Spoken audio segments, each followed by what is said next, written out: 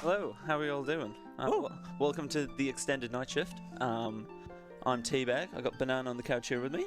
Yeah, may as well get into it. We've got plenty of time to introduce ourselves and talk. We had two incentives for Link's name and Epona's name. Alrighty, for the name of a Link, it is going to be Flavio. Flavio. With $655.70.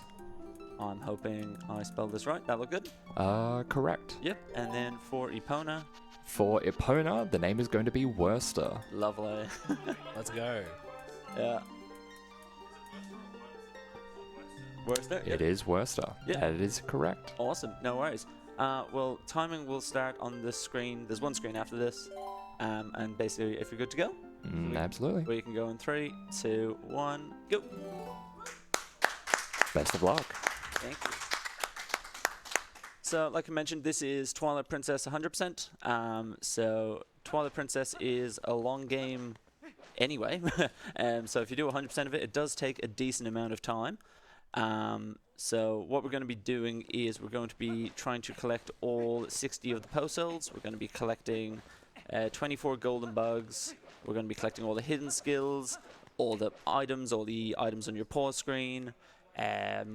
All warp portals, basically I don't want to say 99%. We collect the majority of things in the game. Yeah, we actually don't do 100%. Yes, yeah, it's a point for being a stickler. It's we don't need to complete the fishing journal. So basically, in this game, you can go fishing, and there is a dedicated fishing pond you can go to.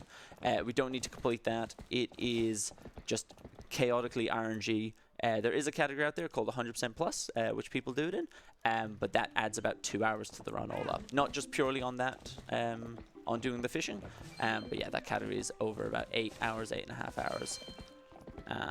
So what we're doing here is basically, because it's 100%, you can't really do any major sequence breaks right off the rip, so we need to do the storyline to start with, so basically doing day 1 Orden. So we'll need to just complete some tasks around the place, including our first interaction with the goats.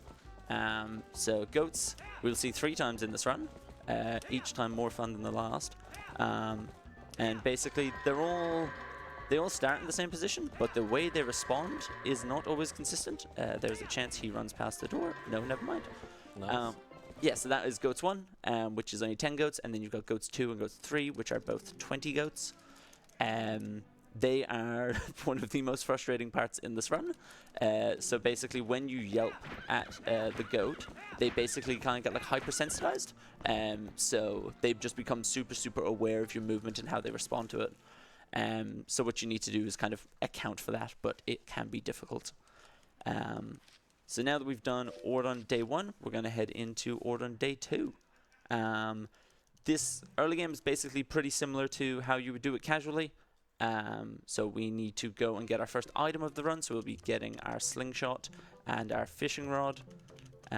What we also, when I was going through the grass on the way to Goats Run, I went through some patches of grass there because we need 30 rupees to buy the slingshot. I actually got a blue rupee from the grass there, which is quite lucky. So I'll be attempting a trick that I have absolutely no guarantee if it works. It's purely RNG, but I will explain that to you guys in just a minute. But first I need to go and talk to Jaggle, I believe his name is, to collect the baby from the monkey. But the name of the NPCs don't matter. You don't have to remember that. You don't. Yeah. So what we've got is basically once you save this baby from the monkey, we will be then get given a fishing rod, and you need to collect 2 fish so that you can feed the cat. So the cat goes home, so you can buy the slingshot. But because I've got good RNG with the rupees here, what I can actually do is, in a second, I'm going to do fishing from a different part of Orden. And then what can happen is the cat, who's currently on the other side of Orden, can warp over to me, hence the name Cat Warp. And there is just no way you can determine if it's going to work or not. It does a number in some back-end thing, and it either works or it fails. So there we go. There's our first item of the run, first of many. And Catwarp, I believe, specifically saves time because it has less distance to run to the house that it's going to saving time in that like lengthy cutscene. Yes, yeah. So cutscenes in this game, although kind of a generally standard rate, length. Actually, let me just focus on catch a fish here for a second.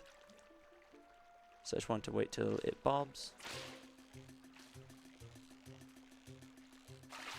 That's one. So what I'm going to do is I'm going to keep the fishing rod out here, and I'm going to go for a roll over to this little patch of grass next to Jaggle, and you'll see the cat on the other side. And then if I press Y, we will see. Nope, the cat didn't work. All right, never mind. So basically, if that does work, the cat will just come over and stand next to you. But as I said, there's no. Wait, where'd he go now? Oh, I thought he warped first. I got very confused. Cat warp, but the wrong warp. Yeah. It goes elsewhere. Yeah, cat does the wrong warp. So as I said, I've caught one fish there, and now I'm going to catch a second fish, and basically this will trigger the cat running over to the house. And you'll see there that this fish was 10 inches. Small time save. Basically, if your first fish is 11 inches, that means the second fish can't be bigger, because when you catch a fish that is bigger, it comes up with a text box that says like, oh, congrats, this is your largest ever catch. And so just saving a small bit of time on text there. I feel like casually, when I first played this, I was confused that I had to catch 2 of them. Because I'm like, I'm catching the fish, I'm trying to give it to the cat, but I didn't understand that you needed 2. Yeah, I don't know why you keep the first. Yeah. But yeah, so here we are, we're in Sarah's shop. So she thanked me for saving her cat. I get this bottle of milk, which we will use in about 5.5 hours, depending how the run goes. So it is a long life milk. Stay tuned. Yes, yeah. We'll make a Don't leave. We'll make a call back to that later. Basically, I can use that in Cave of Ordeals way down the line. Just if I need to get any of my health back. But also what you're going to see me do here is I'm going to make a save state. So this save state I'll refer to in about 30 minutes. But basically we're going to be using this to do Twilight Princess's version of Back in Time. So if you've ever seen a Skyward Sword run, Back in Time is a very big trick used in that. It's not as kind of, I guess, occupying of the screen. But we still get to use it to make Forest Temple a lot faster, which is pretty good. So now we've still got a couple of kind of early game things to do. We need to go and free a different child from a monkey. There's a lot of children and monkeys in this game. And what we're going to do here is basically we're going to go and clip through Orden Gate. So there is a gate down here that will block you from getting to Farron. But this rock here, there's actually one of 2 rocks you can use. And basically it is just the right height that if you side hop over it, if I place it here and if I side hop into it and just slap my head into the gate, and we're through. That is there is no guarantee on if that works. That is just something that you do, and if you fail it, you do it again. But that would be the first thing you would see in an any percent run, because for any percent what you do is you would go through that gate and then you would perform Back in Time. But first try is very nice. And now we get to see Epona for the first time. Or sorry, Worcester.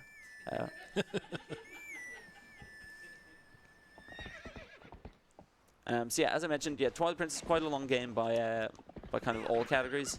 So the any percent run comes in at about 2 hours 48, which for an any percent run is pretty long.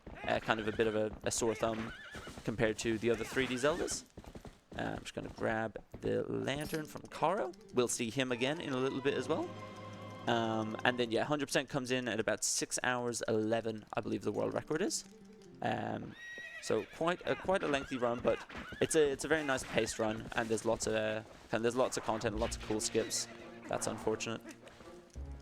Yeah, every time I'm watching you do these, there's not much downtime. Even though it's such a long run, you might think there's like just 30 minutes or something where you're doing nothing, but the whole run you're just doing a lot of stuff. There's just so much that you need to get done in this game.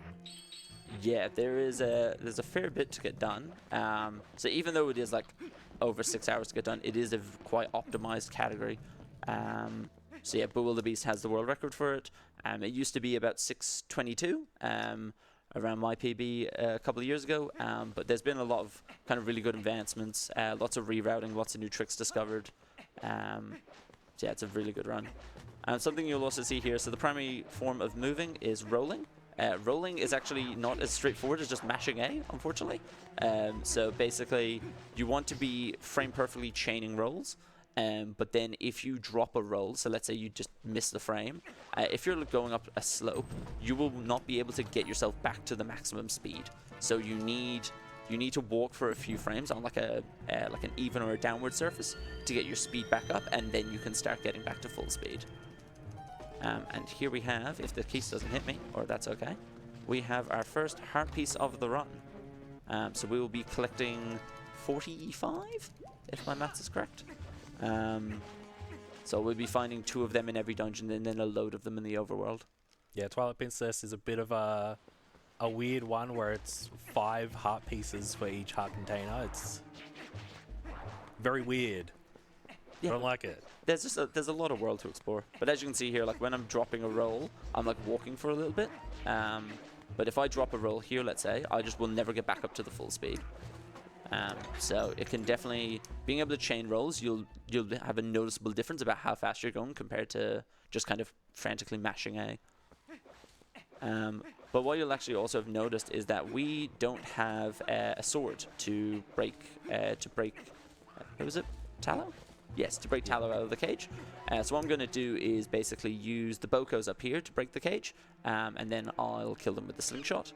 There's a really funny glitch in Twilight Princess HD, and also in some GameCube categories, where you actually push the Boko the whole way down the hill to get killed by the bird. So what I'm going to do is I'm going to get them into a certain spot, and they can just start swinging away. If they do an overhead swing, it can count as 2 hits on the gate. If they just do a sideward swing, it's only 1 hit. But now if I line them up really well, I can get a 2-fer. And I believe you skipped the sword by doing that gate clip earlier. That was like to skip the sword, yeah? Yes, yeah, so even though it is 100% something you actually don't need to do, is to collect the wooden sword, and the reason for that is because on the pause screen when you get to the end of the game, the Orden sword you get actually overrides that wooden sword slot, so we don't count it towards 100% completion. But yeah, nice getting the 2-for-1 there with the Bokos. And now we're back to our second goats.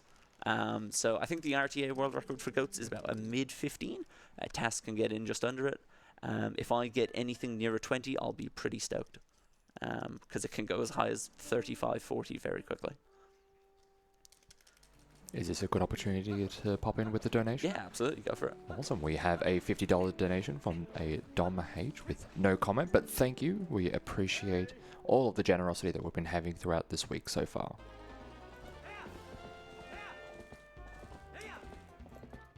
Let's see if I can get them all home. See, you can just see that goat just didn't move. There's not a whole lot you can do about that. It's not his day. So, we'll go back and get him. And you'll see them also, like a lot of time, they'll just run past the door. So sometimes they'll get really, really close. A 20, I will take a 25. I'm okay with that. They'll get very close to the door and then just... Sometimes they'll actually walk in and then walk out, which is really exciting when that happens. But that is our last of goats for a little bit. So now where we're going to be going is we're going to go to our first wolf link kind of section. So basically you leave Orden and you go into... You try to get to the spring. There's a cutscene. The Boblins come in and they take some of your friends, and then you get turned into a wolf. So that being one of the major kind of selling points of the game, this kind of second universe where you get to play as the wolf. Wolf Link's movement, it's pretty standard. Like there's a lot of you can just frantically mash A to move around and stuff like that. But we do get to do some pretty cool kind of sequence breaks and tricks later on when we get there as well. So I'll go through here onto the left. Something also, as I collect a rupee in here, you'll see me referring to rupee count a lot during this run. So I think you need about 3,500 rupees across the run to buy everything. A big chunk of that goes towards opening Mallow Mart. So there's Mallow Mart in Kakariko Village and also in Castletown. And they take about 1,200 rupees to open, and then you need to pay 598 to get the magic armor. Which, if you've never seen the magic armor before, it is a set of armor that you're invincible as long as you have rupees. So basically, it takes away your rupees rather than your health. I'm also going to try and get a little box break here. Saves about 3 frames. Nope. Yeah, I don't know why it works. It just does. Those three frames are gonna add up a lot. So Yeah. you should be very disappointed Yeah, I with know. yourself. Yeah, crushed. So yeah, something you will also see me do as Wolflink is sometimes I'm not always dashing, so there's kind of 2 extra things you can do. So there's dash cancelling. So basically dash cancelling is when you press A for link to dash, and then you interrupt it in some way in the following 10 frames. And basically what that does is when I press A here, you'll see that it like has time where it's kind of in cooldown. But by doing a dash cancel, the game doesn't actually recognize that you have dashed. So what you can do there, you'll see first example of it here. So I interrupt it with a B attack. And basically what that does is that when I land then, I can dash again. So it is slower, but it helps preserve your dash that you can use it in other places. The other way I'll do that as well is interrupting it by jumping off a ledge. So if I dash on the edge there and then I land, I can still dash afterwards. And you'll also see me sometimes I'll get out of water and I will do a B attack like that. Basically, that is in an example where you don't have your dash back for a little bit. And you can get a full B attack off before your kind of dash is recovered. So just small movement optimizations there. We'll also see our first example of, for some reason in this game, between like an action and then midna text, there's like a singular frame where you could do an input, and basically if you do that input, you will just skip the midna text. So you might see that in a sec. I also need to do this little rock text skip, which worked, thankfully. So we'll see it here. When I talk to midna, I might get... Yep, there's the first frame out of that. So it's just a little bit faster. It stops the animation of Link needing to basically get set up. There's actually one of those examples in any percent, which is actually a huge kind of time save. It saves about a minute, called Gorge Void, where basically between a cutscene and Midna talking to you, there's a singular frame where you can void out on, and it stops you from having to kind of traverse back through Hyrule Field. So there's a couple more of them. So let's see if I can get this one as well. No. So you can see there's a bit of like kind of setup time if you don't get it. And I can get one out of a cutscene here. There we go. Those ones out of the text, are you just mashing for those? Are they timed? Like, how do you pull those off? Out of text, I'm mashing. Out of that cutscene one, you're definitely timing it. Yeah, so you're basically timing it to press start a second time and then to press A the frame afterwards. But you'll see here, all the time when I'm dashing, I'm like waiting so I can get near the ledge and then interrupt it, just to get me some better movement. And we're about to go and see Zelda. So if you've never played this game before, Zelda is up in... This is basically the top of Hyrule Castle, I believe. Yes. Yeah, no, I try to go down the path of lore, then realizing I don't really know it. So yeah, we'll see Zelda here for the first time, and we will come back and see her again in about 2.5 hours. Something that's also quite nice in this game compared to some other Zelda games is skippable cutscenes. So you can see there, go in, press start twice, leave the cutscene. We'll have a couple that are unskippable. So the Master Sword cutscene is about a 2-minute unskippable cutscene. Entering Hyrule Castle is another one. But for the most part, we can skip through a lot of text, which actually, if you think about it, this game is already very long. So if we couldn't skip the cutscene, it would be a lot longer. And now where we're going to go, you're going to see this Bulblin here. So if you've ever seen an 80% run before, this is Hugo. And we use Hugo for a trick called Sword and Shield Skip, where basically in any percent, because we do back in time, we actually lock ourselves out of Ord on night 2, which is the night that I'm going into now. And so what we need to do is we need to manipulate Hugo to basically get into Farron without collecting the Sword and Shield, because we can't, hence Sword and Shield Skip. But because I need them for this run, we'll be going off to get them. It only takes a couple of minutes, and that trick can be quite difficult. I did actually a run of it at ASM in 2022, and I think I got it 3rd try, so I'm happy to not have to run that back today. And that is Bo, who we'll also see later. There's a lot of... We'll come back to this character in a while. Just take a note. Especially in this area where all these characters are meant to be ones that you are meant to care about. Yes, yeah. I care about Bo very deeply. Yeah. And what we'll see there is basically, even though you're supposed to go up there and have a chat, if you basically jump and land within kind of like a trigger area, it doesn't matter how you got there. They basically will just play the cutscene. So in a lot of cutscenes in this, it will warp you to like a standardized position afterwards. This table jump is a bit of a nightmare, so I'm glad I didn't mess that up. And now we have our shield, which we actually will never use.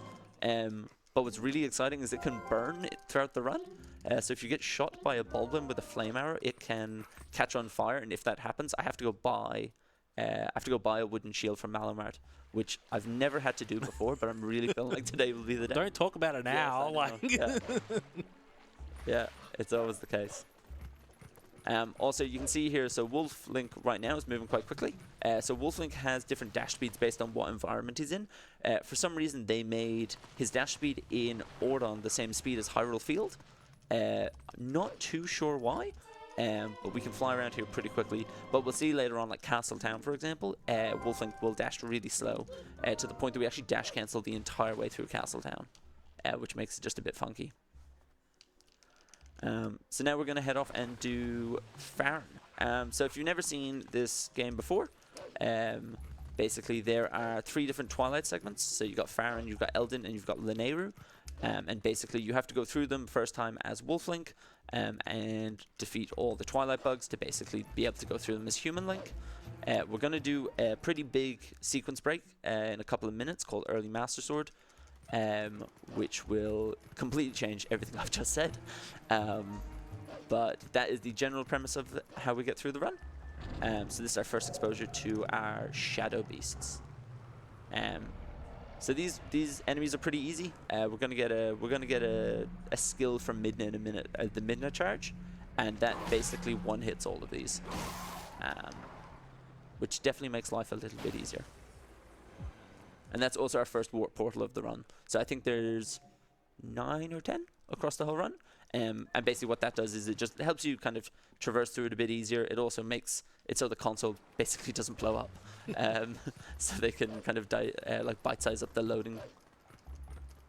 Yeah, it definitely makes the game a whole lot easier to run. I guess also if you've never seen Twilight Princess before, this is the GameCube version. So we have the GameCube version, we have the Wii version, and we have the HD version. So as a general premise, the games are all the same, but when it comes to a speedrun, they're a lot different. So the main movement method we use in GameCube, the Wii version doesn't have. The Wii version also doesn't have any lag, which makes it a bit easier for like load times and stuff like that. And then the HD version, when they were doing the remake, they basically, I'm going to say unintentionally, patched some like major sequence breaks. So Early Master Sword, which we're about to do in a minute, that's not on HD, which has a massive impact to it. So the purpose with Early Master Sword is we've got one of these Shadow Beasts, who we'll see in a minute. We call him Jamal. And basically what we want to do is we want to use a Midna charge against Jamal to do a super jump. So basically when you do the charge attack, you lock onto the enemy, and then when he raises his hand in the air at a certain angle, you basically will jump up and you will clip out of bounds. Like you will go up onto like a mound of grass that you shouldn't be able to get to normally. And what that will do is that it'll let us enter Sacred Grove before we've done any dungeon, which will let us get the Master Sword. And then by getting the Master Sword, not only is it just a lot stronger than the Ordon Sword, you also can transform between Wolf Link and Human Link whenever you want. So that changes things completely. So for an area like this, in a Twilight, we should only ever be able to be Wolf Link, whereas we'll be able to jump between being Wolf Link and Human Link in the Twilights, which leads to some interesting movement that the devs definitely did not think we could do. So we've got our first Twilight bugs here. Something you're going to see that'll look a bit funny is I'm gonna hit them and then I'm just going to run away. When you hit the Twilight bugs, you're going to hear them do a bit of a ding. Once that noise is there, that just means that the tier has like spawned.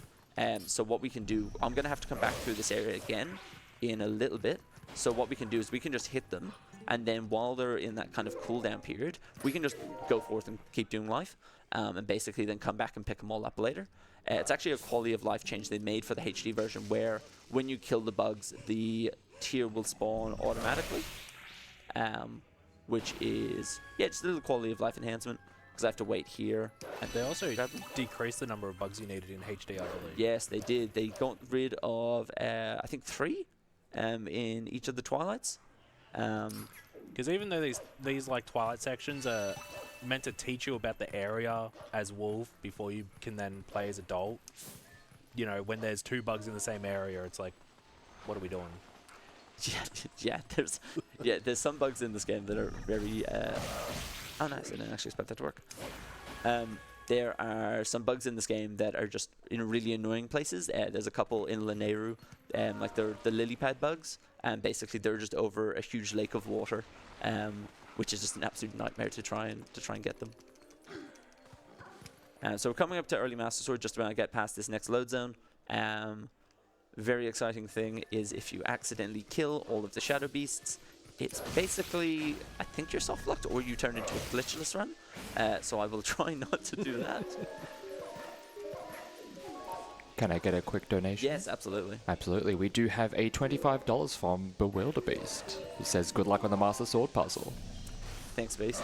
Also a $20 from Noobs, I think that's from a little bit ago. It says, this isn't a rupee slide. But it could have been. I saw you open that gate and I was going to mention something. Oh, you're going to mention the I was going to say something about that. Yeah, so there's there's Twilight Princess low percent. If you've ever seen, there's a pretty famous YouTube video about it, about kind of standing holding a rupee for about 8.5 hours to slide through stuff, to slide through the gate in Arbiters. There's another one actually here as well, and yeah, it is. You can just go to work or something during the slide.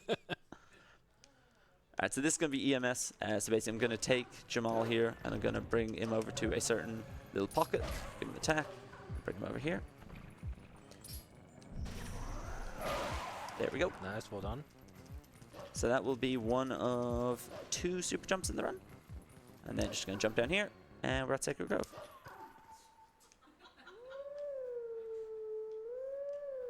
Yeah, so it's interesting that even though you're not meant to come here until after the 3rd dungeon, it's just everything in here works.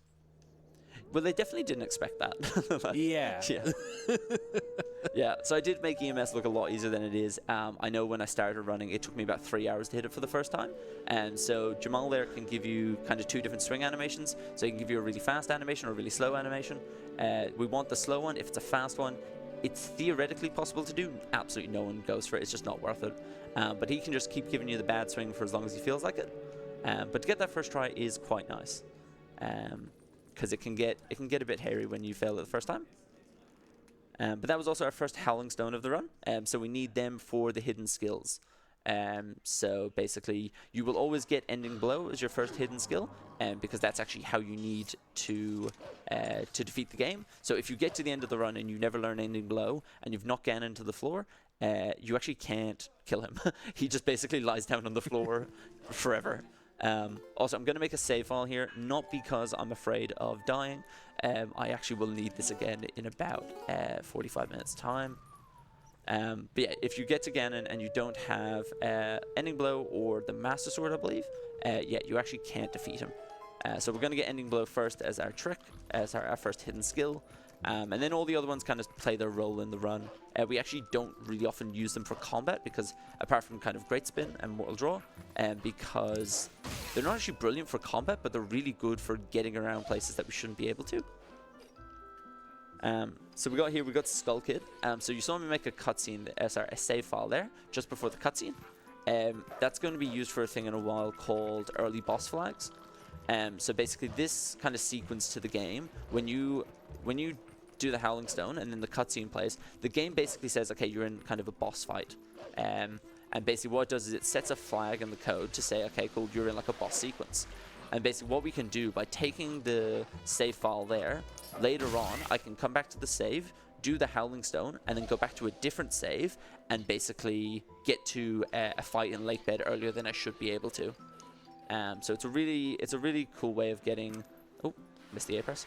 It's a really cool way of getting through Lake Bed, and stops you from having to do a lot of the kind of the water turning, because that can take quite a long period of time.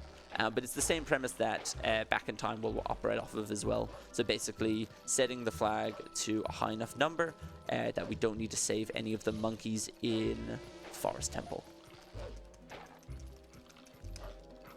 But yeah, as Banana said, you shouldn't really go here until a couple hours into the run, So after you've completed a handful of the dungeons, but we just get it out of the way nice and early. We will be back here later.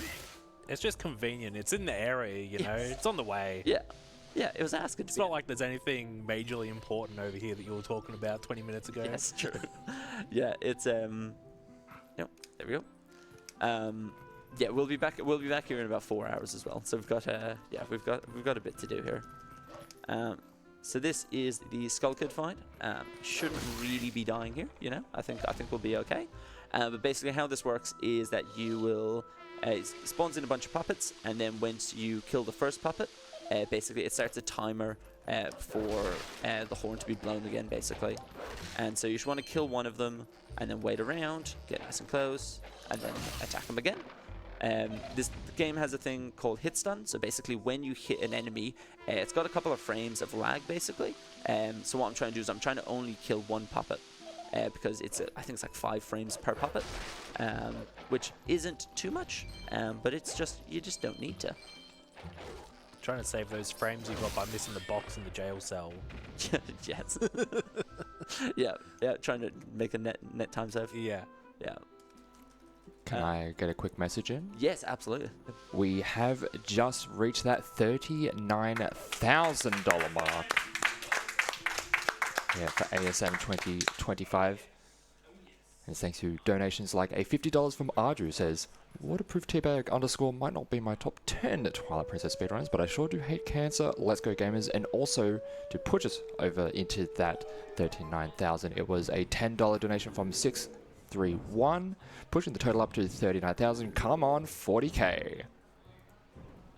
Thanks very much, Arju, for that. So some of the donors we've gotten in so far from a couple of other TP runners. So yeah, you saw one from Willoughby's there, current Hundo world record holder. So I'm second place. I'm about 11 minutes behind him. Yeah, really good to see. This is also the Master Sword puzzle.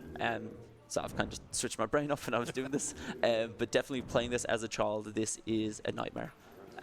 I've seen people, actually not even just as a child, I've seen people play this as adults, and you can just spend ages racking your brain on how to do that. Look, it's hard, alright. It is very difficult.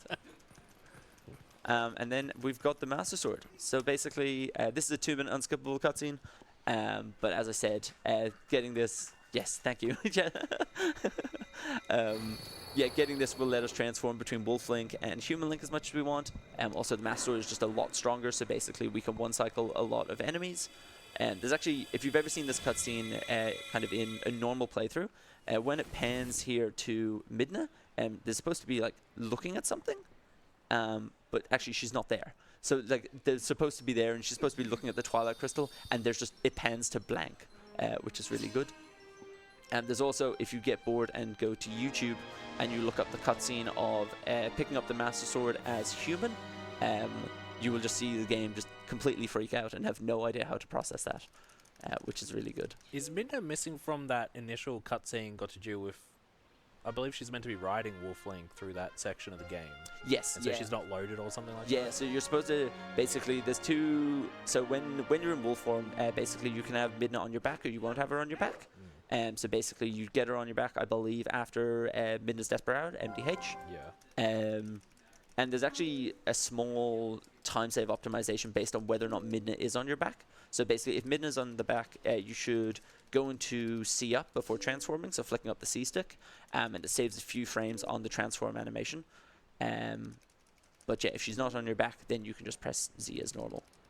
But yeah, it's supposed to pan to Midna looking at the Twilight Crystal and questioning things, but yes, she's just not there. So there's lots of text mashing through this. So for text in this game, basically you just want to mash A and B, alternating.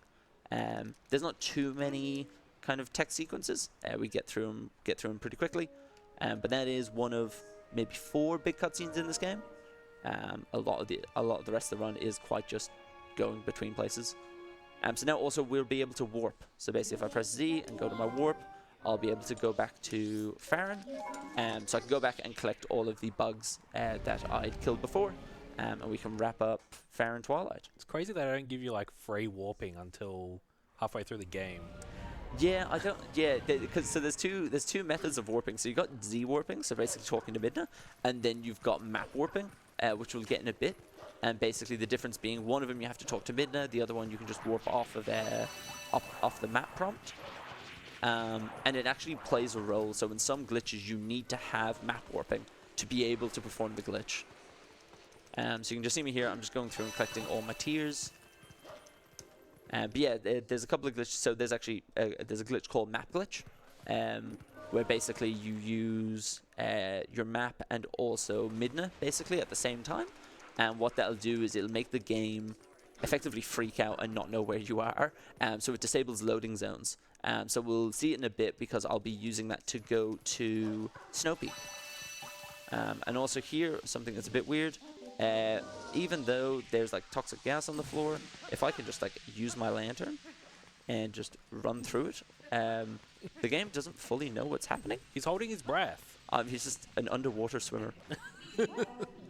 So basically what happens there is that in a casual playthrough, you're supposed to be guided by a monkey, and basically it's supposed to swing your lantern around the place.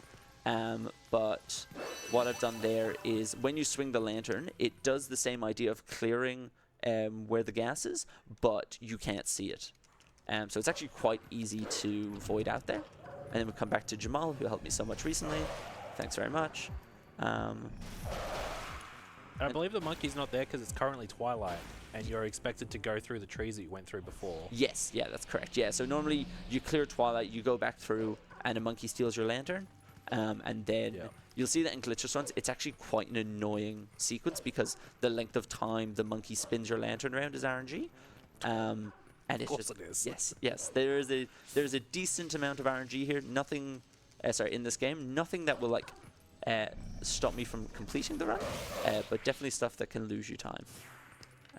So what we're going to do here, just while those tiers are basically being ready to be collected, I'm going to turn into an E here for some reason. Link turns into a fish when you collect the final tier. Also, what you're going to see me do here is I'm going to mash to try and get a backflip. So I can get a backflip out of this cutscene. And if I do, which I didn't, that basically saves the Midna text there. So what that'll do is that you can basically just do the backflip and then just warp straight away to North Farron. So just a couple of seconds. But yeah, you can't really time an A press out of a fade to black cutscene. I'd be very impressed if you could. But yeah, just a couple of seconds here and there. But those seconds do add up across the run. So all the first framers I've been getting, like that framer there, across the run, it can build up to a decent amount of time.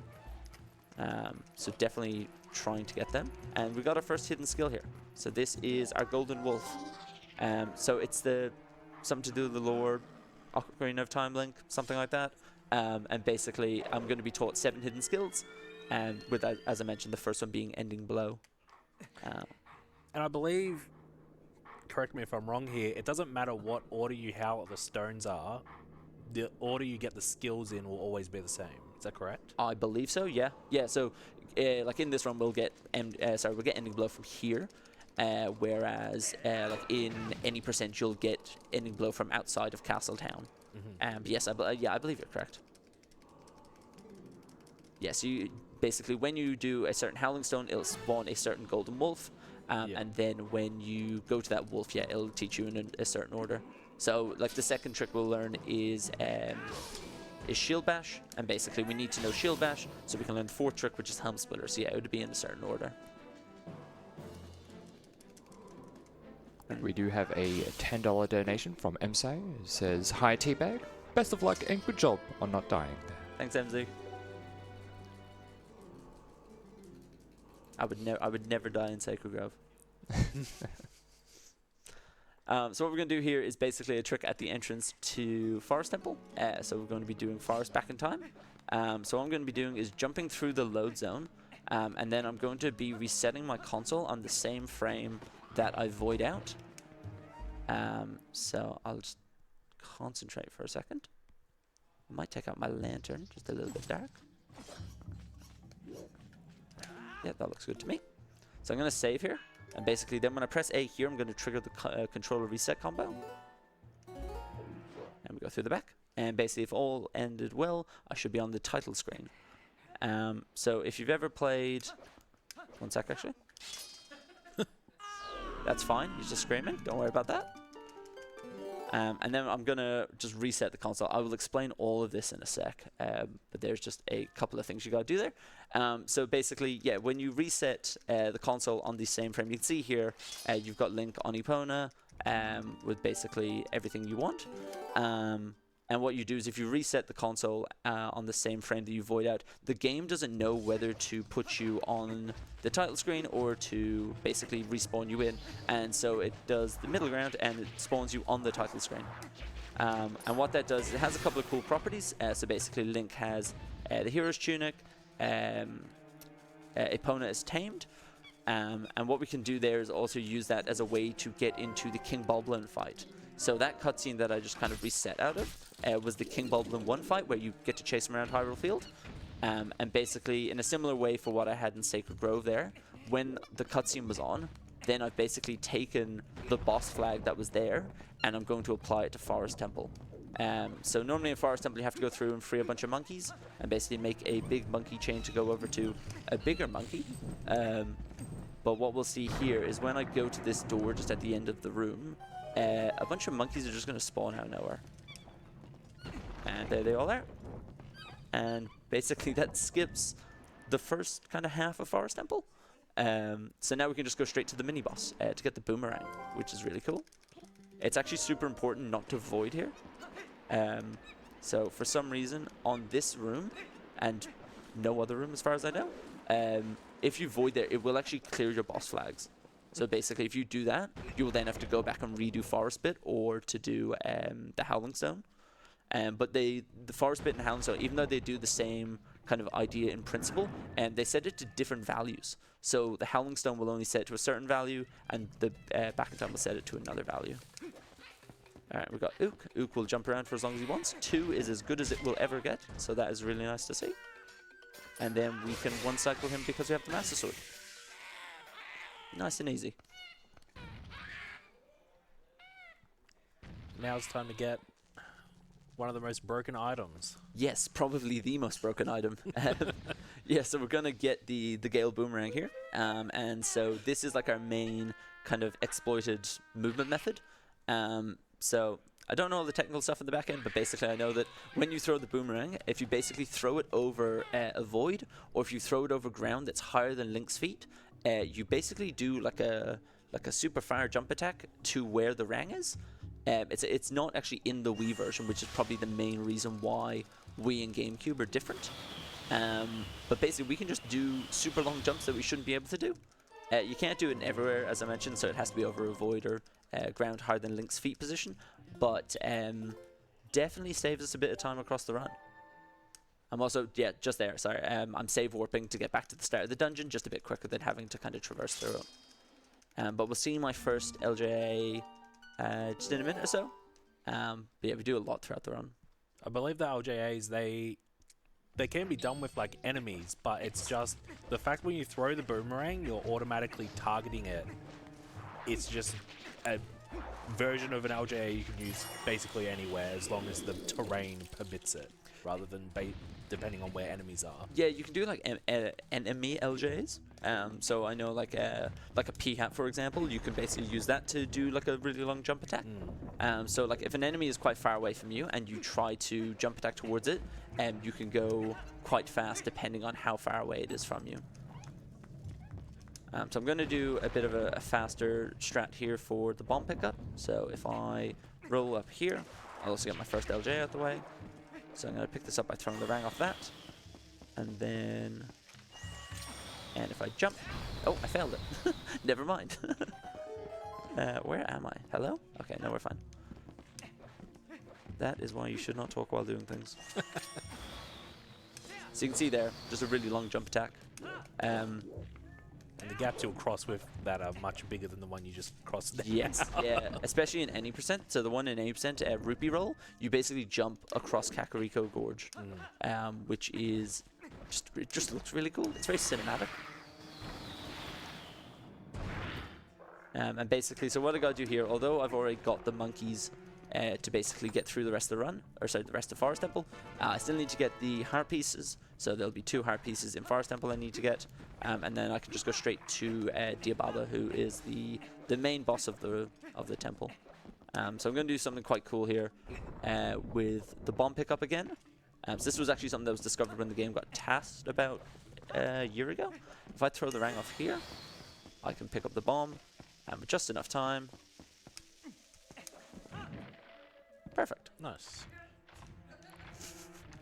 So basically what happens is that when a bomb is within a rang, it's not going to blow up. So what you're supposed to do there is you're supposed to kind of pick up the bomb and bring it around. But with the movement I did there, which is something I'm going to repeat on the boss fight, you can throw a boomerang on the bomb and basically extend its kind of, I guess, lifetime. In the same way that if a bomb is kind of primed but in a cutscene, it won't blow up. So we're going to manipulate that a bit in the boss fight so that we don't actually need to see Ook. So Ook is the monkey that I got the boomerang from, and normally in the boss fight, he's supposed to come back and help you and basically swing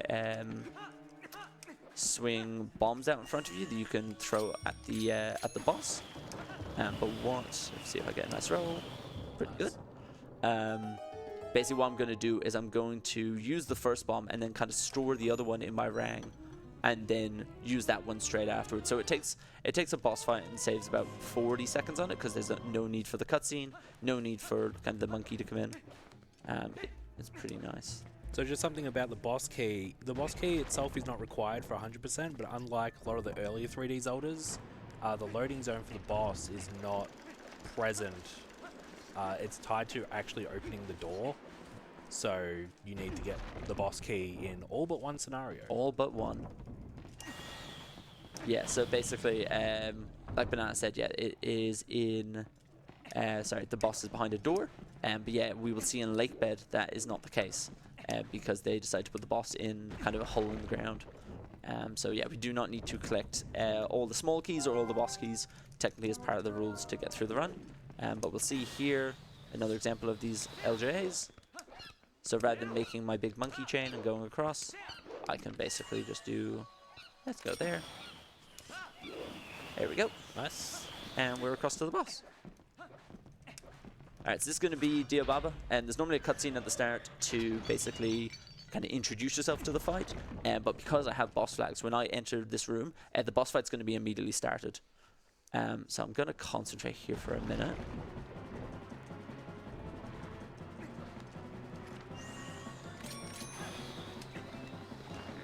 So that right. So what I'm going to do here is I'm going to take the two bombs on the left and then put them next to me and then blow up the Baba head.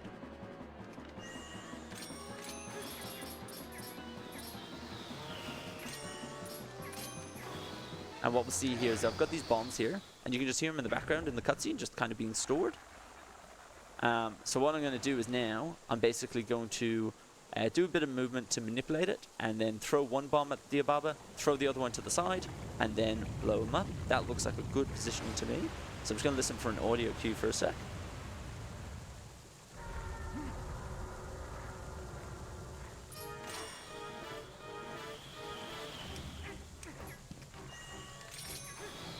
So first bomb goes in, hits Diababa.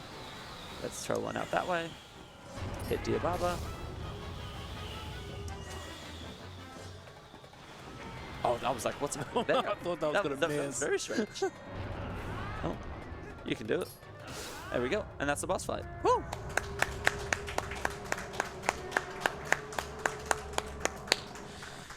That was very weird. Yeah, so what normally happens there, Ook, you can see on the left and the right hand side of the room there's kind of these like little rooms. Basically, Ook normally swings between the two of them, and you need to target the bomb and then Diababa. But the way I did it there, yeah, it saves about 40 seconds. Yeah, we use an audio cue based on the Diababa music, which is quite nice. But that is our first kind of temple full cleared for the run. So we're going to have 9 all up, plus Cave of Ordeals, which is kind of a dungeon. But yeah, and we've also collected our first few shadow of the run. So kind of the storyline behind it, there's 3 few shadows, which basically make Midna's helmet. And you get all 3 of them, the main bad guy comes along, you then go and get 3 of another thing. And that is basically your main collectibles. So your few shadows and your mirror shards. If you're actually interested in playing this game at all, like doing speedruns of it, there are categories for all few shadows and all mirror shards. So basically the first 3 dungeons, later 3 dungeons, and they can be quite good kind of like entry categories to the run, just because the run can be quite long as a first pass. And also, yeah, collecting the heart container after every boss fight is also needed. I really don't want to forget any of them. You can just come back. I know, I just don't want to. Just take another little stroll through Forest Temple. Exactly. For fun. And so what we're going to do now is we're going to head off to Eldin. So, like I mentioned, that because we've got Master Sword now, we can transform to Wolflink here. If you've ever done a glitchless run, or basically just played this game kind of casually, well, actually no, sorry, glitchless runs, they have to roll here. So they basically roll from this entrance to Kakariko, which is about as exciting as it sounds. Whereas what we can do here is I'm going to run out into Hyrule Field, and then I'm going to transform at a certain point. There is a mailman trigger in this game, so if you ever met the mailman before, he'll scream hey at you. He's wearing questionable shorts, and basically we want to avoid talking to him as much as we can, because we need a letter from him. We don't need absolutely every letter from him. So what I'm going to do is I'm going to run to a certain part of the wall, transform, and then do a boomerang jump over his trigger. So we will see him later, do not fear, unless I mess this up, and we will see him now. So we're going to go here, goes out of bounds, and then yes. So that is skipping the mailman trigger. It saves a handful of seconds, like less than 10. But yeah, we will talk to him at about the 4-hour mark. Yeah, because the boomerang went out of bounds, it's over void, and that's why the LJA works there as well, even though it's not higher than Link. Yeah. Yeah, so what we've got is that we've got, so with the, I mentioned at the start kind of the requirements for what we need for the run. So with the fishing journal and also with the letters, basically you need to collect a fish and you need to collect a letter, just so on the pause screen you have those slots filled, but you don't need to collect absolutely everyone. And there's actually a thing with one of the letters that if you don't collect it at a very certain point, it just disappears, which no one wants to be losing a run over that. So actually where I'm coming to here is what I mentioned about a trick called Gorge Void. I don't have to do it in this run, but if you ever see an any % run, basically this part here, after this cutscene, so once I kill all 3 of them, there's a singular frame which I'm going to try and press B so I don't die, but any % runners will do a jump attack. So let's see if he barks. There we go. And basically what they do there is they will do a jump attack into the void, and what that will do is it'll respawn them in this area, so they can just continue on with the run. If they fail that, they have to go back to South Farron and rerun the path I just did with skipping the mailman trigger. Something else I noticed in that area is the sword you could sniff. You could sniff. I actually don't know. What's the requirement for wolf sense? So again, similar to kind of fishing and letters, you need 1. So basically in this we will get the scent in the post-template time cycle. We're going to get the scent from the doctor's office. Yep. So we're going to get that later on. We also get the post scent in Arbiters. So yeah, we're going to warp the bridge here. So in any % runs, you actually don't warp this bridge unless you're doing kind of an earlier route. But in the most optimal route, you don't warp this bridge. But I need to, because I'm going to come back here a fair bit. So I guess probably a good time to explain kind of the structure of the run. So what we've got is outside of the dungeons and outside of the Twilights, we have day-night cycles. So basically in this game, one of our collectibles is to collect 60 Poes. And a large chunk of them are in the overworld. And so basically what we need to do is they only come out at nighttime. So what we need to do is basically we're going to finish, let's say, a dungeon, which will set the clock to a certain time of day. And then basically by the time we get to, let's say, the next dungeon, you want to collect a certain amount of Poes. But the thing with that is you have to play to a certain level so that you get all the Poes during that time period. Otherwise you'll have to collect them later. So there's 3 day-night cycles. So there's the one after Midnight's Desperate Hour, there'll be the one after Arbiters, and then the really hard one is the one after Temple of Time. So the one after Temple of Time, I will be quiet for quite a bit of it, whereas the other 2 should be pretty alright. But basically, like the post-Temple of Time cycle is you finish Temple of Time, which sets the clock to a certain time of day. You do a bunch of stuff in the day. Then when the nighttime comes around, you basically go on a bit of a Poe hunt while also collecting other items that are in that area, so other rupees, bugs, stuff like that.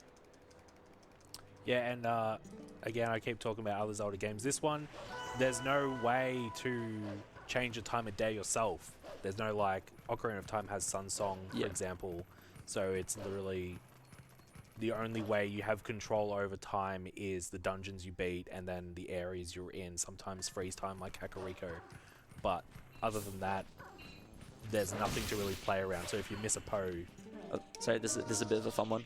You shouldn't be able to do this, but you can just jump through that. Again, as I mentioned, not because they didn't really expect you to be human Link here, they just never checked for that collision, which is great for us.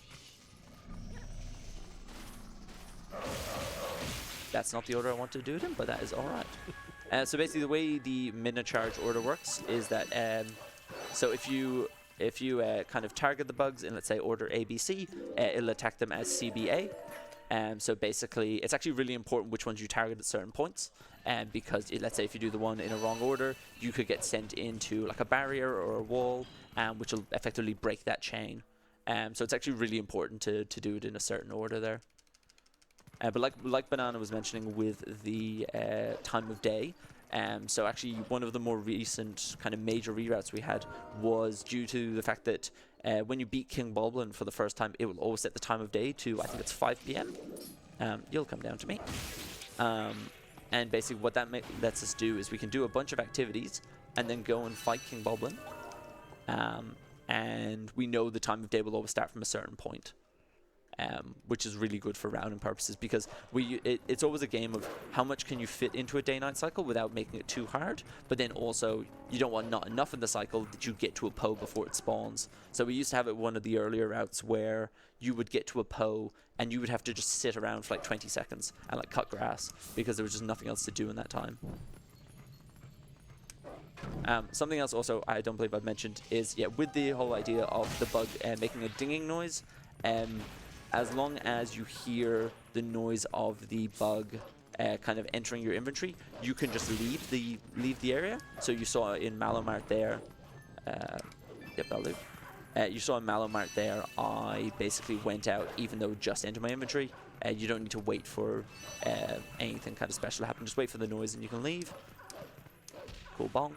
we didn't really talk about what you were doing with the rupee there earlier. So any rupee that's blue or higher, so 5, 10, 20, or 50, the first time you get it on a save file, Link will do a, wow, I got this rupee, even though it's $5. But if you are in the air when you collect it, you won't get that text box. And so if Teabag's in a section where he's only getting a couple of those before his like save resetting, it's faster to skip those text boxes with a side hop or some other in-air movement, like that yellow rupee earlier. Yeah, so there's actually a difference between kind of the GameCube version and I guess the SD version and the HD version, is that in the SD version, it's every time you get do a save file. So basically, I collect a rupee there, I could say, hey, you got a blue, I could then save my file, reload the game, and go and get another blue, and it would tell me, hey, you got a blue. Whereas in the HD file, it's actually only once per kind of playthrough. So no matter if you turn off your Wii U or anything like that, you can only get it once. And actually that will stop them from doing certain tricks that we do in this run. So there's a trick later on that we'll do in Hyrule, and basically the HD runners can't do it because they will get a yellow text at some point in the run. So we actually got our second Howling Stone here while on our way up Death Mountain. So just wait for him to pop, and I can howl straight away.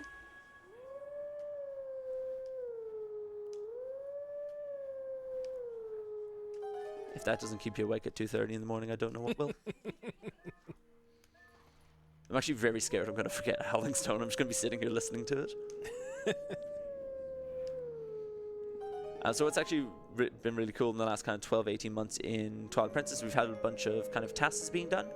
So there was a task of 100% done about a year ago now by the Taskmaster, which came in about 45 minutes below the RTA world record. So it came in about 5.5 hours, just because the movement at a task level is just crazy in this game. They just fly through things that we should never be able to do. So that's been really cool. And there's actually a new one coming out as well, which would be really exciting to see. Yeah, I always see like a new video of like 100% task or something. I'm like, oh, I guess this is what I'm doing tonight. Yeah. Like, it's really, tasking a 6-hour run is crazy. Super impressive. Yeah, so now what we need to do is we need to just climb the rest of Death Mountain. So I'm looking at my rupees the whole time here. As I mentioned at the start of the run, basically we need about 3,500 across the run. A lot of that will come from Agatha. So Agatha is a girl in Castletown who's just crazy about bugs. And basically, there's 24 golden bugs in this game. When you give the first bug, you will get a wallet. Can you get away from the wall? Thank you. When you get the first bug, give the first bug, it'll give you a bigger wallet that you can store 600 rupees in. When you give the final bug, it'll give you an 1,000 rupee wallet. But all the ones in between, basically, if you give the first, so the bugs come in pairs. So when you give the first of a pairing, it'll give you 50 rupees. And then when you give the other one, it'll give you 100 rupees. So we collect a large chunk of our rupees from that. But the thing is, because our wallet is only ever capped at 600, we need to manage those into cycles. So there are the buggies trips. So can you not do that? Thank you.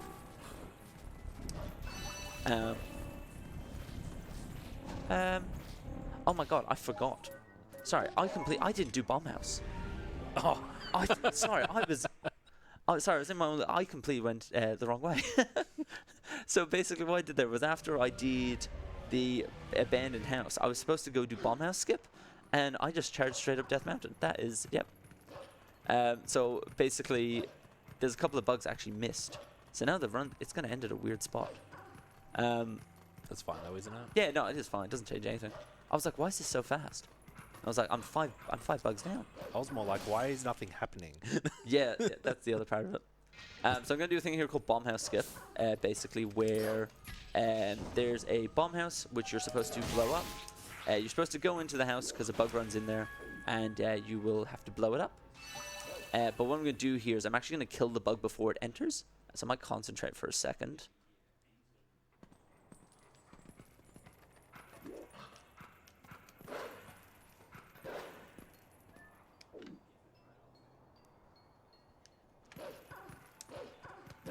That's a wall.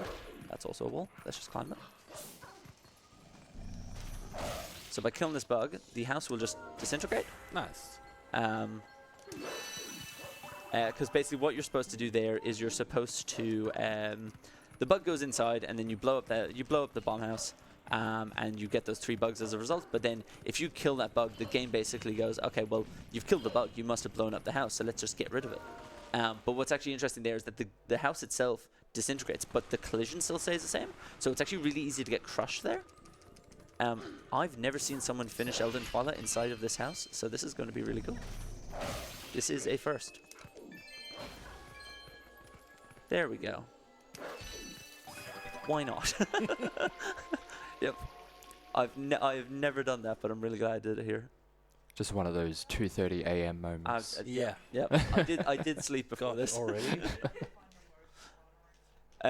What's really cool now, so because we've completed Elden Twilight, we now get to go the path that I was doing before. I'm also going to call out that in about a minute, there's going to be a cutscene with a lot of flashing lights. So if you're not a person who likes flashing lights, I definitely recommend looking away, and I can give you a call out as to when to look back. Because basically what we're going to do is we're going to tame Epona. So we're going to tame Epona, but we're going to tame Epona as Wolf. So normally, after you go to Death Mountain, basically Epona comes running into Kakariko, and you just tame her as Wolf Link. Sorry, as normal Link. But if I'm taming as Wolf Link, what the game tries to do is it tries to map the kind of the model of Wolf Link onto human Link's body, which definitely is not one-to-one. So the cutscene's kind of going to go a bit crazy. Lots of flashing lights, but it is quite cool if you've never seen it before.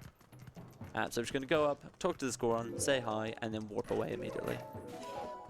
But this is where I went. I thought I was at this part already, which is why I started climbing Death Mountain.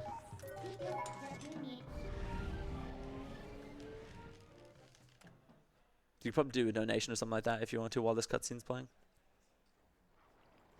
Sure thing. We don't have any new donations, but I do want to give a quick shout out to some of our sponsors here for ASM 2025. I would like to thank Urban Climb for sponsoring this event. They have generously contributed 7 prize vouchers for entry into any urban climb across Australia, as well as the included gear hire. Also would like to shout out Gigabyte as one of our major sponsors for ASM 2025, and for those in Australia who donate at least $50 who go into the running to win one of 2 32-inch Gigabyte MO32U monitors. And for more details about the prizes that we do have on offer, you can just go to prizes.ausspeedruns.com. So as I mentioned, just in the background there, you would have seen there's 1 or 2 things going on top of Epona. Yeah, the game really does not know how to process this. It's the same with what, like I mentioned earlier, about getting Master Sword, while as Human Link, you'll get a similar experience to that, which is quite cool to see. Alright, and now basically we're off to get our second hidden skill, and also we get to go do some sumo wrestling. So basically we're going to go and collect Shield Bash, so you get that from the wolf in Orton Spring. And then we need to wrestle Mayor Bo. So Mayor Bo is, we scared him about 20 minutes into the run, but basically he's the Mayor of Orton, and you have to sumo wrestle him twice to get Iron Boots. The thing with the Bo fight is that it's super RNG dependent. So basically it's like a massive game of rock, paper, scissors. So basically when you're fighting against him, he will either slap you, he will push you, or he will stand there. And basically what you want to do is you want to get a slap against him, and then you want to mash about 13 mashes per second to push him out of the ring in 1 cycle. I'm really bad at mashing, and also there's no guarantee that the RNG will even go my way. So in the first phase, it's about a 50-50, and then there's a second phase, which is about 25% to go your favor. So a 1 in 8 to get perfect RNG, plus also doing the mashing really well. So yeah, it can get out of hand pretty quickly. So in an any percent run, you will see that in the first 7 minutes, which is why any percent can be so reset heavy. So at the start of any percent, you have Back in Time, which is frame perfect, and then you have Goats, and then you have Bow. So it is the first 7 to 8 minutes is a bit of a sword and shield skip, and then yeah, you've got Hugo afterwards. So the first kind of 15 minutes of any percent is pretty flat out. But yeah, we get to wrestle Bo at about an hour, which is really good fun. I'm also going to be grabbing an 100 rupee here from behind Russell's house. I'll also see if I can get a blue. Nope, got a green, that's alright. So my first kind of purchase I'm going to be doing is I'm going to be needing, I need 160 rupees by about 45 minutes to an hour's time. So basically I'm going to make sure that I'm collecting them kind of passively throughout the run. So I'm going to pull up with the opponent here. There isn't 100 here, if you didn't know that. I definitely didn't as a child. Can that only be gotten with the boomerang? I think so. I don't really know why they put it there. The same way there's a 50 in the grass over there. And I don't really know what they thought you were going to do about it. I think there's some weird places you can fly while holding cuckoos, but I don't know if you can get to that 100. I'm pretty confident the cuckoo is actually not in vanilla. I think that's a rando thing. There's definitely cuckoos you can get in. Oh, no, sorry, I meant the one on the roof. Oh. So yeah, we got to match through this text with Bo to do our rock, paper, scissors. But we get the Iron Boots from here, which is really good because it will let us enter Lakebed Temple before we've got the Zora armor.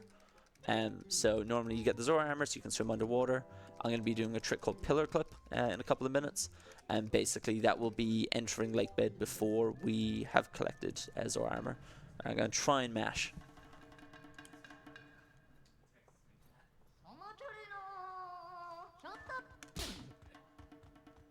You can do it, come on, mate.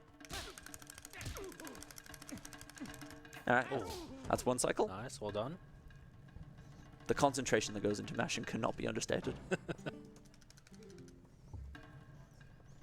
So this phase is a lot harder. It can get out of hand pretty quickly. I nearly lost to him the other day. 2. No. You can do it. Alright, that's...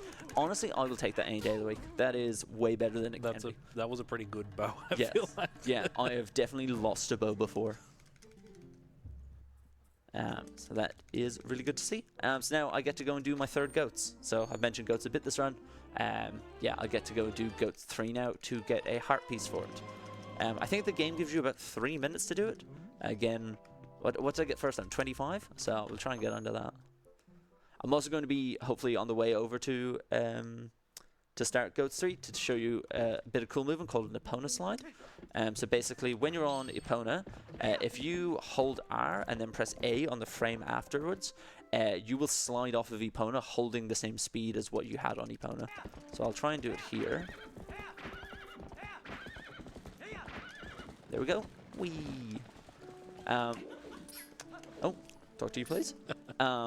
We'll do that a couple of times in the run. It's actually quite important for the post-Temple of Time cycle. It actually makes it a lot easier if you do get it, like compared to not getting it.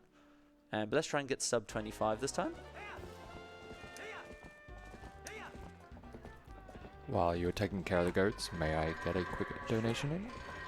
We have a $50 from Klob who says good luck on the run, and I'm definitely staying up for the whole thing and not about to go to sleep. Let's Thanks, go. love. I believe it. That goat's going to run past that As door. is the nature of the night shift here at ASM 2025. Yeah, that goat's not going in. Yeah. Yeah, you can do it. Sub 30? I'll come with you.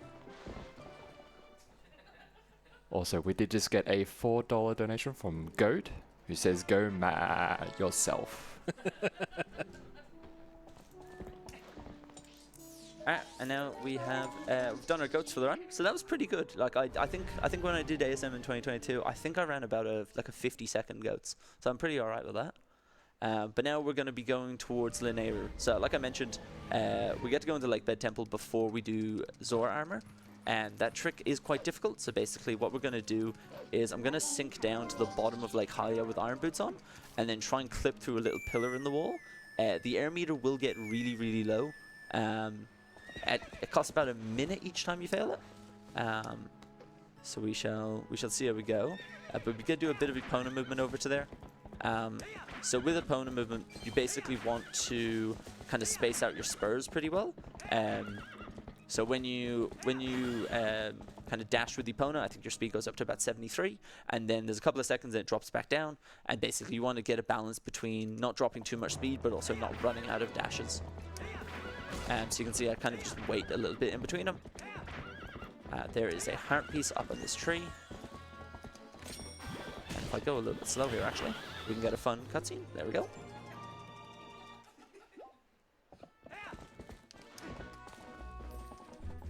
That only happens if you're like a little bit late. Yeah. And what we got here is we've got Linear gate clip. So basically gates in this game are kind of optional. So if I hit this gate as Wolflink, I should be able to side hop through it. So I'll just line up an angle. That looks good to me. And then if I do that, we can just... Oh, you can do it. So you want to hit like a certain frame of like the gate swinging animation. It's a bit of RNG, to be honest. You can just mash and hope. There we go.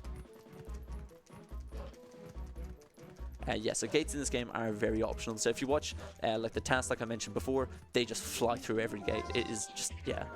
Do they still have to bonk onto the gate first? Yes, yeah, they do. Also, you'll see here, it looks like I'm in a green screen. Basically, I shouldn't be here right now. But yeah, this gets me towards Lakebed a bit early. What's actually interesting about that cutscene there, if you skip the line of text, you actually can't skip the cutscene.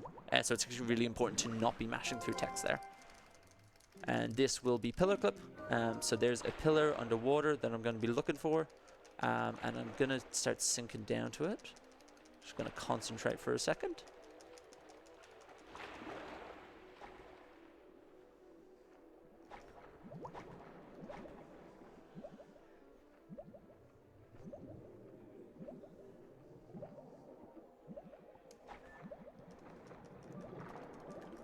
Call midnight. That looks good to me. And then I can clip in. And then I can get towards the loading zone. Nice. The air meter does get disgustingly low. Barely make that. Yeah. And something that's important for me to remember here is that save file I made at Sacred Grove a while ago. I'm going to have to load that now to do my Howling Stone. But that trick there, yeah, pillar clip. So I called Midna basically when I was at a kind of at the top of the pillar where the collision is. They actually used to not know that you had to do that. So they used to have to time the iron boots press for Midnaless basically, which is definitely very difficult. And you want to talk about, you would normally drown when entering lake bed. Do you want to talk about why that's not yes, the case? yeah. So at the entrance there, I save warped. Basically, if you have the at the start of lake bed, there's a long tunnel, and basically because I don't have Zora armor, I would drown at the start of it. But because you have Master Sword, if you save warp, you actually just get spawned into the main room. Only if you have Master Sword though. So otherwise, this actually wouldn't be viable. So if we didn't have Master Sword, we would just drown and we'd have to get Zora armor. Oh, that's a wall. But what's also cool here is because I don't have a bomb bag yet. So normally you're supposed to come through and kind of blow up these stalactites so you can get through lake bed. But thankfully, due to the boomerang, I can just do some more interesting jumps. So if we go here, and we're up. And then if we go up here. And that's just a nicer path. So we can't do that. So they do a really interesting enemy LJ where they target onto one of those little helmosaurs, and basically that is how they will they'll get up here. And there's another cool one here actually. You get to go flying across lake bed. So if I get into a certain spot.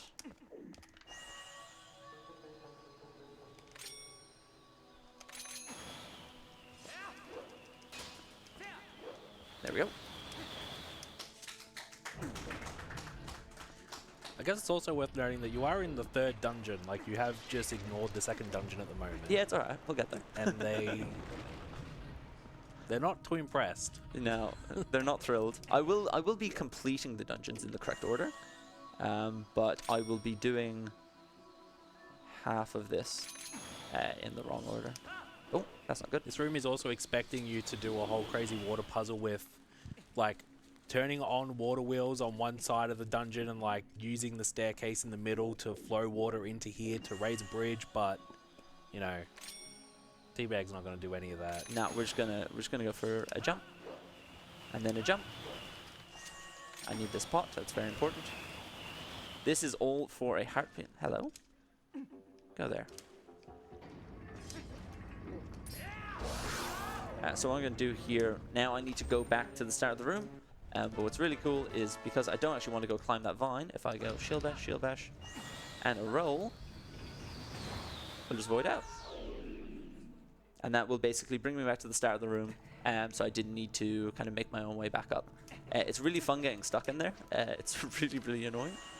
And then what we'll do is we will go across to here. And the reason I basically loaded a different save file and did a Howling Stone before this is for this exact reason. So I'm actually going into the back entrance of Deku Toad. So normally you have to go down and kind of swim through a bit of a tunnel. But with the boss flags that I got earlier, if I just look at the roof, it'll start the fight. So that way I can just get in here super early. What's also really cool about this is that with Deku Toad, normally like in a casual playthrough, you just kind of spam B, do a bunch of combo attacks. But if I do a bunch of individual slashes and never actually complete a combo, I can one-cycle them.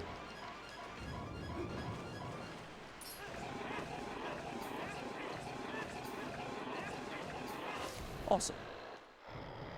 So that's definitely a whole lot faster because basically if you go through a cycle with him, gets all the tadpoles back in his back, has to throw them all off, and then you have to go through that again. But that definitely saves a decent amount of time. And I think that, again, is because you have Master Sword, right? Yes, yeah. So I think Master Sword does double damage compared to Orden. And now we've got the Claw Shot, which is pretty good. I wouldn't say the Claw Shot is broken. I would say it's just very useful. Like, yeah, it's not like Boomerang that's super broken in terms of what glitches it allows. But yes, yeah. It's needed in a lot of places. What's actually quite interesting is if you've ever played Ocarina of Time, obviously you have the hook shot on that, and you can like hook shot towards like lights, like flames and stuff like that. Mm-hmm. You can't do that in this game apart from one. So there's a singular. It's in a grotto somewhere, and you can claw shot to the flame like it's OOT. Oh, don't want to go down yet. And gets a little bit awkward when you can start targeting. And I was mentioning before that Okay. you're here before doing anything in the second dungeon. Yes. I believe something in the second dungeon requires claw shot. Like, I think you need the claw shot for a heart piece. Is that correct? That's a great question. I believe so. I can't think off the top of my head right now. Sorry, I'm asking no, you you're questions good. while you're thinking about other Yes, no, things.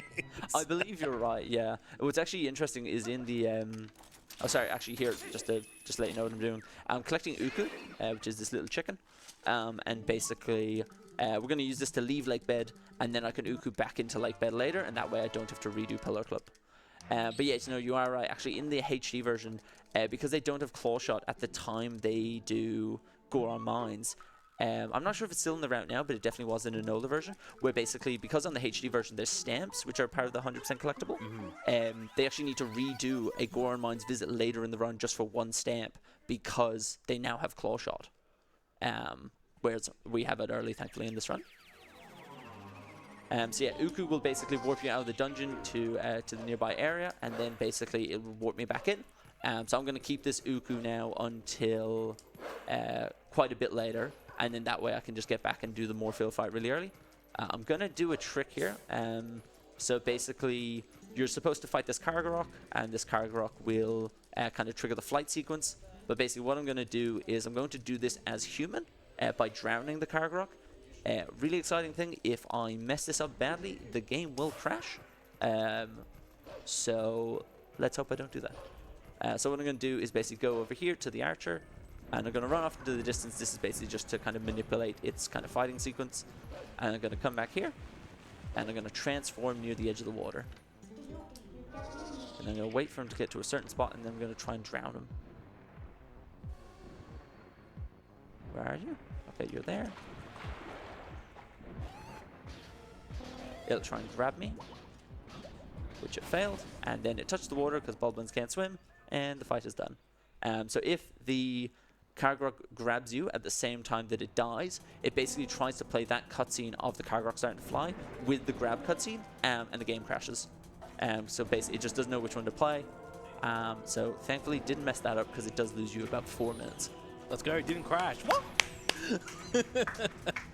And I'm going to do a second clip here, where I clip out of bounds here, just clipping between the two walls, and basically going through. It's just a slightly faster path, saves a couple of seconds, but basically now means I can just fly in a straight line towards the load zone, rather than kind of having to follow the path. Yeah, you can see on the map it kind of goes on a weird... Yeah, so the thing with a lot of triggers in this game, so you'll actually see it for a really interesting one later on, is that you the triggers basically go really high and really low in a lot of places. So in a lot of places you can actually go underneath the trigger and still activate it. So we'll see later on when we go to activate the King Bulblin 3 fight, I'll be like underneath the map, but because I'm in line with the building that he's in, it'll start the fight. I actually need to start getting ready for Karo TT. So there's going to be a trick coming up called Karo Text Displacement, Karo TD. And basically what it is it's a frame perfect Uku pull. Nice, text it. It's a frame perfect Uku pull that will get me into Goron Mines really early. There's so much I could talk about this, but I actually need to get a metronome ready, which is really fun. So I'm going to try and do that between load zones. So we use a metronome because it makes it just a million times easier. Because basically what you want to do is you want to press A on one frame, and then you want to press your Uku button 9 frames later. So what we do is we use a metronome at 200 BPM, and that will let us line it up. Because we have Master Sword early, you actually can't get into Goron Mines because Gorkoron at the front will not won't wrestle you. So we need to find a different way in. So text displacement basically takes the state of a conversation and basically applies it to a different scenario. So I'm going to buy a bottle from Karo, our friend from earlier today, and basically I'm going to interrupt him saying thank you and apply it to Gorkoron, which will let me into Goron Mines. Before you get to that, can I get a quick donation? Yeah, sure. We do have a 100 from Bored Banana. It says, keeping the host awake with this late night run. Thank you very much. You're welcome. Thanks, Banana. And let's get excited for some TP hype. Woo! And the incentive is the host choice, which I am going to put that towards the language choice for the Grinch. And putting it towards Italian, just to close that gap, just to keep it interesting. I approve of that one. So I'm just actually putting in a second pair of earphones, so I can hear the metronome, which will hopefully make my life a lot easier.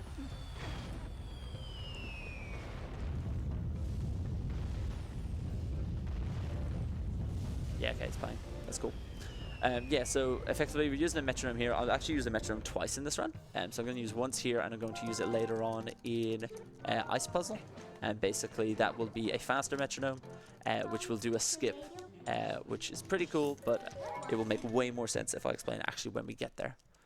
So I'm going to be mashing A here to basically try and do a side hop out of the cutscene. Nope.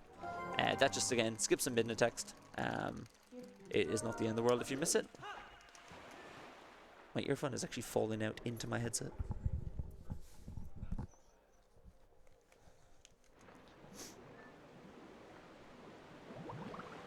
So normally here you would do you do Linearu now, but what I'm going to do is I'm going to do Linearu in kind of two different parts. So basically I'm going to go here, get text displacement from Koro, and then I'm going to come back and do a little bit of Linearu, and then I'm going to go to Goron Mines, and then I'm going to do the rest of Linearu. So it's going to look a bit weird for a bit, but there's definitely a method to the madness. So here I'm just going to grab my vessel, and we're going to also grab the heart piece that's in here. Something that's really weird, obviously the game does not expect you to be here at this state, so the doors don't make noises, which is a little bit weird. So I'll go up here.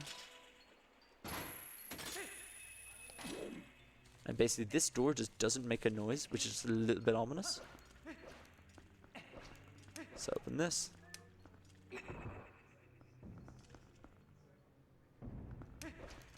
And we're just going to grab a heart piece.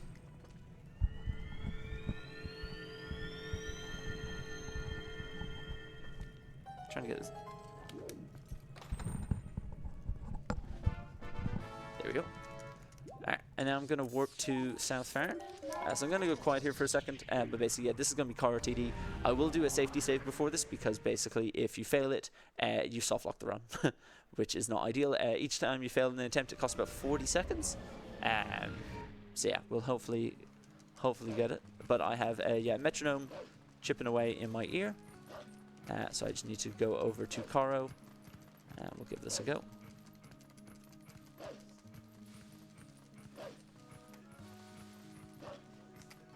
Are you saving?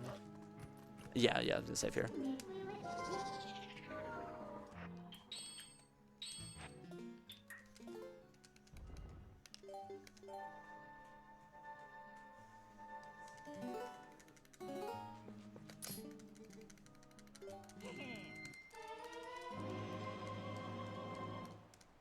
There we go. Perfect. Well done.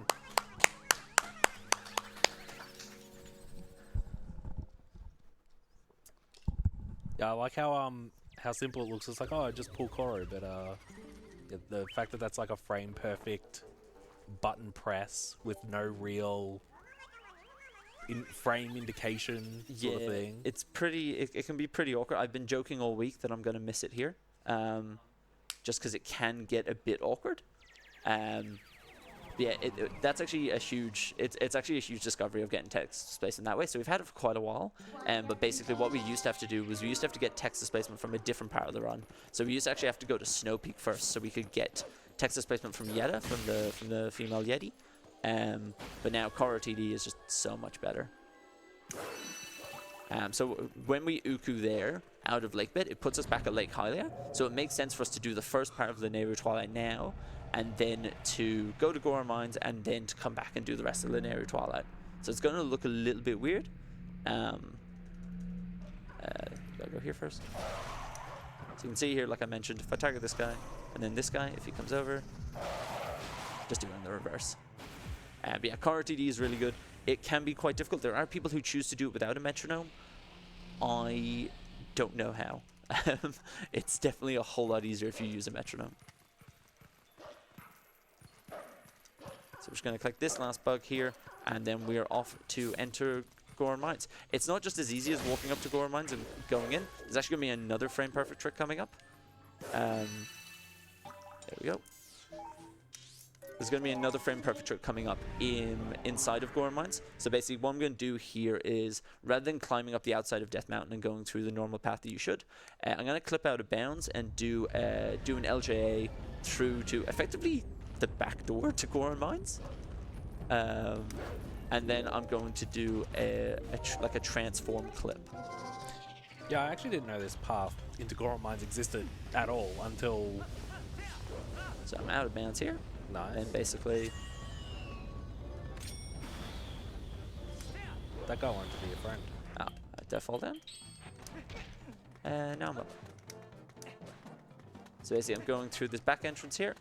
So normally you're supposed to kind of take the path around the way.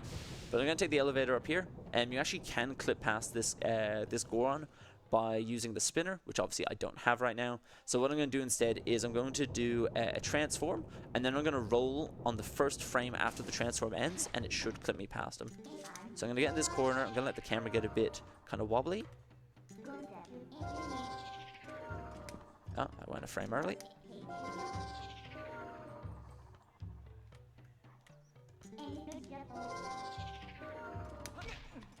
Frame light.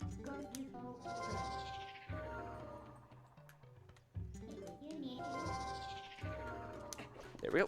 Nice, well done. So that's actually one of the kind of newer additions to the route. It's actually the only place that we use rolling first frame out of a transformation. But yeah, if I talk to him a few times, the Gorons just move a tiny bit so I can roll through the back of them there. So that stops you from having to do the second wrestling sequence. So basically wrestling Gorkarn with the iron boots on, which is from the story-wise why you needed to get boots in the first place. I'm also now going to do a different trick. This kind of part of the run's a bit chaotic. And this is our newest discovery that we've had, newest major kind of time save in the run. I'm going to do a thing called Kitty Climb. And basically, I'm going to skip kind of the first 4 rooms of Goron Mines by doing a clip through the floor. So this was discovered a few months ago by Bull the Beast. So normally here you're supposed to go off and get a key on the right hand side. You go through, you talk to the first elder, and you got to do a magnet ceiling room, which also kind of sucks. But if I go through here, I might just concentrate for a sec. Oh, that's bad rolling. And we'll go up here. No, we won't.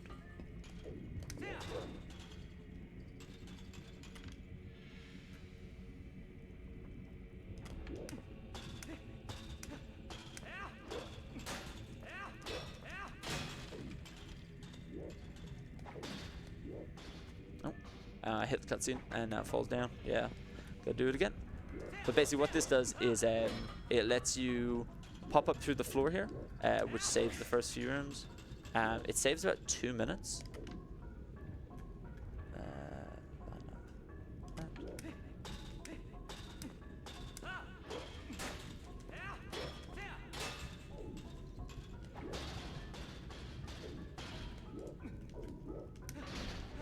Awesome. And what's cool about that is now also I actually need to go back here because 100% I need a heart piece. And so I walked into the corner in a very certain angle. And if I do a setup here,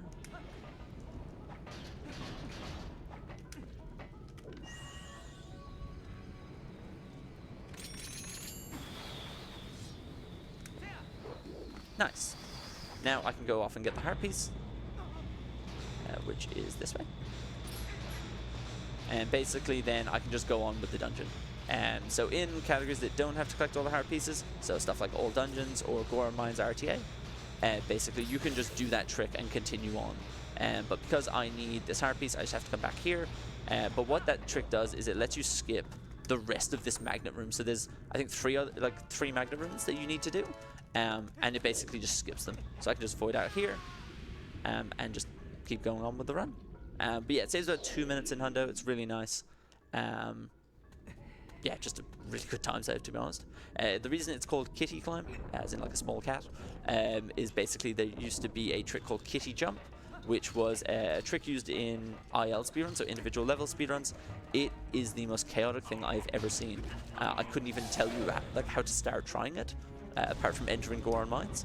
But yeah, we don't have to do that anymore, thankfully.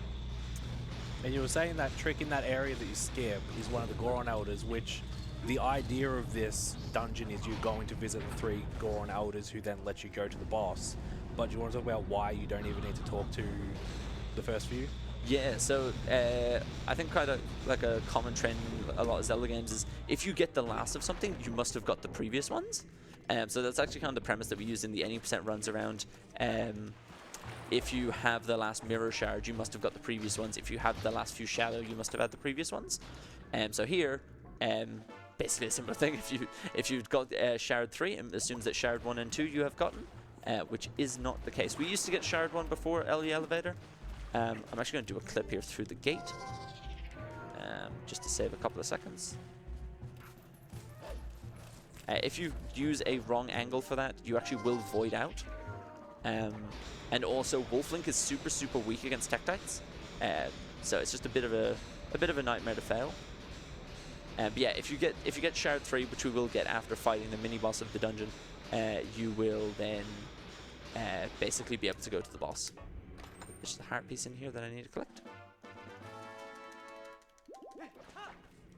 So Goron Mines actually has gone from being quite a slow kind of laborious dungeon to being one of the kind of faster ones, pretty in kind of short succession. So there was also a strat which you'll see for the boss that got found the last 12 months or so, which saves I think 10 seconds in the final boss fight.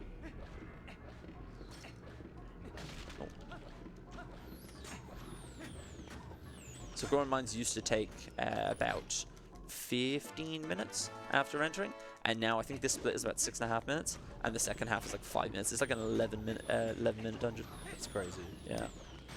It's taking out the magnet floor. So actually on the Wii version, there's a trick you can do to run along the magnet floors at full speed, which used to make it super interesting for kind of cross-console races, because GameCube would have LJAs, but then you would get to the magnet floor and the Wii runners would just be chasing you down.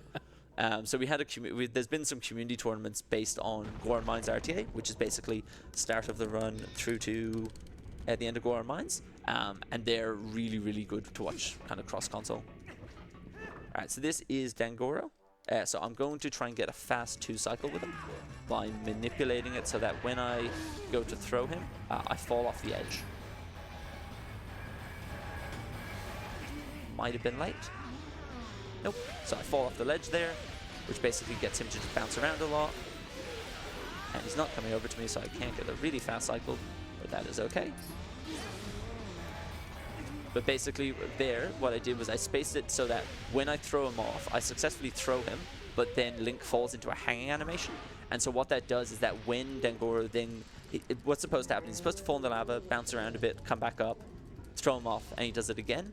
But basically, because you're hanging off the ledge, he bounces up and lands back in the lava again. So basically, you get like a 2-for-1 with the cycles. So that just saves a nice bit of time there as well. So now we get to collect the bow, which is awesome. But I still need to go and talk to the Goron Elder. So we're actually going to backtrack through this room in a minute after we collect the bow to head off to Phyrus, who's the final boss of Goron Mines. So I'm nearly done Dungeon 2, but then later on in the run they do kind of, it does become a bit of a boss rush, so it kind of just becomes a case of running from one dungeon to the next and full completing them, whereas right now we're kind of completing dungeons and like Lake Beds is kind of half done. So I'm going to shoot down this bridge, not like that I'm not like that I'm not, there we go. So what's actually cool is that in the old route we used to have Zora armor by this point. So Zora armor at this point in the run is quite dangerous because basically fire and ice does a lot of damage to Zora armor.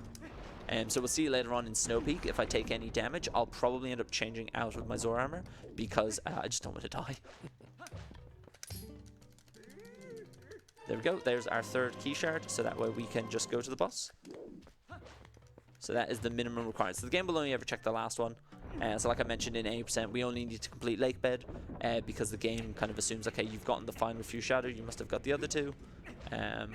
So we actually don't complete Forest Temple, and we don't see Gore Mines at all in 80%. We only see kind of the ladder dungeons, and even then we don't normally kind of full complete them. At least for Snow Peak.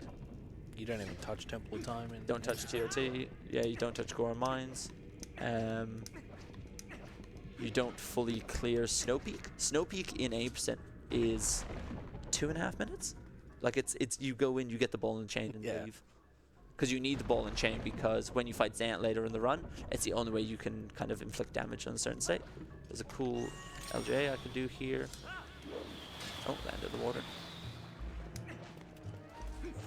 I need my claw shot.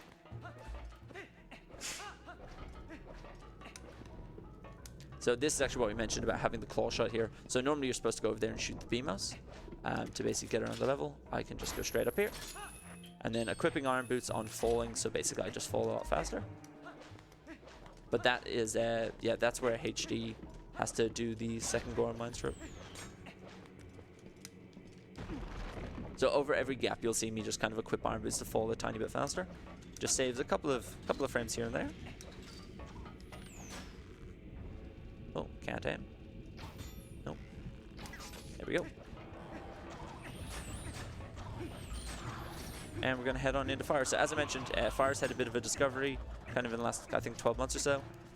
Basically, normally what happens is you shoot Fires with the bow and arrow, and then he kind of runs around the room and you pull the chain coming out the back of him with your iron boots on, and it will, he'll fall over. What's really cool is we can actually stop him from ever walking around the room for the second and third cycle. So I'll try show you it here. So the first cycle is pretty straightforward. Shoot him in the head, grab the chain from between his legs, and put on the iron boots. This is the best boss music, by the way. It is. It's so annoying that we're here for such a short period of time. But what I'm going to do is basically I'm going to hit him for the first time, and then I'm going to grab the chain and basically walk away with it. That looks good to me. I'm going to put it down, and when he puts his arms in the air... Oh, I failed it. That's why you shouldn't talk when you're doing tricks.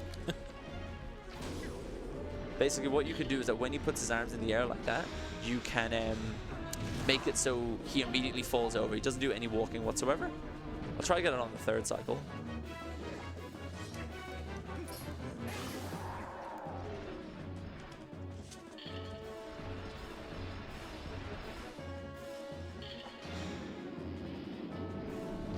There we go. So now basically I'm just going to walk backwards, and he's just going to fall over. So that basically stops him from doing any kind of walking around the room. Also, a weird thing, for some reason, on the left-hand side only, you can just stab him through his elbow. Don't know why, you can't do it on the right-hand side. Yeah, that is our second dungeon.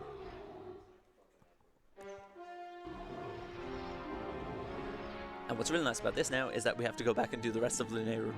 So we've collected our first 2 bugs of Lineru, and now we're going to finish this in kind of a weird state. We're done with Eldin, we're done with Goron Mines, but we still have to clear all of Lineru. So it's a little bit of a weird setup, but it just ends up being faster across the run. So split Lineru, it only saves a little bit of time, but it makes Karo TD earlier in the run, which is really nice, because basically that's quite a heavy reset point for people. So kind of getting that out of the way early into the run's quite nice. And that's our second few shadow done as well.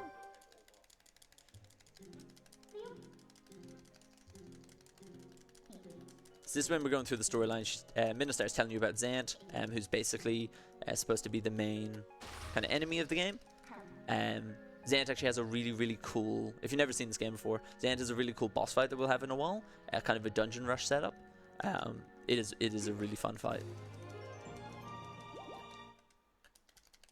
Yep, and that is Dungeon 2 done. So actually, we're nearly done with the Twilights as well, which is really good, because the Neighbor Twilight is normally seen as more of the, I guess, the boring of the 3. Basically, the Twilight forces you to go down through Castle Town because it's supposed to be teaching you the storyline. So you're supposed to be following where the kids have gone. What I'm going to do here, actually, you're going to see me pull item wheel for a sec. That just gets rid of the word Kakariko Village in the top right. Or sorry, top left. You know where you are. You don't need that. Yeah, it's actually what's a really weird thing about that in the day-night cycle is that while that banner comes up, so when you first walk into an area, it'll say like Kakariko Village. The time of day doesn't pass when that's on the screen, which is a really, I don't know why. But it also prevents you from pulling map.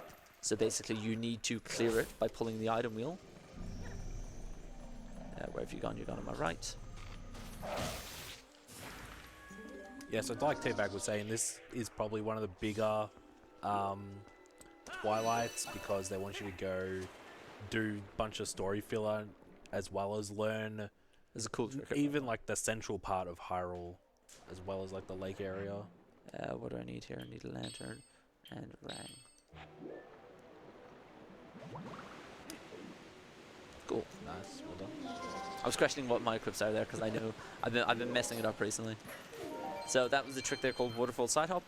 So basically, normally you're supposed to put on the iron boots. Well, actually, realistically, you're supposed to listen to a cutscene. So there's a cutscene there with Rutella, but we jumped in the water to skip it. But then we don't want to go flying off the waterfall. So you can either sink into the water and just climb out. These are the lily pad bugs I talked about earlier. That are an absolute nightmare. That's alright, actually. Yeah, you're supposed to listen to Rutella tell you things. But if we go underneath the water, we can then either sink in the water or you can do a side hop there. So that's just a couple of frame window to basically get the side hop out of the end of the waterfall. That's a lot of rupees.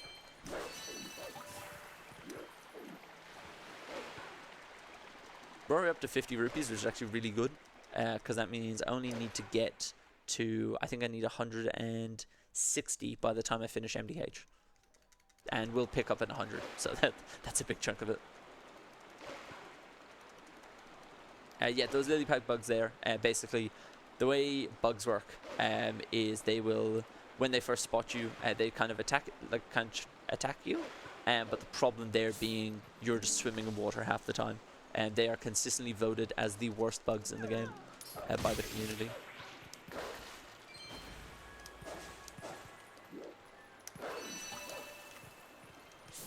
And this is probably the main reason why people don't like Linear. So this bug here, the next bug is down in the corner of Castle Town. Yeah. But it forces you to go that way because also there's a warp portal we need to collect. As Banana was mentioning, it's good for the story. And so yeah, this was actually one of the ones they couldn't remove from the HD remake. It's just, yeah, they can only do so many quality of life enhancements. Yeah, it's almost like they tried to make this whole Twilight 2 areas. You have like Linearu and the central area, but it's just all combined into one, so it feels massive. Yeah. Yeah, Hyrule Field in this game is big. That I've never been pushed by that bird before. Yeah, there's a lot of kind of open landfill. Which we'll see good chunks of it, like kind of this area that I'm in right now, we'll come back to in like 2-3 hours, because there's a grotto with 2 poes in it. So actually where we are now is where the post-Temple of Time cycle will end. So we do come back to a lot of areas, it's just right now you just kind of got to charge through it. Yeah, and even though you're doing a lot of overworld stuff, you can't get any pose until I believe MDH is finished. Yes, yeah. So like time of day doesn't really matter at the moment. Yeah, so basically the first time, post MDH is when time of day will first take effect. Because when you do MDH, you basically have to take Midna to see Zelda, and basically you kill your first Poe there. So from in Giovanni's house, and that's when the kind of okay, let's go get the other 59 Poes becomes a thing to do. Yeah, crazy mid-game tutorial like. Yes. That was really weird. Yeah, what is kind of annoying is that like you collect all the Poes, and basically when you collect 20 Poes, we'll go back to Giovanni because he gives you Great Fairy Tears, which are like they give you extra power, like extra attack damage, and also fills up your hearts full, and that's really good for a 2 cycle on the final boss. This is what I mentioned about dash cancelling earlier. We do this through Castle Town because the dashing speed in Castle Town is just really, really bad. So it's actually faster to do dash cancels the whole way through. But yeah, when you give 60 Poes to Giovanni, he just gives you a fairy. I believe, or more rupees. It's one or the other, which is just not a fantastic reward for the amount of effort it takes. There's a bit of a manipulation there to basically make sure that the bug goes a certain way. Yep, all that was for that one bug. Yep, for that one And bug. the portal, the portal. I guess. Yeah. Yeah, there's some things you can't get away with, obviously, with a big thing with this game for routing is that you have to take the storyline into consideration for a lot of things. So basically, if you do stuff out of order, it will just soft lock you from doing it. Yep. So like we can't do like Snow Peak in a certain order because there's a bunch of things you have to do before. Even though theoretically you can make it to Snow Peak, it will like lock you out of like, can you come down, please? It will lock you out of like a collectible. Something that's a little bit annoying there. So basically, when bugs die in water, they take longer to pop than they would if they were on land. But yeah, you can get to Snow Peak earlier if you want to, but then it locks you out of the Ash Eye Sketch, which is a collectible we need to get, because we need to get the Coral Earring, which is the fishing rod improvement. So there's a lot of kind of storyline restrictions that we have in this game, even though you could theoretically get there. Yeah, this is our second kind of flying sequence. I'm skipping that first bug just because it's a little bit faster to get the second one first. We'll have a couple other ones. We'll get to play Plum's mini game, which if you've ever seen it, it's the mini game that you get to collect all the fruit, which sounds really weird out of context. That's what the minigame is, That's exactly though. what the minigame is. It's no exaggeration. No. And we'll also use it to skip one of Isa's minigames. So now that I've got my 4 bugs here, I can actually just bonk, and it'll just send me back to Lake Hylia. And what's actually really convenient about this is it's going to send me back to where I need to collect the last bug. So basically, when I come out of this load zone, there's just going to be a bug on my right, and then that's the last one before the final boss bug of this area. Oh, where are you? Thank you. You'll also see me kind of tilting my camera in certain ways at times. So like Lake Hylia especially is super laggy. So I'm in camera down at the moment, which saves a little bit of time on lag. And also there's a waterfall to my right, which makes the game lag a whole lot. So you'll see me turn my camera in certain ways at times. And this is the boss bug. So ugly looking thing. But basically you need to hit it a few times to get the final tier of Lunaria. So the thing with this bug is that if you keep it on your camera, it will actually kind of attack you sooner. If you don't keep this bug on the camera, it will just keep swimming around. You can actually get it to sink to the bottom of Lake Hylia if you try really hard. You can actually get it to just keep sinking. It can like get down to like where Pillar Clip is. But what I'm doing there is I'm interrupting its kind of shocking animation and then latching onto it straight away.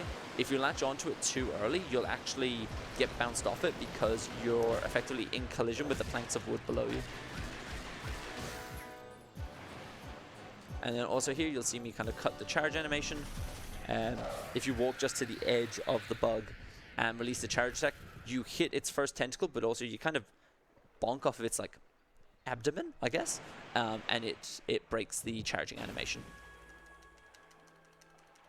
And then what I'll do here is I'm just going to turn my camera to the right, and that'll save just a little bit of time on lag. But that is our Twilight's done. Big milestone. Yeah. Well done. But now you do all the fun stuff. Yeah. So the first thing I'm going to do here is actually, I'm going to warp from inside the shrine to just outside the shrine, because we need to go and do actually Plum's minigame that I just mentioned. So we need to go and collect a bunch of fruit for a heart piece. We need to... Sorry, I'm pulling up that. We need to collect a bunch of fruit to get a score of 10,000. I'm going to try and skip a cutscene here.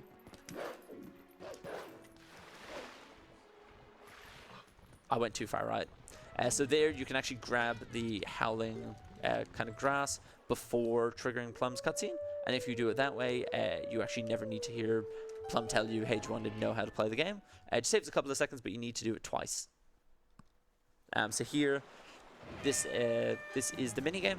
So basically, the oranges give you 3 points. The watermelons, give you 1? And then strawberries give you 10. Yeah. And basically, if you chain lots of fruit of the same type, you will it doubles. Yeah, it goes up exponentially, so it's like you'll get 10, and then it'll go like exponentially up. Yeah, it doubles. Yeah, Well, so, it doubles the last one, yeah. yeah, so 10 to 20 to 40 to 80. And basically we need to get a score of 10,000. So effectively, if you just chain a bunch of strawberries, you're all good. And there's actually a bit of movement here that if my dashes are spaced out perfectly, I can get an extra dash in just to save a little bit of time, which looks good to me.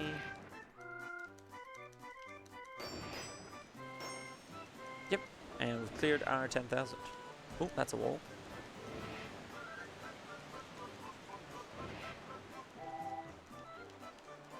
It is a bit of a weird minigame. I don't really know how they thought of this, but yeah. And the carrot controls are a little bit clunky as well. Yeah.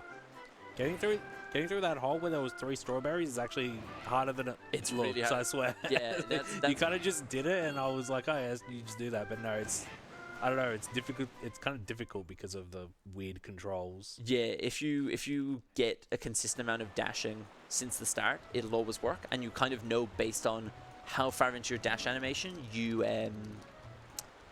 collect the previous strawberry. Yep.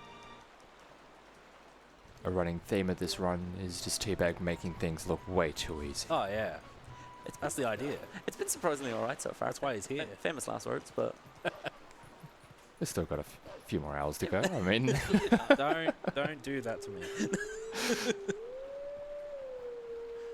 there are a couple of kind of tricks coming up, and that if you fail it does just lose you like 4 minutes. So yeah, hopefully not. And that's our third Howling Stone, so we're going to get that one for Backslice. So Backslice actually as a kind of fighting mechanic is pretty rubbish, but we can use it to roll over kind of ledges and slopes and get to stuff that we shouldn't be able to, so it gets us to some rupee chests that are really helpful for some of the later day-night cycles. But also we're going to do something quite interesting here. So basically I'm going to steal a bomb bag from Isa. So Isa basically is the woman in the hut here, and effectively she wants to give you a bunch of bombs so you can clear the pathway down through the river.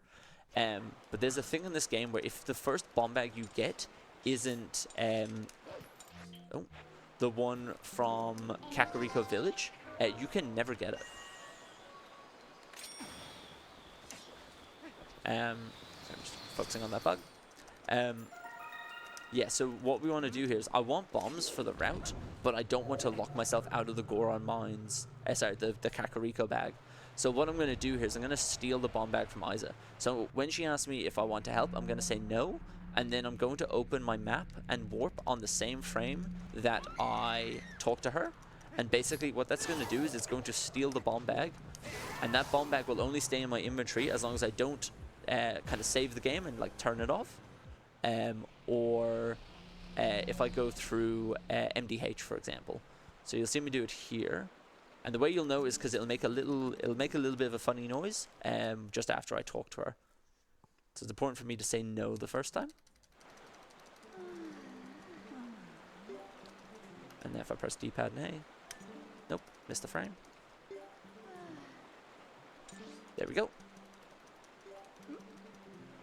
And then we're going to warp to Castle Town, and we're going to steal the bomb bag and just transform in front of her, which you should not be able to do. But basically now I have this bomb bag temporarily, so the game hasn't recognized this as a new bomb bag. It's just something I can use for now, and then later on when I go and get the Goron mine, I keep calling the Goron mines one because you need Goron mines to get it. When I get the Kakariko one, the game will go, that is your first actual bomb bag. There's also a mailman trigger here, so I'm just going to skip over that. Just casually. I do promise you we will speak to him later. And now we're going to go and get the Zora armor. So basically, as I mentioned, Zora armor helps you, lets you swim underwater and swim quite quickly. We actually don't need it for lake bed because we've already done lake bed, but we will be using it for the lake bed boss fight. So we're using it for Morphle, because there's a fair bit to talk about when we get there. But this is the wagon escort sequence. It's a bit of an auto-scroller, but you can definitely optimize it. But there is a lot of kind of waiting around for the wagon to do things. You're actually going to see at the start here, you're supposed to fight King Bulblin 2 here. So King Bulblin, you're supposed to fight 4 times in the run. And basically on this second one here, what I'm going to do is I'm actually going to clip out of bounds. So if I get to a position just a little bit away, I'm actually going to clip out of bounds and void. And basically when you void, it will just warp you to after the King Bulblin fight. Yeah, do you know why it warps you to the other side? Not a clue. So I'm going to get Epona's head in a spot here. And then if I just clip in, and that just skips the fight. I don't know why it works. Yeah, part of the King Bulblin fight is that you're supposed to have bomb arrows for it, which we used to not have. Now we actually could do the King Bulblin fight. It'd just be much slower. It's just not an enjoyable fight. I've got a bit of time to kill here while Telma is riding the wagon around, so I can blow up those rocks, which I'm going to need later. There's also, that's not how you shoot. There's also 20 rupees in here that I would not mind.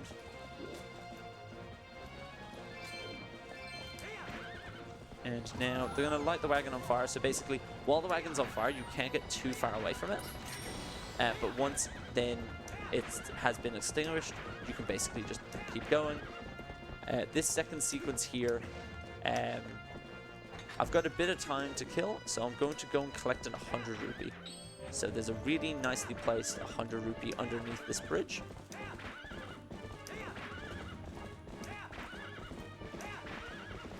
Am I able to get a quick donation? Yeah, absolutely. Sure. We have $75 from my Dr. Kang. It says, keep up the good work, fellas. Thank you very much. Also, I do want to give a quick mention that thanks to the generosity to one member of our community, AusSpeedruns is offering a grand prize of a brand new Switch 2 console, which you will automatically go into the running for if you donate at least $50. And for more information, go to prizes.ausspeedruns.com. So there's actually going to be a pretty significant skip up here. So basically, I'm going to do an LJA over a trigger and then over another trigger. The problem is, if you land in the second trigger, it will push you into the first trigger. And if you hit the first trigger, it will send you to the King Bulblin fight. So I'm going to really try and not hit this. See if I can get another slide.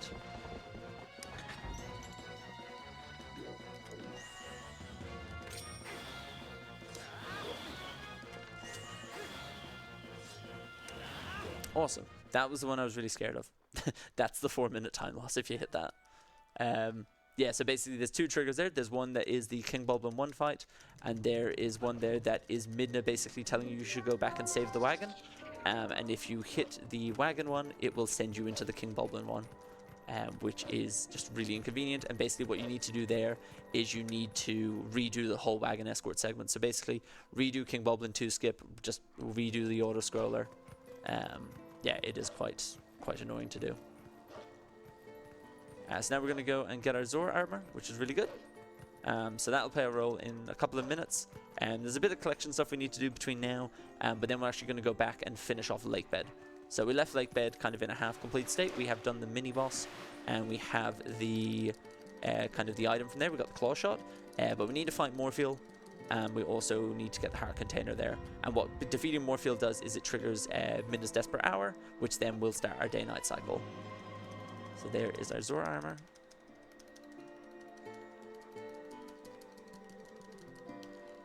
And we'll come back to the spot again later because we need to collect the fishing rod enhancement from here. So I'm actually just going to warp back out to Kakariko and do a bit of collection stuff. So there's so many kind of random open world spots which I definitely didn't know were in this game when I was playing as a kid. And we're going to one of them. We're going to Stock Cave, which is you're supposed to go in through a different side and basically like fall down into I did the wrong equip there. That should be that. There we go. You're supposed to go in through the top and basically jump off with your iron boots and have the magnets kind of bring you... What did I crash into? Hello? Okay, that was weird. I probably just really wanted to visit that Goron. I was going to say, that Goron scared Epona. Yeah, but yeah, this cave, it's basically just a magnet and iron boots puzzle that you've done already in Goron Mines, just again. casually, but I'm just loving walls. And that did not hit that. I sent that bomb arrow to Linearu. that's not the one that's meant to hit the rocks towards the Nehru. You do that later. Yeah, that was. Epona, why are you moving? Okay. Epona was just going on a bit of a wander. It is a little bit tight of an angle. If you shoot too low, you obviously fall down. There's actually quite a cool HD kind of exclusive here. So basically in the HD game, you don't get sword collision. So you can go up and kind of smack your sword against the wall and you won't bounce backwards. And so they can actually do a really cool LJ there to get that. That whole thing of shooting the rock at the top and claw shotting up skipped. Like, you're meant to go down a bit further down the mountain and blow up another rock and like climb all the way up. So it's just kind of getting into that halfway up instead. You start from down here. And what's also actually quite cool about that is opening that chest. There's a mailman trigger there that gets disabled. What? There's supposed to be a mailman just before you hit the grass. And basically opening that heart piece chest will disable that trigger. Which is just a little bit of an added bonus. I'm looking for a bug in the distance. There he is. So what's cool about this is if I grab this bug, the other bug will just warp to me. So I can grab two. The other bug was in the boomerang that Teabag just threw off earlier. Yeah, I do realize I just threw it into a distance and just didn't acknowledge that. Yeah, so if you have one rang in your boomerang, you have one bug in your boomerang, and then you go and grab the other one, the first bug will warp to you. Also, your boomerang will move at a slower speed if there is an item inside of it. So normally it moves at like a certain speed, but then if, let's say, you've got a bug trapped in it, it will take a longer time to come back to you. That's another skip we also should not be able to do. You can actually, rando people know you actually can do that as Wolf Link. You can just stand on a little ledge and jump over. Oh, okay. Yeah, it's quite cool. Yeah, that LJA was like the first one I messed around with because I was like, just aim up, throw, and jump. Yeah, there's a little lip down here that you can stand on as Wolf Link. And what I'm going to do here is I'm going to rang this bug and then just ride away from it.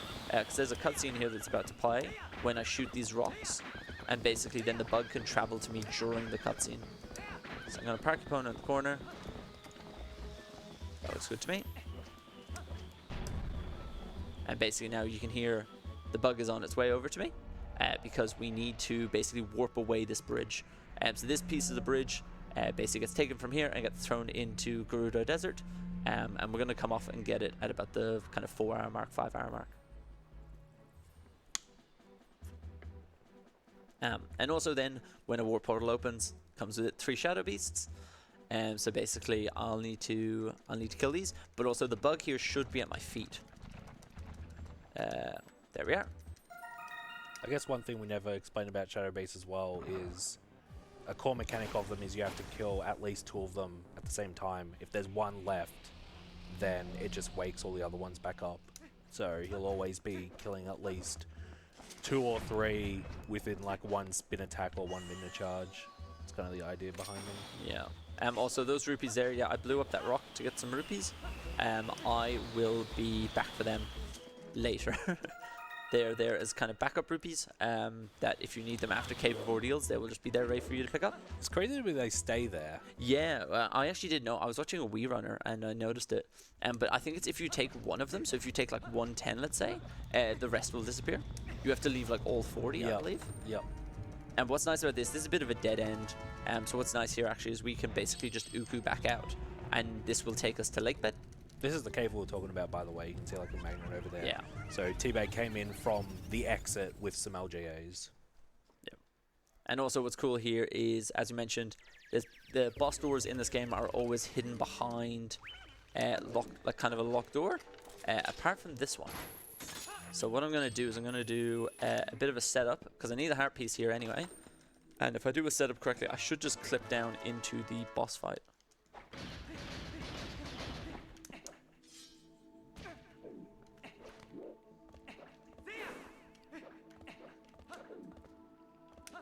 Awesome. Nice. Well done. So what's nice about that, there is like an any percent setup for it, where you need like get on the railing and do all these bits and pieces. But because we're coming from a standardized position of getting that heart piece, we can just do a couple of side hops and backflips. So the Morpheal fight is pretty. There's not a whole lot to it when you have Zor armor. When you don't have Zor armor, so in an 80% run, it's super interesting. It's basically because you can't breathe underwater, you can manipulate water bombs to basically keep regenerating your oxygen, but you have to be on the floor. So basically what they do is they'll sit on the floor and then they pull a bomb and interrupt the animation. And when you interrupt the animation, Link will start floating upwards, but will have the bomb above his head. And then if you drop that bomb, it will refill your oxygen meter. But the thing is, if the bomb blows up, or if you move, it'll drop the bomb and won't fill up your oxygen. So it's a really, really cool way of them doing it. Also, Morpheal has a lot of RNG about it. Sometimes it flies up, sometimes it flies down. For having Zor armor, it doesn't overly matter. When you do not have Zor armor, it very much matters. So I'm just going to keep targeting, seeing where it's going. It's coming towards me now. Grab on. I can also do here, I can force my Iron Boots on equip. So just to click back on really quickly. And then also a little tidbit about Morpheal is basically Morpheal will always just swim left. So you know that Morpheal's always going to end up there. So it's the fight's a bit trivial. Something that's really weird about it is that this cutscene here where Morpheal is swimming around, Morpheal will have to hit into kind of a set point on the wall. So basically based on where Morpheal is in the arena when you kill it, can impact how long this cutscene is. Which is really fun for people who are tassing. Yeah. They just basically... I think there's some other aspects to it. It's not just purely based on the position it is in the arena. It can be a bit of a nightmare. People are just rerunning the cutscene to see if they can save frames on it. But there we go. We went from being only one dungeon complete to being 3 dungeons complete pretty quickly. What this now does is, this is effectively the first kind of chunk of the storyline done. So we're going to get the final few Shadow here.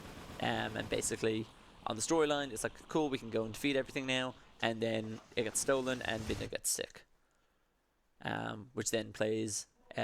we do MDH, which has Midna's Lament in it, which is probably one of the best known tracks in Zelda, I would say.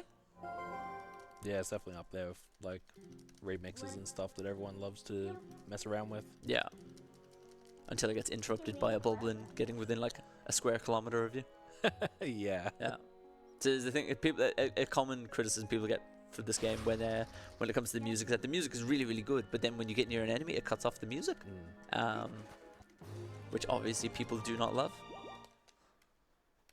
So yeah, there's a bit of a cutscene here, basically where Zant comes along. So we see Zant for the first time, and basically Zant makes Midna unwell, and Link gets turned to a wolf, and basically we have to go and bring her to Zelda to get her better. It's a pretty straightforward split. There's some really cool movement though. So first off, there is a glitch we can do with Louise, the cat, who is Telma's cat. Basically, if we do an attack on a certain frame, we can glitch the camera out to save a bit of time. And then also we can do a thing called rope skip, which is basically in Telma's bar. You're supposed to be sneaking around, but if you can skip the cutscene straight away and do a bit of movement, you can actually jump like kind of halfway across the room. It doesn't save a whole lot of time, but it definitely looks cool. It saves about 2 seconds, I think. And then after MDH, we're going to start getting into kind of rupee collecting, bug collecting, and we start getting our exposure to pose, which is really fun. Yeah, just a quick reminder that you're also not meant to have the Master Sword here. Yes, true. So this whole time, like, it has meant to be no Master Sword, no, like, transformations whenever you want, like all those Twilights and everything. Just really want to remind how, like, important EMS was to this run. Yeah, there's a bunch of like smaller things. Like even in this split, we're supposed to you're supposed to like pick up a piece, like a plank of wood, and light it on fire. But it's faster to just get to the web, transform, and use your lantern. Yeah. Like even small things like that, definitely adds up. Yeah, so all I'm doing here is I'm rolling my finger from A to B, and basically within a 10 frame window, and that will cancel the dash animation. I'll see if I can get cat glitch here. It doesn't save a lot of time, and it is frame perfect, but... Oh, I got it. Oh, there we go. Nice. Yeah, so basically the camera here is supposed to like follow the cat around, and this basically fixates the cat into a certain spot. Sorry, fixates the camera, not the cat. The cat walks around. And basically, yeah, it just saves a little bit of time. It's more of an interesting thing than something that like runners actually care about getting. But the soundtrack is very good. Yeah, there's the biggest difference between like SD and HD is HD can't get Master Sword early. They just like the arena that I did EMS in, they just basically built up the textures around it. So this will be rope skip here if I can get it. If you don't get it the first try, you can't do it again.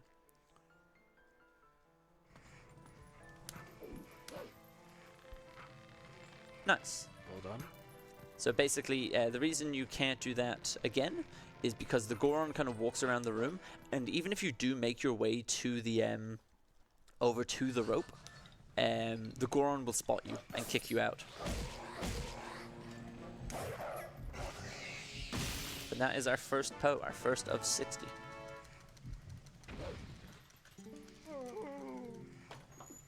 Yeah, so Giovanni will come back to when we have 20 pose, just to get the can I get in, please?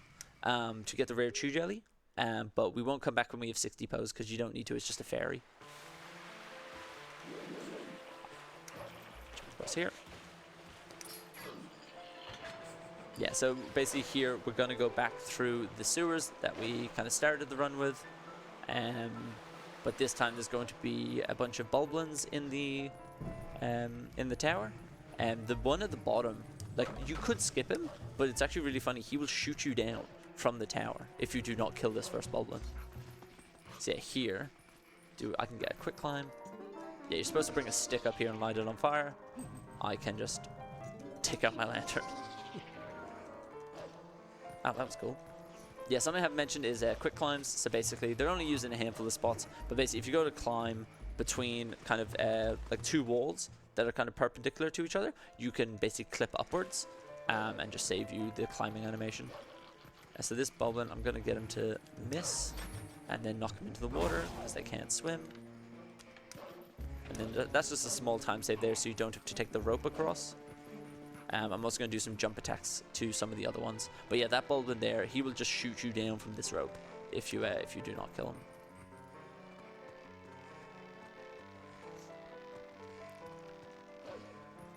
So I'll do a jump attack across to the next one and the one afterwards. Which can be risky if it fails.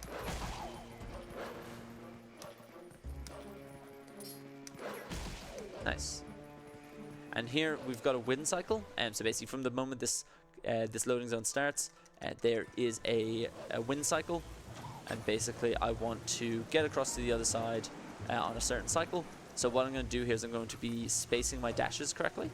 So similar to like earlier, and not always just mashing A. You want to mash A when you're near a ledge, so that way you can dash on the other side. And if all goes well, I will land on this bridge and jump off to the side. You can actually clip through this bridge, which is really fun. No one really knows why, but you just can.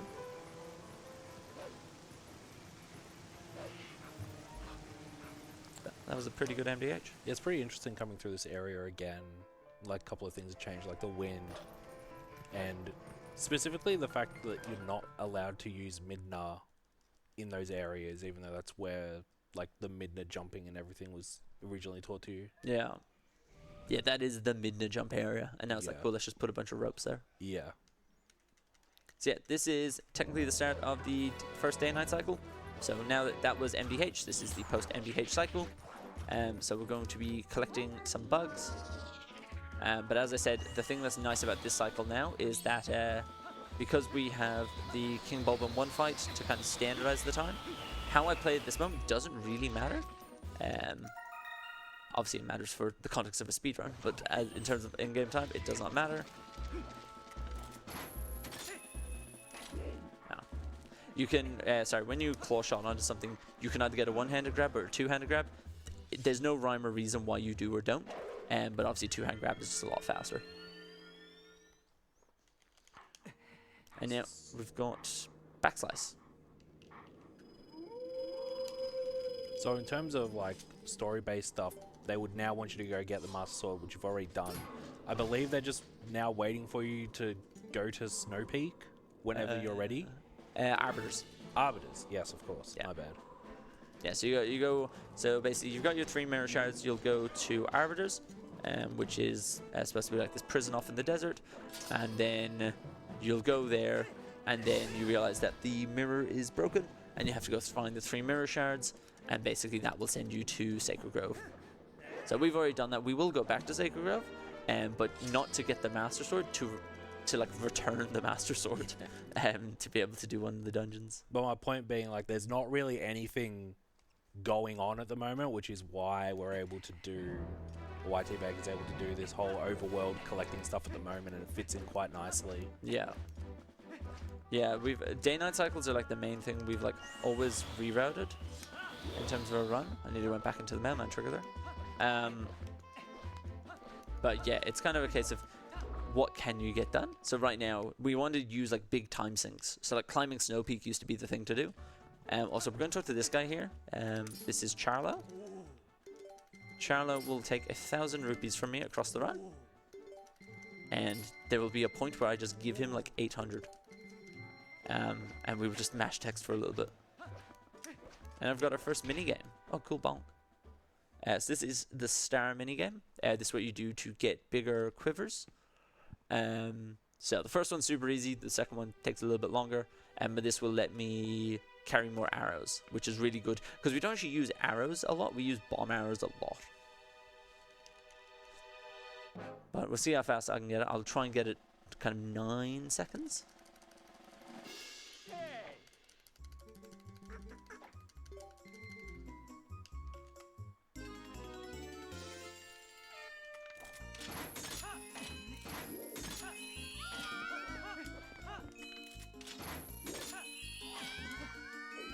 It's about an 8.6.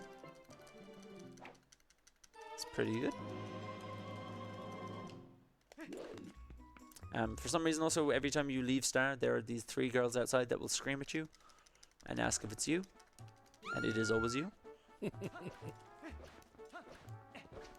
What's actually interesting here is in this loading zone here, it's actually really hard to open Agatha's door. So what I'm going to do is I'm going to pull item wheel. Because what it'll do is it clears the banner in the top left, and it makes it way easier to open this door. And also, I need to equip bow anyway, so it's actually just a really convenient place to do it. But this is our first interaction with Agatha.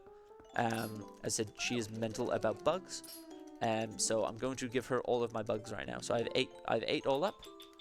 I had to count just to make sure. But the first one will give me a wallet that I can collect 600 rupees in. The other ones will give me 50 for the first and 100 for a pair. So there'll be 3 buggy cycles in the run. And basically what you want to do is you want to give as many bugs without going over, go off and spend them, and then basically make it so we can get back here and get more rupees. You never want to just give her all of them and just effectively waste rupees. So this is a huge kind of routing factor we have to take into consideration when we do the run. So yeah, buggies trips is a big part of it.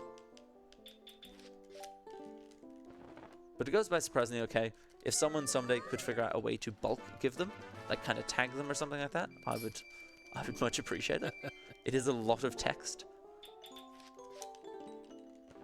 But at least it goes by pretty quick. And all the money goes to like we have a purpose for all the money. And so I believe in the HD version, actually one of the quality of life changes they've had was that you have a bigger wallet. Because I think you have, what they do in HD is that they have the Cave of Shadows. And I think that gets you a 999 wallet. Sorry, 9999. I can't remember how many nines. But yeah, they did have a lot of rupees in this game. Like you were talking about the Magic Armor before, how it specifically uses rupees to protect you. This is a game where they were just like, let's put rupees in every chest, in every ledge, and then you go, oh, I can't carry this rupee, and you put it back in the chest, and then it's still on your compass, and it drives me mad. That is actually one of the most annoying things that in this game. Let's say if you have your 18 rupees from like max capacity, and you open a rupee chest that has 20 rupees in it, it will say you can't fit all of these rupees in, and then give you none of them. So you have to go find a way to spend 2 rupees so you can get the 20 rupee chest. It's really, really annoying. Which is actually, for backups for us, it actually can be super frustrating because we have to make backups based on how much you're off. So if you're 15 rupees down, you can't use any 20 rupee chests. There's a bug in those trees. And then I'm going to use backslice for the first time and fail it. And we're down here.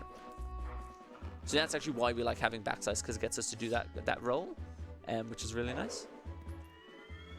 But yeah, no, we have, I know for the start of the post-Temple of Time cycle, we need 600 rupees.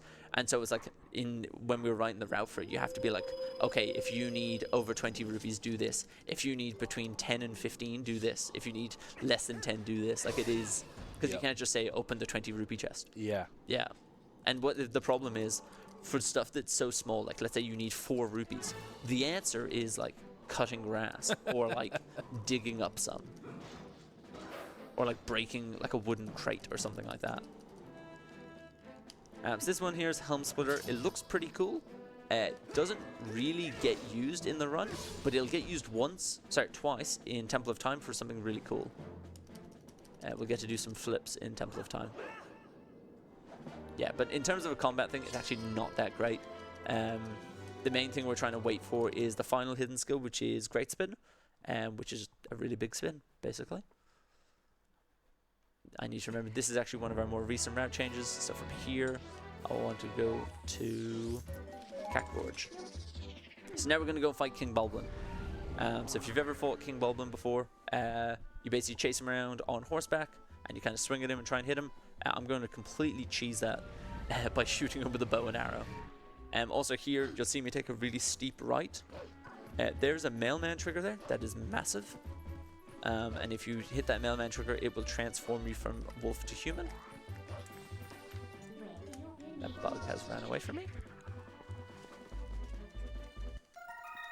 And now I'm going to roll over to the King Bulblin fight.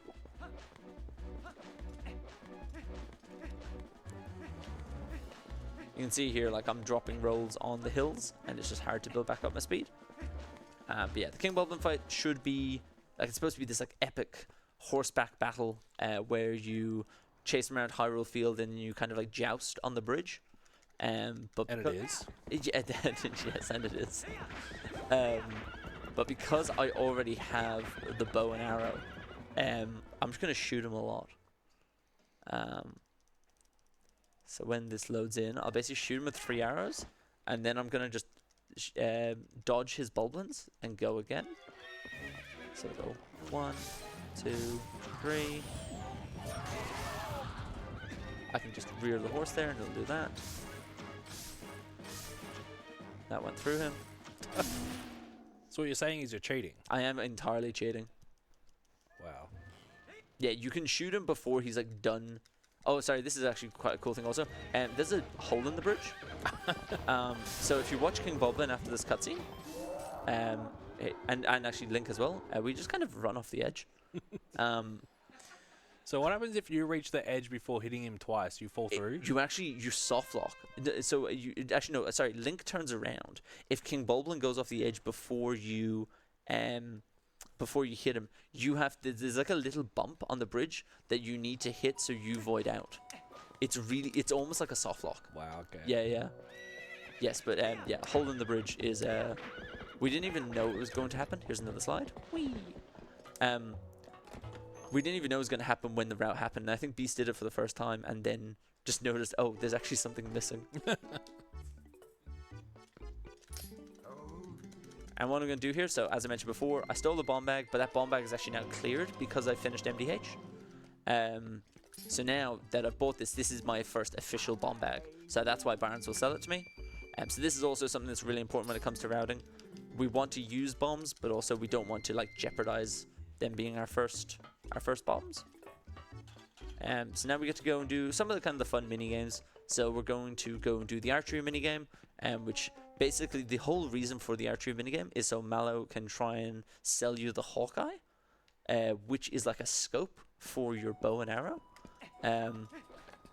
you don't actually use it for anything, although you can use it for a trick, and it just looks really stupid. You can use it for a Ralpho skipping City in the Sky. Oh, okay. Yeah, it's written into the route. Use it, and then in brackets, please don't. So we're just going to take the Gorons up here. And now that we've fought King Boblin there, the time of day clock has started. So basically it's now 5 p.m. I believe. So you can see it's kind of sunset. When 7 o'clock comes around, Poes will start to spawn. But for areas like Kakariko that I'm in now, time of day doesn't actually move, which is really good. So time of day won't move if you're in like buildings, dungeons, and then like certain, I think just Kakariko is the only overworld place. Yeah, I think Kak's the only one that comes to mind. It's really weird time moves in Castletown. Yeah, and also there's certain places where it's way more, it's like dependent on what kind of state it's in. That was really far left. Oh, that's much better. I need to remember where to warp. Use the R. Yeah, so basically that's all for a heart piece. I remember doing a rando of this game, and that was my sword. And what I'm going to do here is I'm going to shoot a bomb at this rock, and then warp away before it blows up. Because you'll see in the background, it still blows it up, which is really cool. But it stops playing the cutscene of with like the Zelda jingle. So it just saves a small bit of time there. So now what we've got is we're going to set up a thing called ISA 1 skip. So ISA has 2 minigames.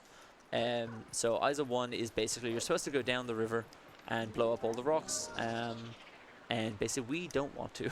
So we're going to set up a thing here where I'm going to talk to her, and then I'm going to save warp. And that basically kind of tricks the game a bit. And I'm going to come back to it pretty soon afterwards. And just entirely skip it, and it'll warp me to the end of it, because it takes a couple of minutes to get done, because you have to follow the river the whole way down. So I start the race or the game, and then I'll just warp or save warp. You don't unlock anything for doing ISA 1 either. I think it's just you're now allowed to do ISA 2. You get the bomb bag. Yeah, you get the first. For the first one? First upgraded bomb bag. Oh, I thought it was only like mattered for the second one. I think it's 1 each. Yeah, because you have 3 bomb bags. Well, I should know this. We'll learn in a minute.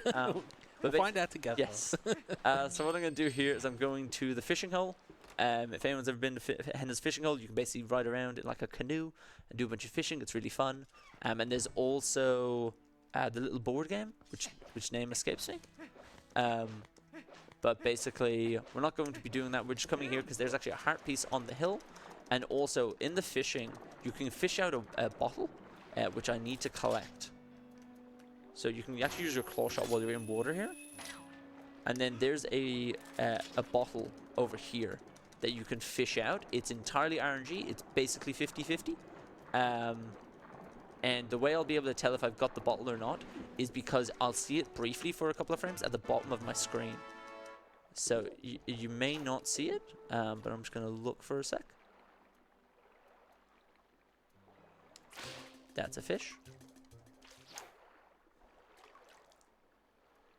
It's very peaceful. Apart from the fact I'm like losing time. I actually didn't see that because it kind of freaked out a little bit. We can see together. Bottle. There we go. I'll spread some more misinformation. I believe time moves in the fishing pond as well, so if you get bad RNG, it ruins your night cycle. It can move at certain speed. Like it sometimes moves at single speed, double speed, and I believe triple speed as well. So basically, every time you enter the fishing hole, it's actually supposed to be a different season. And I think dependent on the season, it then does different speeds. So it can be like 2 times faster.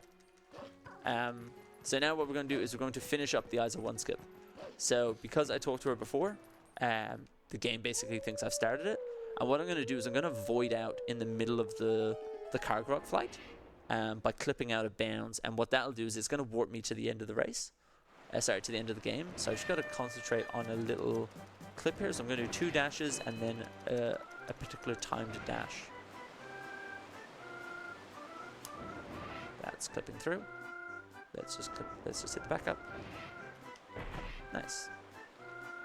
So what that's basically going to do is it's going to spawn me on this little platform at the back. So actually this little platform here is where Link stays when the Kargrok flight is on.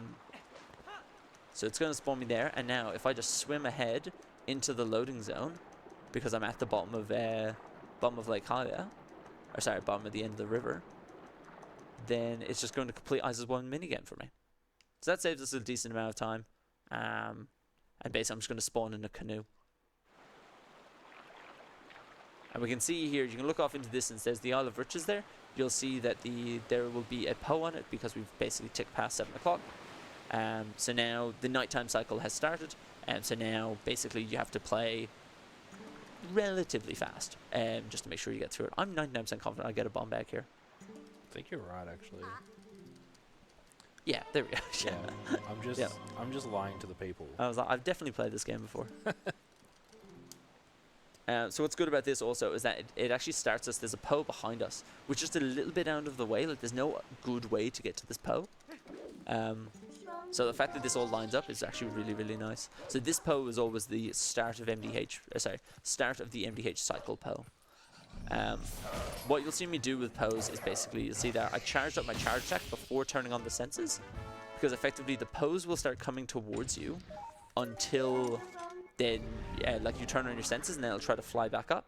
So what I do is I'll put on my charge attack, it'll fly close to me, I turn on the senses and then basically kill it before it has a chance to fly back up. So it's just a small optimization. But there's a couple I'll get here, and then I need to go into Lake Hylia Cave, which is going to be very dark. So I'm actually going to use the lantern for it. Based. Yeah. So you see here, same thing. Basically get close to it, hold B, and then you can get it before it goes the whole way through.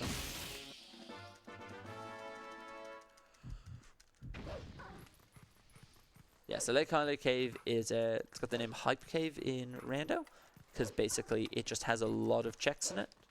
Yeah, there's like 12 or something crazy, I think. It is a more. very just, yeah, it's just a lot of chests and a lot of stuff to do. I just need to pull this up. And yeah, it's very, very dark as well.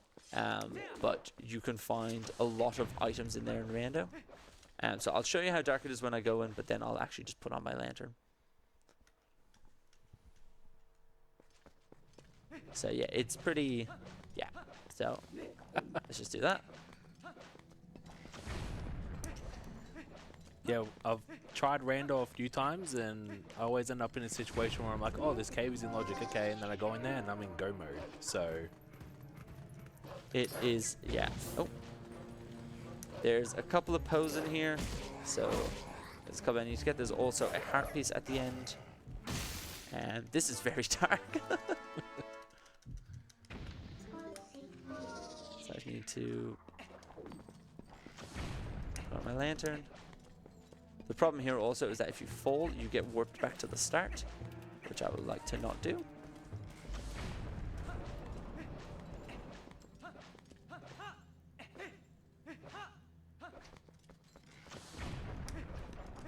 So I've got, I know the path is mapped out, and there are definitely a room or two that are just a little bit awkward, which I'll take a little bit slower.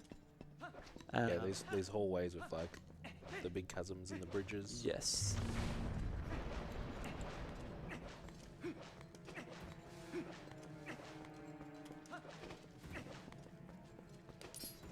I kill these guys just because as Wolflink here, which I'm about to turn into, well actually just as Link in general, ledge grabbing here is really, really awkward. It just like doesn't work. So like if you roll near the edge, you'll just fall off.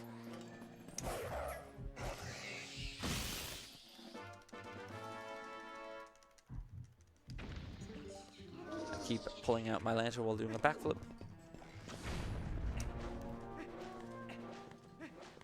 We're nearly at the end. We've got 2 more rooms, and then just the final one.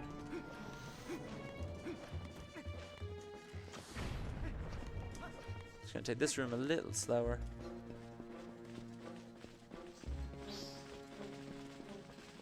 Just don't want to fall and go back to the start when I've got through it.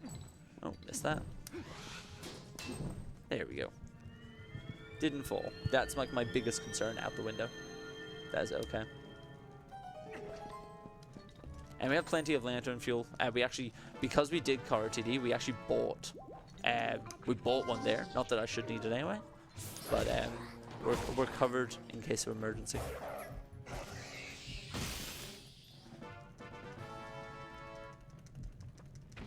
Oh, that's a chest. Yeah, that just happens with the camera. Don't worry about it. So yeah, now we've got another Howling Stone. So this will be for our 5th one. So this will be for Mortal Draw, which we'll actually learn pretty soon afterwards. And Mortal Draw is really cool. Basically, if you have your sword sheathed, it will do like a really strong attack. It'll just pull it out and do yeah, like we basically refer to a lot of damage in this game as big damage. So you got big damage and small damage. So big damage being stuff like a jump attack or like a spin attack or mortal draw or whatever like that, which are basically things that generally will one hit someone. Yeah, you'll also see in the background of a lot of the different Howling Stones, like that's Arbiters in the background. You got Hyrule, yeah, which actually we haven't been to yet. So the game, yeah. Yeah, and they represent like where the Golden Wolf goes, where you are when you're howling. So like, the Golden Wolf is jumping out near Arbiters, so it spawns near Arbiters. I believe. It spawns at the entrance to Bulblin Camp. Yeah, that's right. Yeah, so this whole part is basically just a lot of collection. So we're going to go to Gerudo Desert, which is massive. And there's 2 poses we need in it. Actually, no, I lied. There's 4 poses. So yeah, our po count is going up pretty quickly. And then basically we'll go and focus on dungeons, and it'll calm down for a bit. And then we'll just go on again like a bit of a po rush later.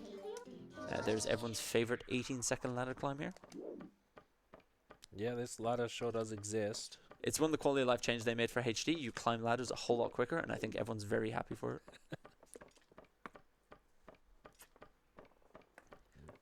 What's actually interesting about this whole area is I'm actually on a cycle. So I'm basically on a water cycle, because from here I'm going to jump off and cycle over to Fire, who will shoot you in the cannon to Gerudo. But basically I'm on a water cycle, so effectively the bridges in this game kind of bob up and down, and so I want to get it that I get to Fire just as it's at the right height for me. So it's not the most critical thing in the world, but it is just something to kind of keep note of. I'm also going to turn my camera here sideways because I don't want the camera to look at the waterfall that I came down, just because it is super laggy. And also the way Zora Armor kind of speed works is that basically you want to kind of mash A, and then it kind of ramps up pretty fast. So basically mash A a lot when it starts, and then you can just kind of like gradually tap A afterwards. But we're going to show Fire our picture, or our letter, and he will send us to Gerudo. So we'll talk to Fire 4 times in it? 3 times in a run? Yeah. We'll give him a lot of money for a cannon later. Which for some reason actually you don't need to do if you play the game in French. So there was something found again kind of last year or two, where on any percent, if you play the game in French, you don't need to pay for the cannon, because basically there is a piece of text missing from the French dialogue that basically you can walk up to him with no rupees and he will fix your cannon for free. Which we would do in Hundo, but the only reason being the French text is actually really, really slow. So even though we would basically not need to collect 300 rupees, we end up losing. It's like a stupid amount of time per text box, so it's definitely not worth it. But I'm running in C down here because that just saves a bit of time, but I do need to just see where the bug is gone. Again, this is also on a cycle, so this is on a P-hat cycle. So I'm trying to grab this, because there's basically a P-hat I want to claw shot, and I want to basically make it when it's on the cycle. That will spawn me, will land me near the shadow beasts. But the way bugs fly, and the way, like whether sometimes like this one here, it can be stuck to the wall, it could be on the floor, it could be outside of the cavern, like it could be anywhere. Like right now, that's in an okay-ish spot as you start climbing higher. Are you coming back down? Nope. Yeah, so that can happen. It wanted to get away there. Yeah. Yeah, they can just kind of choose where they want to go. Which when you're on like a time crunch is always really, really exciting. So yeah, this up here, just above, like the big kind of piece you can see there next to the Poe. So that is actually the chunk of the bridge that we warped a little bit ago. And basically underneath that is the Cave of Ordeals, which is like a 50-floor kind of enemy dungeon. And it's just, it gets kind of gradually harder as you go further down the floors. We're going to do that right towards the end of the run. And basically, I'm going to be trying to do it damageless. Because when we learn Great Spin as the 7th hidden skill, you can only use Great Spin while you have full health. So basically, I'm going to be trying to do that 43 of the floors damageless, which is definitely a time where Banana will be speaking instead of myself. But yeah, Gerudo in this game is quite big. They expect you to kind of go across it using the boars. But yeah, we just kind of dash the whole way through. There is actually a newer optimization in this grotto. It only saves about a second or so, but I will give it a go because it looks cool. So once I claw shot up to here, I need to equip bomb arrows and rang. So on the equips there, you can see that I'm kind of shooting from side to side in the item wheel. So if you hold L, basically, it will just like snap to that side. But if you don't, it will just kind of tick around normally. So if you know where your equips are, you basically just want to snap back and forth. What I'm going to try and do here is I'm going to try and dash and then get a 2-in-1. But it's a little bit awkward.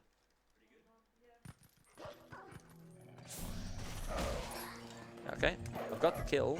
Now the question is if I can get the Poso before he stands back up. Yeah, now, it is ridiculously tight. Can you come back, please? Sir? They've caught on now what you're trying to do. Yeah, no, now they know the game. Yeah, it is quite awkward. Because the thing is, you can kill both of them, but the timer for them to get up, I think it's about a 7-frame window. So it's just a little bit awkward. But yeah, lots of pose throughout Gerudo. I think we're about 10 already. And there's still 2 more to get as well. So what we're going to do here is we're going to go and enter into Bulblin Camp, and we're actually going to see our first example of map glitch. So I mentioned map glitch earlier today, but I haven't actually shown it off yet. Basically what it is it is trying to talk to Midna while also warping away. And basically what that does is you click on a warp zone. So you press Midna talk and map on the same frame. And basically when you click on the warp zone, the game thinks that you've gone away to that warp location. So basically all of the load zones in the air and stuff are disabled. So for example, if I use map glitch and then I dig into a grotto in the ground, the game actually soft locks because the game is like, there is no grotto where you have warped to. Why have you done that effectively? So I'm going to use it here to basically jump I'm going to jump out of bounds underneath the Bulblin Camp, but the trigger goes like infinitely downwards. So basically, as long as I just hit the wall at some point, I'll just warp into the fight. But first, I need to learn Mortal Draw. So these are all pretty straightforward. Yeah, map glitch gets used a few times. It's really cool. You can either do like an unplug strat, so you can basically unplug your controller to guarantee that you press D-pad right and Z on the same frame, or you can do like a controller combo. But it definitely looks cool. The beginner strat for entering Bulblin Camp is actually cooler than the fast strat. So that's Mortal Draw there. Small optimization with that is that if you go to do Mortal Draw and you're holding ESS on the stick, so basically holding a stick value that's quite low, and basically it will kind of skip the animation. So we don't really use ESS the same way that, like, let's say Ocarina of Time would, but we will use it for sliding through some sand in Arbiters.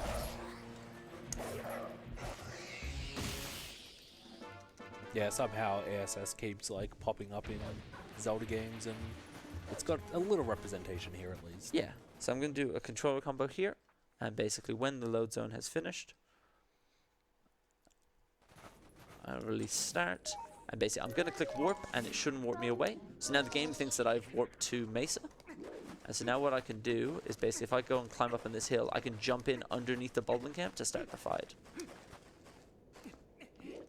So So I'll go up onto this rock. Oh, not that far I want.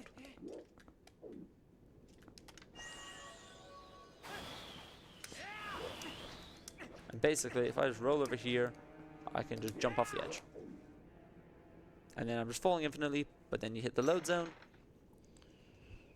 And then you hit the other load zone. So those triggers are still active because they're specifically not load zones. They're just like triggers to start the fight, as opposed to the void out and yeah, like the load zones to get outside of this area. Yeah. Yes, they go infinitely upwards and downwards. So in like the HD, for example, and also in all dungeons, which you can only do map glitch if you have map warping, which we got when we were at the bridge near the start of the game. And because all dungeons doesn't actually go near that, they never actually get. So if they open the map, they can't warp. So that prevents map glitch. So what they actually do is they climb on top of the tent, and basically because the load zone goes upwards as well, they can trigger the fight that way. So that was King Bulbin 3. So we'll see him once again in Hyrule. I actually have to come back into Bulbin Camp now. So when you burn down Bulbin Camp, it actually removes kind of the chests and stuff within there. But I need to go back in. Sorry, it doesn't remove them, it opens them. I need to go back in here because there is a heart piece inside of the boar that is being toasted. And there's also a Poe there.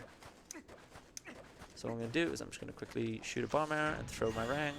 And that should pick that up and bring it to me. It's kind of funny that this Poe is not here until after the Boblin fight, because you might just not find it. So that's the thing. I think this is it's a bit of a nightmare to... like, I didn't know this was here until I started running the game. But yeah, there's some chests in here that I know for like rando runners and stuff like that. They normally... I don't know if they still have to, but basically they have to open it before fighting King Bulbin, because otherwise the chest will just clear. Interesting. And then there's one more Poe here on our left.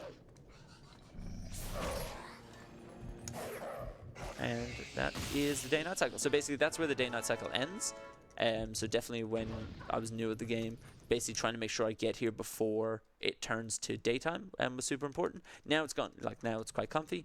But definitely when I started, it was a bit of a sweat to try and get there. Now you're in Arbiters. Everyone's favorite dungeon. Yeah. Arbiters is a very cool dungeon. There's a lot of like really cool movement in it. It's just really hard. Especially when you nearly die in the first room. Fun fact, Arbiters made me stop playing the game as a kid. Yeah, Arbiters is just really, really hard. So basically the whole premise of the Arbiters is that there are 4 Poes that we'll see in 2 rooms time. And basically they go off to different corners of the dungeon. You have to basically kill them to get the Poe soul, and the Poe soul will light the flame to let you through. And this is also where you would see the rupee slide. So basically the low percent glitch where you stand looking at a rupee for like 8.5 hours. But I would rather just beat the Poes. So this is the room here. So basically you can see the 4 flames there. When you go into the cutscene, they're going to basically go off into different corners. What's actually cool is in kind of similar vein to everything I mentioned before, basically you only need to get the last one. So basically in any percent runs, they actually skip Poe 1. So basically they don't need it. Whereas in this, I'm going to do a trick called Poe 1 skip, but I'm still going to get Poe 1, which is a little bit weird. But yeah, they'll go off to the different dungeons, and basically you can't get through this door until you've collected all 4 Poes. I'm only getting all 4 because I need them for kind of the purpose of 100%. And so what I'm actually going to do here is when you turn on senses, I'm going to try and bring this Poe over to the stairs. It's a really quick thing, but it just makes the cutscene go a bit faster. So if I hit him once, and then I run up here, and then run back down, that looks alright to me. So basically there, the Poe, after I take the soul here, you'll see that the soul will basically fly out and go and light the torch. The closer you can get that Poe to the torch, the shorter the cutscene will be. So it's just a small optimization there to save a bit of time. And then also I need the Poe scent here. So there is a dig spot over here, which I'm going to need to do. If you do not get a Poe sent, you actually can't dig up this piece of dirt. Like, the game just thinks you don't know what would be under there. Gonna go grab a heart piece over in this corner. So there's 2 heart pieces in every dungeon. So this is the first one. We'll grab the other one in the second half. And some full movement through the sand. So I'm at 360 rupees now. I need to be by 600 in the next kind of 45 minutes or so. But there are a couple of good rupee sorts for it. So this this Redead here that I'm going to kill, I'll take the 20 from him. And I'll take the 20 from another one as well.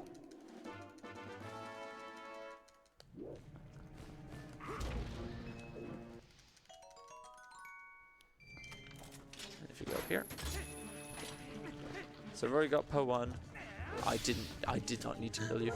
That was so unnecessary. I actually wanted that. You earned that I rat. wanted that rat. You need it for a strat. Oh yeah. Yeah, I need it for speedrun. Yeah. Alright, well, I guess I'm not doing speedrun. Because executed a rat. What's cool here also, oh, whoops. If you mash A out of this text, you can get a dash off if you get the first frame. So basically, you can start making your way across the room already before the cutscene is finished playing. So it just saves a bit of time across the run. One framers play a big role. Yeah, I think that was the rat I wanted. I might not be able to do speedrun now. Or does he respawn? He might come back. Yeah, he respawns. There he is. Okay, he started eating the skull. Basically, when you're pushing the lever around the room, if you get the rat, you can manipulate it in a way to hit you. And basically, when you start pushing it, you can't get off it. But if an enemy hits you, it will break that animation, so you can start running across the room early. But this is going to be Poe 1 skip, so this is normally what any % runners would do. But you're basically supposed to go through and kind of do kind of puzzles and stuff. But what you can do instead is if you just jump through the sand, this little pillars here, and you can pop up here. Yes, that.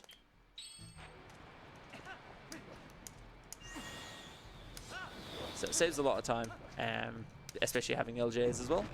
But yeah, that is Poe 1 skip.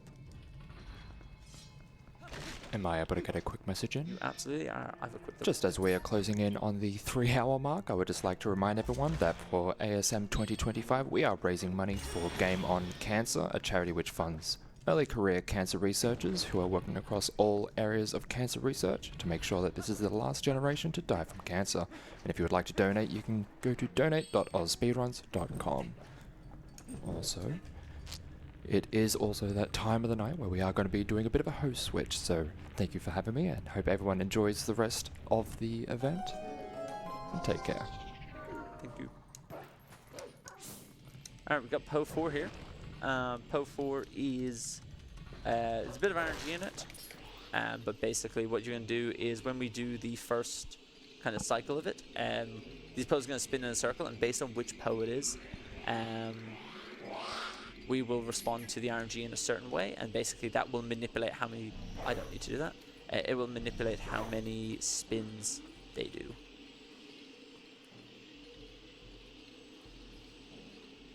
This is a lot of spin. They're spinning. They're really spinning. I've never seen them spin this much. Alright, That was interesting. crazy. Yeah. Alright, so it's up front, so I'm just going to jump attack them. And now I'll get them spin. So 1, 2. Gonna try and break the animation. Nope, not that one. Not that one. Okay, that was interesting. Yeah, so basically the amount of times they spin there is RNG. But basically when the Poe was the top one, I basically got out the sand and did a jump attack. And what that does is it will get them to start spinning immediately. So you can't dictate how many spins they do, but you can dictate when they start spinning. So that is 3 out of 4 Poes done. So just got one more to do. And this last room is a little bit chaotic. So if you go through this in a casual standpoint, you basically have to go through and fight. There's a bunch of redeads and there's a bunch of little skeletons. And basically we're going to go through the room backwards. So here, even though there's not a lock on the door, you'll hear a lock animation. and basically it's because I'm coming at it from the wrong side. And what's really good about this is that it actually doesn't aggravate the enemies. It doesn't aggravate the redeads.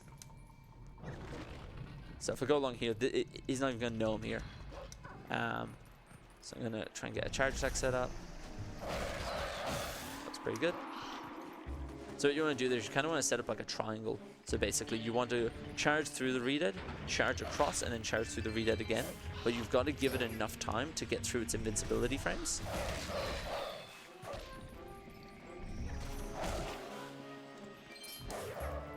And that went pretty smoothly.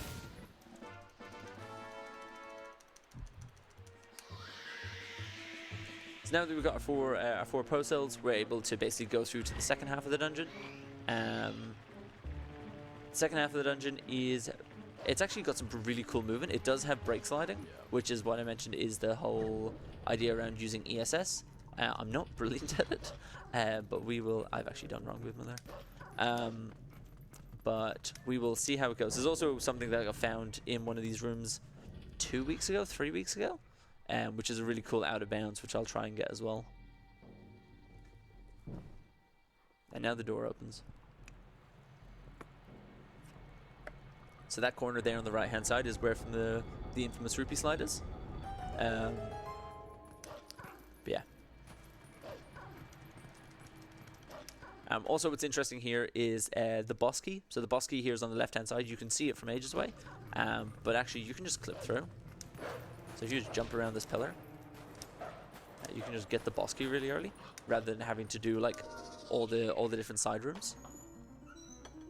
And in this next room here, we're going to do a thing called human movement.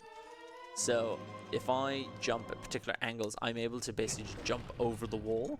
I'll see if I can get it here.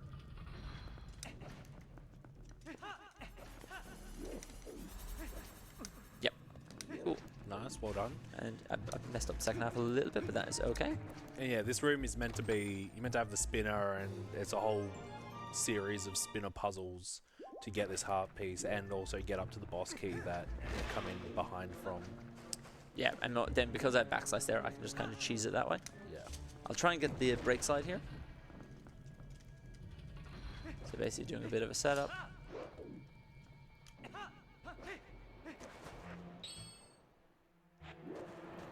That looks pretty good to me. Nice.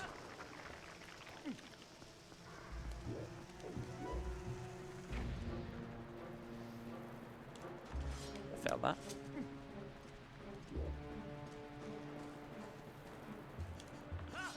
There we go. So that is the new thing that got found about 2 weeks ago. That's so cool. Basically, it stops you from needing to blow up the Stalfos there, go into the next room, wait for a cutscene, and then claw shot across. You can basically clip out of bounds. The reason I dropped the bomb at the start there is actually just in case the Stalfos, if I do fail it, it just makes it really hard with the Stalfos. So I just make sure to kill the first ones anyway. And now we've got Death Sword. So Death Sword, you're normally supposed to just like attack him as Wolf, and then basically shoot him down with a claw shot, and hit him with the sword. I'm going to be trying to do the skip. It's decently difficult, but basically if I can manipulate him into a certain spot, I can do a super jump. Kind of like EMS, but a decent bit harder.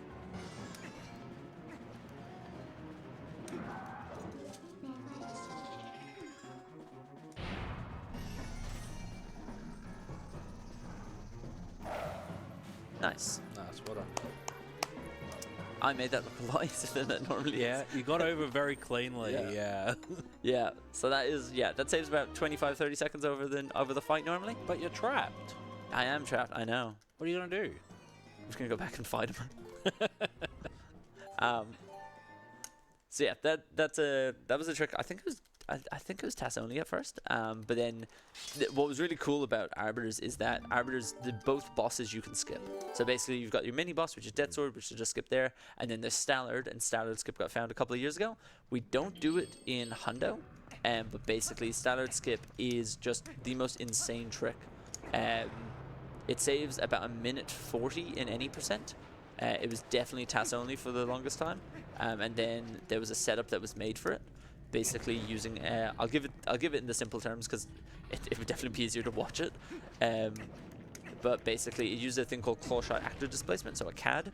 And basically what it is when you claw shot to something, but when you claw shot it, you're also then falling.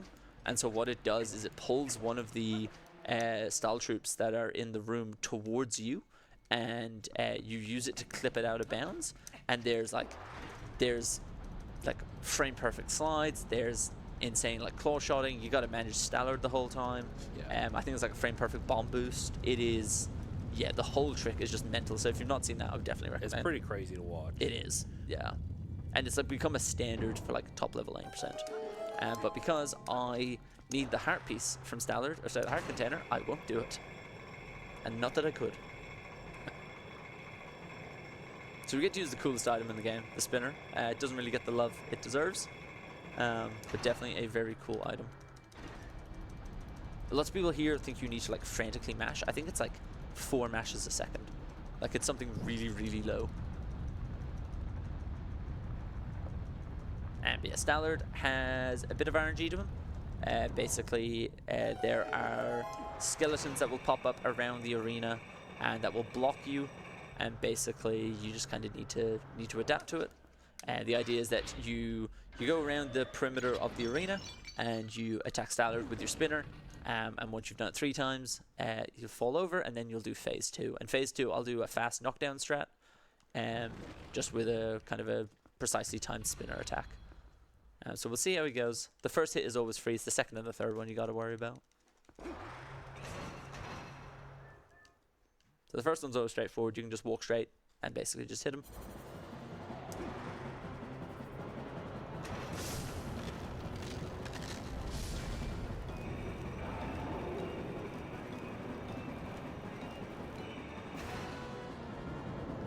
Alright, made through that.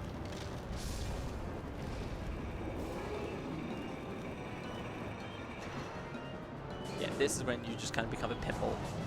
And his elbows are massive for some reason. Okay, we're going to need to go to the perimeter. I'm going to get hit. I need a person to bounce off of. Yeah, I think in this phase specifically, they intentionally force you to bounce off someone and come back. You have to find a friend, and basically I can't find... Let's use this guy. Oh, that was a weird bounce. That's an insane hitbox. Yeah, so Stallard's hitbox is huge. So basically just when you think, oh, okay, I'm in the clear, his elbows just never stop extending. But this is kind of the average Stallard experience. There we go, got there in the end. Yeah, they basically just pop up, and sometimes they'll like make a path for you, and other times they'll just cluster in.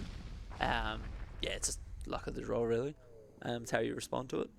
But basically now there's a second phase where basically Stallard loses all of his body apart from his head. And what I'm going to do is from the start of the fight, I'm going to do a couple of rolls and then like a precisely timed spinner attack. And that should get like an early knockdown. And then I should be able to one-cycle him.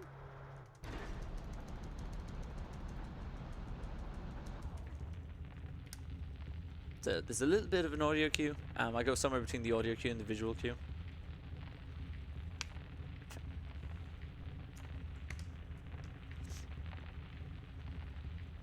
But yeah, I'm only doing this fight because I need the heart container. So if the heart container wasn't needed, or you could get it somewhere else, yeah, we would just skip the fight. Yeah. The loading zone behind the door just exists.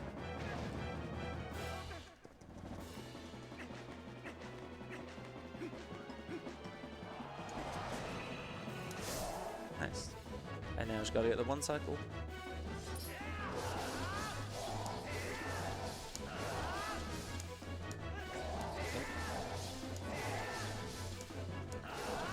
That was very questionable spinning, but we got there in the end. Yeah, so the spinning in this game can be a little bit funky, and basically, you want to go not too slow but not too fast. So if you spin it like you're doing like SM64 Bowser throws, it's not going to work. But also, if you don't hit every kind of notch in the controller, it also won't work. So it can be a little bit funny. Yeah, so now this is kind of the start of our second day-night cycle.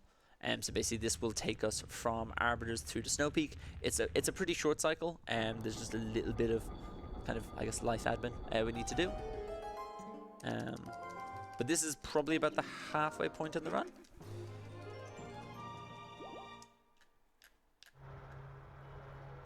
I got 400 rupees, which I think is pretty good for now. So I'm going to do another kind of bomb cutscene here. So when I get to this cutscene at the top, I'm going to pull a bomb right afterwards, because bombs won't explode in the cutscene. And then there's basically going to be a shadow beast that's going to spawn and then just immediately die. So when this cutscene hits, basically going to pull a bomb, and we'll just leave it there for later. And basically, when these shadow beasts spawn in, there's going to be 2 on my left, 2 on my right, and 1 behind me. I'm going to kill the 2 on my left and 2 on my right, but the one behind will just blow up, just because he conveniently lands on that spot.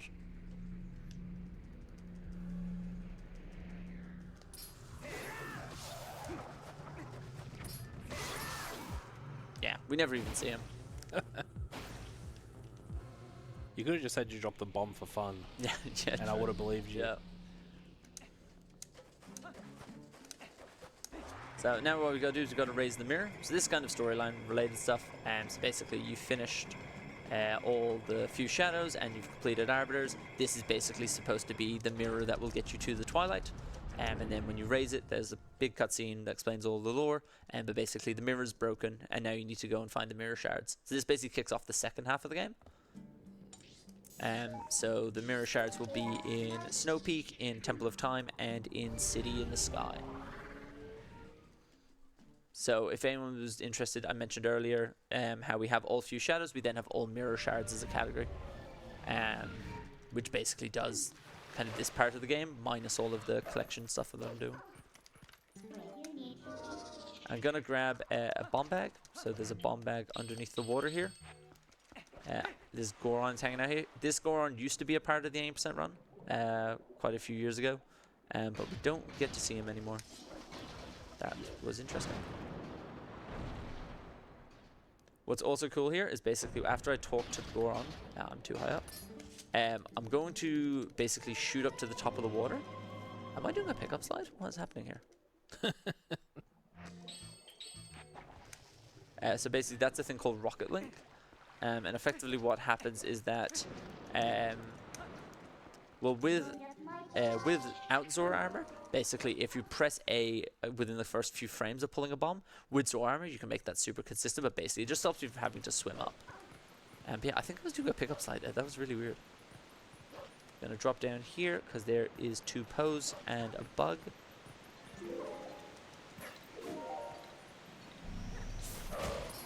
Okay, off the top row. So we'll actually know if we're on track here because this next Poe will have an instant text box. So basically when you hit 20 Poes, because the game wants you to go and talk to Giovanni, it will basically be like an instant clear text box. I'll actually read it. So when I land here, it should say you've got 20 Poes. Yes, there we go. So I know I haven't forgotten anything so far. That's very good. Yeah, well I tried my best to in Elden. We're going to do a jump attack into the water here just because it lets you start swimming a bit further. This whole area is like super laggy. So I'm turning my camera to the side so I'm not looking at the waterfall in Zora's Domain. And I'm going to do another example of map glitch here. So like I mentioned, when you do map glitch, basically it disables all load zones. And what that also disables here is it actually disables the blizzard. So normally from a casual standpoint there is a blizzard that is stopping you from getting to Snow Peak. It's still going to exist, like we're still going to be able to see it, but it won't void me out. So I'm just going to be able to run through the blizzard and run up to Snow Peak. The only thing is that then, because the load zones have been interrupted, I don't have a way of getting into the cave. So what we use is there's a Howling Stone at the top of Snow Peak, and basically that will effectively turn off map glitch so that I can continue on with the game. So what you'll see here is when I jump down, I'm going to turn on my senses at one point. Another part about map glitch is that you actually can't turn off your senses when you're in map glitch. So I'm basically just going to be running in darkness for a little bit. So when we get through here, so normally on the other side of this kind of lake, you would void out. So you'll see when the Z prompt starts popping up in the middle of the screen. Min is basically saying you should turn around or you're gonna avoid. I can just run straight through this. So that's a benefit of having map glitch. There is a really, really difficult trick called early snow peak, which basically is like a super jump to jump around the void out trigger. But we can just use map glitch. But HD runners will use early snow peak. So yeah, now basically I can't turn off my senses because map glitch is active. So I just need to run with like really small field of vision. But I've got 3 pose to get on this climb. And this skips catching the rake fish and all that weird side quest stuff. Still have to get the coral earring like you were talking about for the fishing rod upgrade, but don't have to worry about actually catching the fish and getting the send. Yeah, what you're supposed to do here is you're supposed to talk to Ashai there, who I talked to at the start, and then basically go off and find Prince Rallis, who will give you the coral earring. But basically that just, you would have to do an extra warp, and then also you would have to go and do fishing for reef fish. So instead we can just do all this. As Banana said, we'll still go and get the coral earring, but like we can do it now in one smooth trip, which is a whole lot nicer. Yeah, so basically I can't really see very far right now, but just after this little kind of loading zone, there's going to be a Howling Stone to unlock Jump Strike.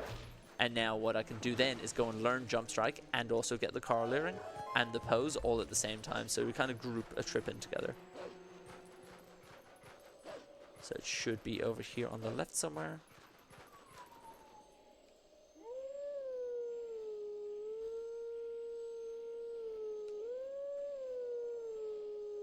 Yep, and that will disable map glitch. So even in an 8% run where they don't need to do all the Howling Stones, you will see runners do that Howling Stone just purely for disabling map glitch, but then they won't redo it again to learn the skill. So it's actually just a mandatory part of the run. That's a bit of a bop.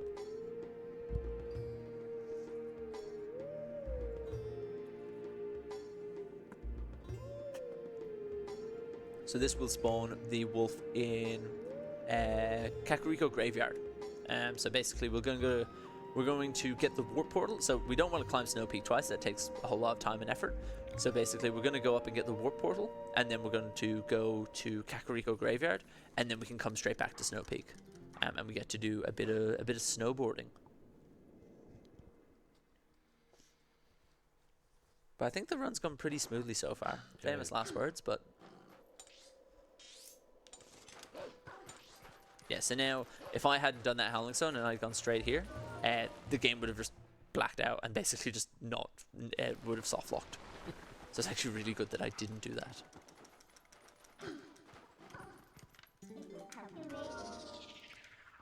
I can just claw shot through this cave. It's just a bit more of a time save. These keys are really annoying, but you can kind of manipulate them.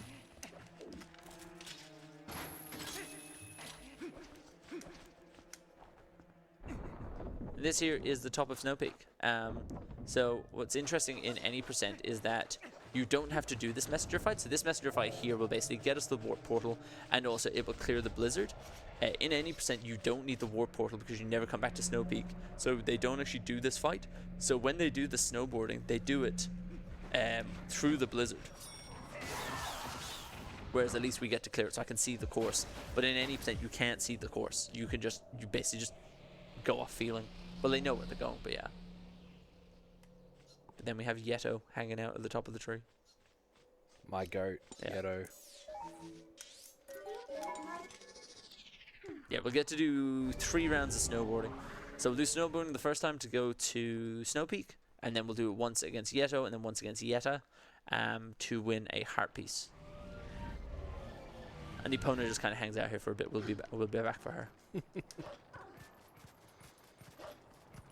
Yeah, we're kind of wrapping up some of the storyline stuff here. So basically there's this component, and then there'll be later on when Ilya forgets her memory. That'll be the other kind of storyline component. So that kind of dictates a lot of the order around why we do stuff. So like as I mentioned here, we're going to see Rallis. If we went straight to Snow Peak there, Rallis would disappear. And so I cleared distance. If we went and did Snow Peak, Rallis would disappear, so then we can't get the coral earring, so we don't get 100%. So there's a reason we just have to do it in this order.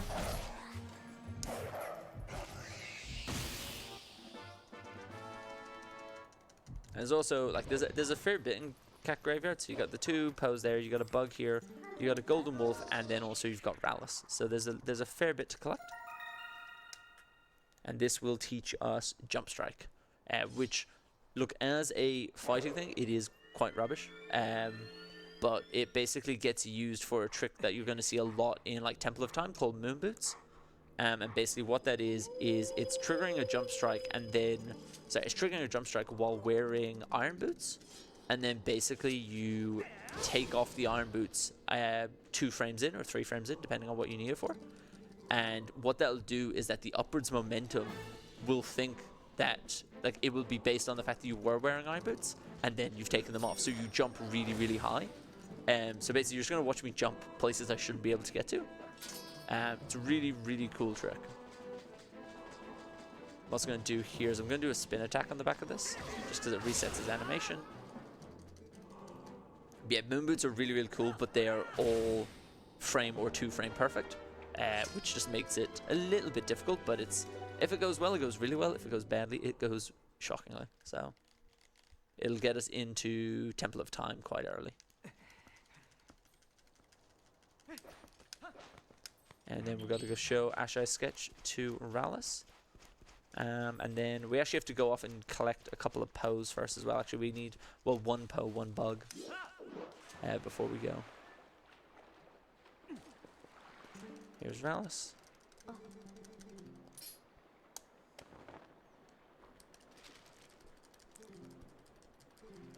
Yeah, so this whole thing is to basically be able to trigger going to fish. You have to like get the reekfish scent and all this. It's a bit, yeah, you find the reekfish to smell the reekfish so you can climb Snow Peak. So we're kind of doing things a little bit out of order, but we do it out of order until the point it's going to ruin something. Yeah. So here I'm going to go to Castle Town because there is a Poe and a bug that I would like to collect. So a lot of the routing is basically what can we fit in what day-night cycle and what kind of makes logical sense. We're kind of the amount of daytime we have is one part of it. Also, what rupees we need, and also you need certain bugs by certain points. So like when we go to Agatha, we need at least 7 or 8 bugs. If we don't have that, we're not going to fill our wallet and basically make the most out of that trip. So there's a fair bit that goes into routing this game. The routes changed quite a lot in the last few years. I think we've had a decent few reroutes. But this is definitely the best route we've had by far.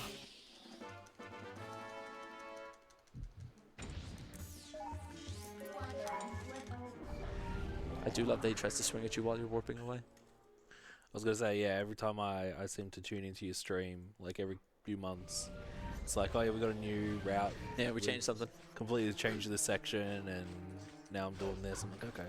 Yeah. It's pretty. Just another day in the office. Yeah, it's pretty good. There's certain things. It's basically like a case of like what are the bugbears in the run. So what is something in the run that we really don't like? There's a 100 rupee chest in South Castle Town. I've been trying to remove for like 3 years. Yep. And I just can't get rid of it. It has to be in the route. So yeah, you find you find things that cost way more time than they should, and basically we just kind of analyze that. And then also when new things get found, you can play kind of musical chairs of the route. So we're going to do a bit of snowboarding here. Do I need to do treetops? I can go for treetops. More for style points than anything. So yeah, basically you're going down snowboarding here. You'll see that I'm jumping a lot, because basically jumping will kind of freeze your speed. So if I'm, let's say, going at a max speed of 60 and I start going uphill, it'll go to 50. But if I'm at 60 and I jump, it'll always hold at 60. There's nothing kind of preventing you. Snowboarding is quite fun. It can be very stressful. But just for a bit of fun, I'm going to try and land on these trees to get a bunch of rupees. Make my life a bit easier. That's not, I missed the blue. I got the purple. I'll take that. 2 out of 3. Nice.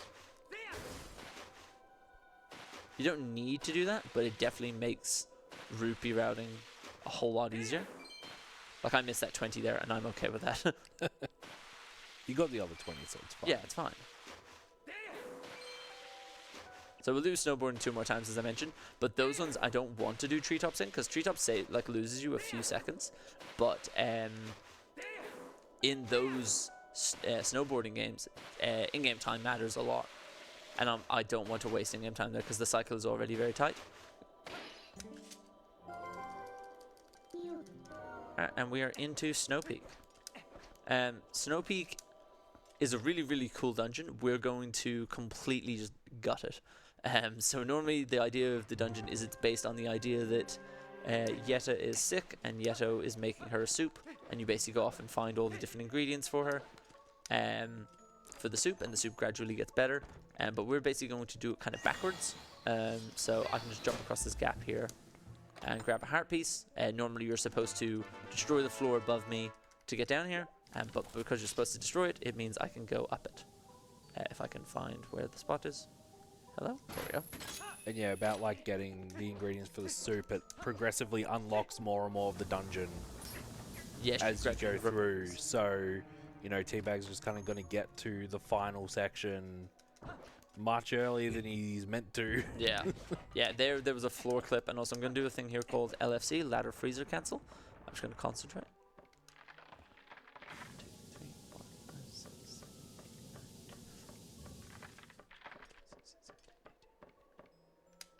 So basically what I did there, I don't know why this works, but basically if you drop at a certain frame on the ladder, the freezer will try and attack you, and then basically you can manipulate so you can just climb up. So that just basically skipped a decent chunk as well. So yeah, Snow Peak should be like a very long dungeon. The first split takes about 2.5 minutes. Same way here, you're supposed to get like a cannonball and fight the freezer. But what you can do is you can bonk into the back of him and just clip through the back. And just open the door the wrong way. So that should take a long time. You have to kind of break down things at the cannon and go and explore. But yeah, we can just kind of skip right to the mini boss, and this would be Dark Hammer. So the whole roof here is supposed to be that you claw shot it and you go around. But what's really cool about Mortal Draw is you can just hit him once.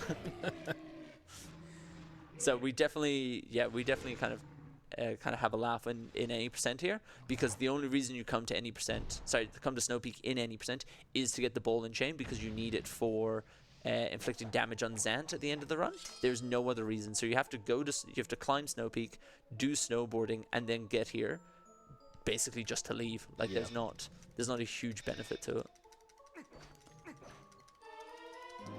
And it's kind of funny because yes, ball and chain can be used for a few time savers, but it's not like broken like the boomerang, where you can build the entire route around it. It's like, we need this, and it would be better if we didn't get it. Yeah, if there's a way to remove ball and chain, it completely opens the route. So what's cool here now, I will say that Snow Peak is quite difficult. So basically every mistake here can cost like a minute. But it is quite a good dungeon. Try and get that. Let's see if I can get a flip. Am I going to avoid? No, okay. So there's a couple of poses I need to get in here. Also need that rupee. And you're going to see another super jump here. So basically, there is a heart piece above me in a chest. But the only real way to get up there is a bit awkward. You have to get to the second level and do a bunch of stuff with the ball and chain. It's a bit awkward. So what we're going to do instead is I'm going to bring this keys down here. And then I'm just going to bonk to the wall so he goes really low. And then I'm basically going to just do a charge attack.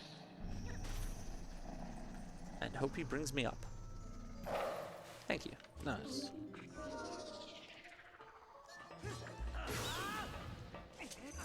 And then I can just get the heart piece here. Just such a quality of life enhancement. But there's still a bit more to this room. I'll grab this. See if this guy's gonna hit me.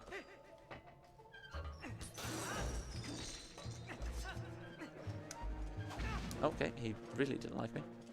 So that room you actually can do with LJs, but that way is actually faster. We found out that doing it the way the game intended with ball and chains is faster than doing it the speedrunner. I don't know if the way you did it with the ball and chain was intended. Look, to an extent. You're normally meant to use the ball and chain to hit the other platform and make the other platform swing. But Oh, yes, yep. for some reason, you would like throw it at a different thing and it would make the platform you're on start to swing. What's actually really weird about that is that the side you throw the ball and chain from changes which way it swings first. Yeah, So you have to that be on like makes the sense. left-hand side of the platform. Yeah. Also, same with this. You're supposed to kill it. You can just roll through it.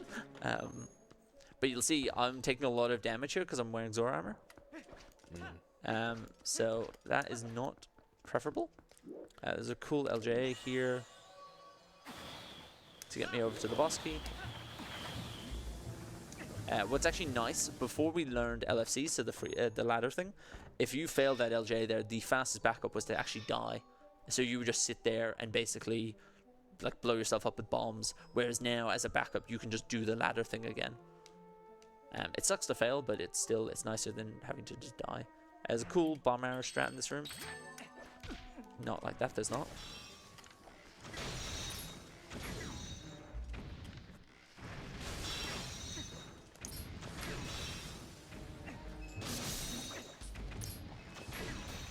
Wow. Looks pretty cool. That was crazy. Yeah, it feels pretty sick. Yeah. I put a lot of time into getting that. That room king is just so annoying, like playing casually at least. That seeing it done like that is just wow. Yeah, that is it is a disgusting. So it's the thing with the bomb arrows. If you shoot the Chilfos and they still have their spear in their hand, they'll take a second bomb arrow. So on the last one there, I basically wait. So he throws the spear at me, so then I can one shot him. Right. Yep.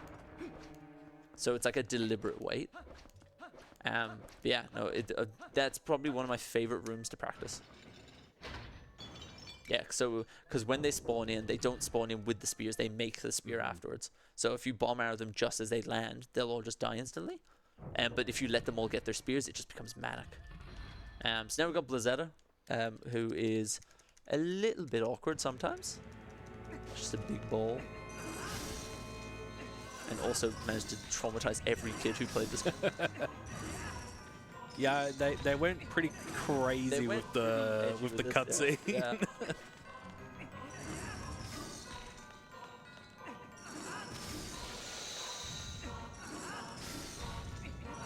Nope, missed that. Don't hit me. Or do, that's fine. Alright. Yeah, it's just so weird. Yeah, so basically phase one is, it's kind of just like a game of ping pong. But this one, what we're going to do is we're going to go around the perimeter and then get the kind of shards that drop down to knock me into a certain spot that I can do a one cycle. So I can get 3 ball and chain hits off pretty quickly. Also, it has a banging soundtrack. Yes. So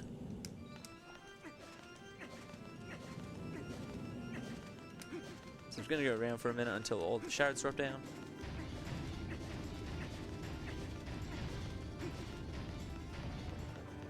And I'm going to just hit myself out a little bit. Wait for these to come down.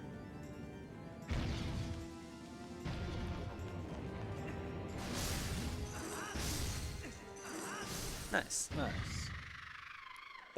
So basically, if you don't get that, Blizzard has to go back up, scream, drop all the things down again, and lose a bit of time. So that's a decent little time save there. And this is a long cutscene, so if we have anything on the admin side, this would be a good time.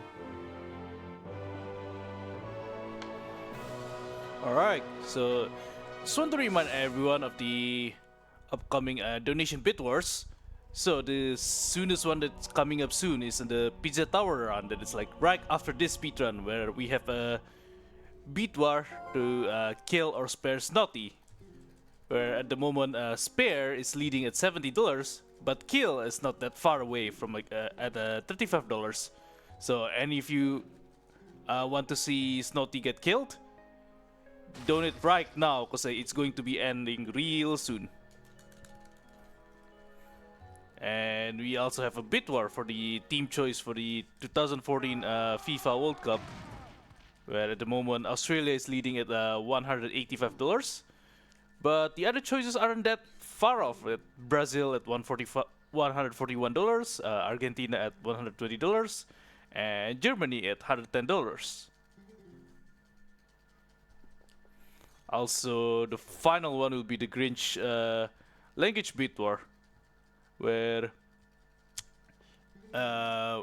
English is currently leading at $300, but Italian is actually close enough at $295. So just with $6, or actually not even six, like $5.1, and you could swap the language right now to Italian.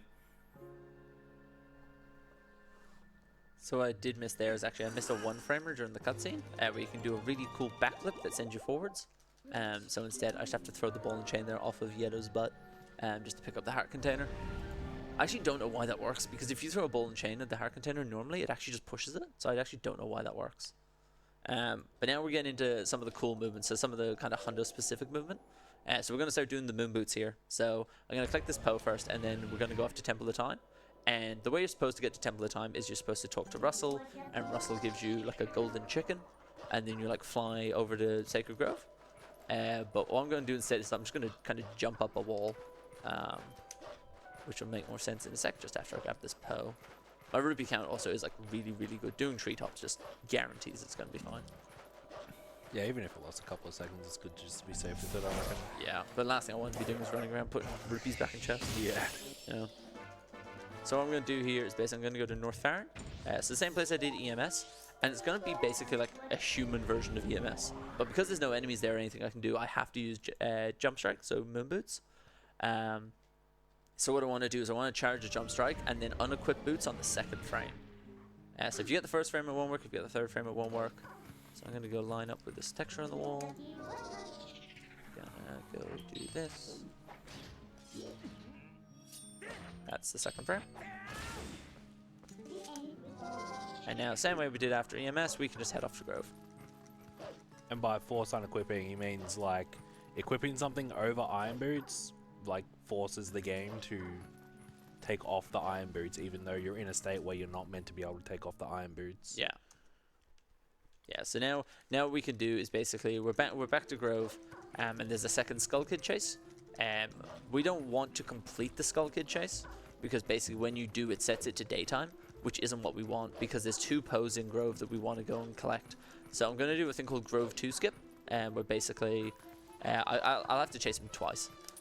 But on the third one, what I'm going to do is I'm going to do a Moon Boots combined with a Bomb Boost. So basically a certain frame on the Moon Boot animation and also a certain frame on a bomb explosion. And that will launch me into the air like a normal Moon Boots, and then the bomb will hit me that extra little bit, and I will make my way up the side of a wall, which will make more sense in a minute. But it is a really cool trick, and definitely it stops us from basically having to come back here to get these Poes later. Not this one, but the other ones. I can show you my nose. Oh, no, okay. Can show me the inside of your face, you mean? Like. Yeah, so what we're gonna do here, so normally you want to follow the lantern, so there was like a light there. You want to basically follow that the whole way around, and then you just shoot Skull Kid with the arrow a bunch of times. So what I'm gonna do instead is basically I'm just gonna light this and grab a bomb bag from here. That's the inside of a puppet. We're getting the camera in all sorts of weird know. places We're gonna need bomb, in Grove 2. and we're gonna need boots. Yeah, so there's gonna be a cycle of puppets to spawn here, which I'm just gonna kill. Oh, is he gonna follow me? Oh, don't do it. Alright, this timing might be tight, but we'll give it a crack. So boots here. Bomb down. I actually can't even, I couldn't even see. Let's just blow everyone up and start again.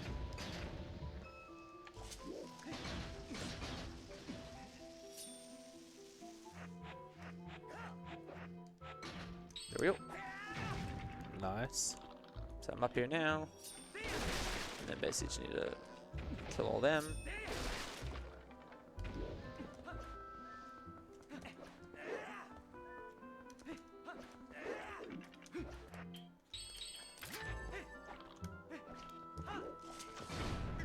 There we go. So that is Grove 2 skip. So basically now, I didn't have to hit Skull Kid the last time. I don't have to do like this fight in here.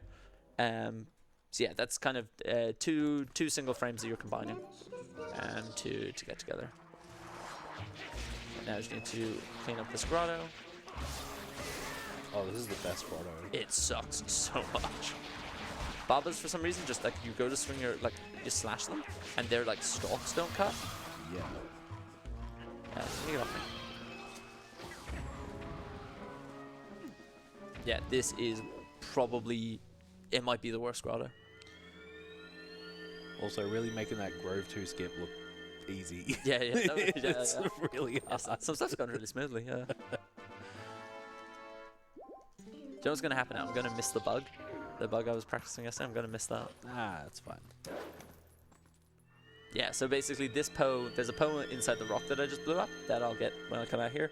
And there's another one in the Master Sword area. And yeah, normally if you just do Skull Kid Chase, you have to come back and warp back to these later on. It's not a huge time, it's a couple of minutes, but it's may as well. Also, the Skull Kid Chase, I think, definitely takes longer than just doing the Grove 2 skip.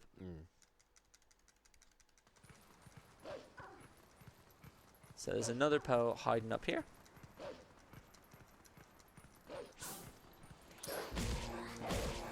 And basically what we need to do is we need to return the Master Sword, which will then allow us to fight some messengers, so some shadow beasts. So return the sword here. So take the sword out to put it away, to put it back out. And then this is how we'll get to Temple of Time. So basically, that stairs in the background, basically, the way you're supposed to get here is you're supposed to push a block down, but because we went over the top, the block isn't down, so we have to do another moon boots.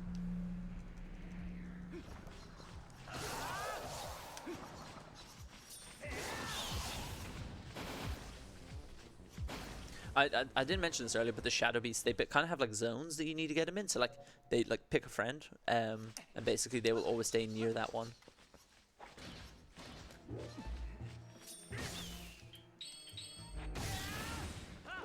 Alright, will I get the bug?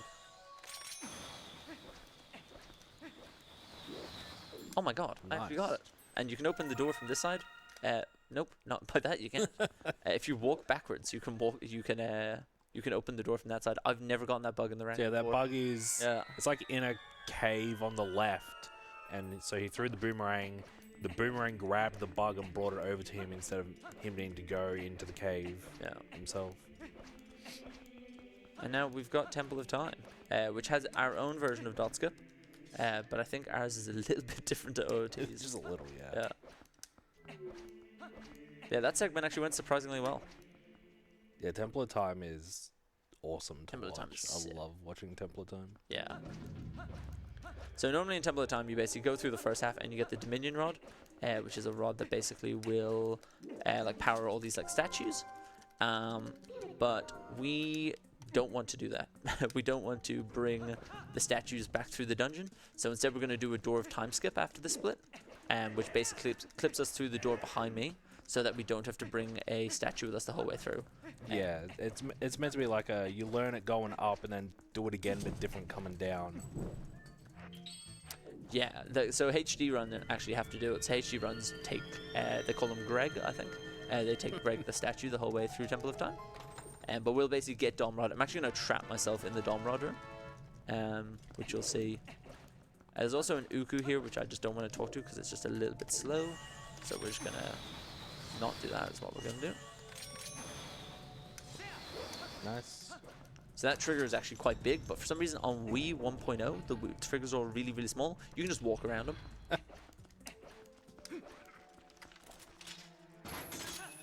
And we can just skip this gate. I can't actually remember what you meant to do to open those gates, but you You're can supposed to put things down on the switches. Right, yeah, that's right. But yeah, you can just jump slash over them if you claw shot the right part of the target. Alright, this is going to be the coolest trick. So now we're going to do, I mentioned Helm Splitter earlier. Basically, we're going to do a thing called Long Helm Splitter, where I'm going to do a front flip over a gate. And by manipulating an enemy. So basically, I'm going to blow up on these guys. Not you. Okay, must be you then.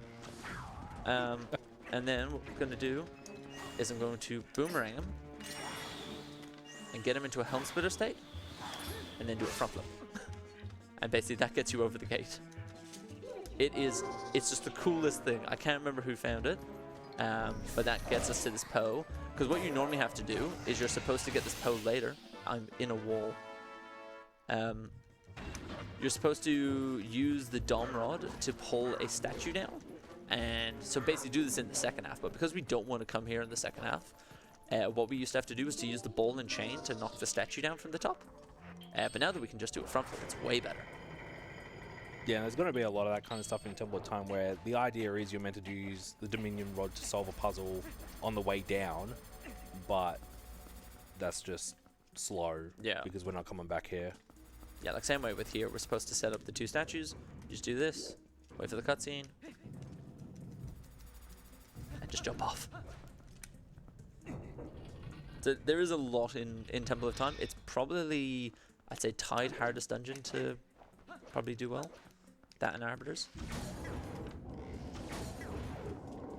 And same way here, you're supposed to do a thing where you throw the statues over, walk them down with the Dom Rod and all that. I'm going to line up at a certain spot with a certain angle, and you can actually just throw them over the gate. So I think I'm in the right spot. And if I go... That's one. Did that fall off? I think it did. Oh, that's bad if it did. If it did, I'm gonna have to like skyball my ball and chain.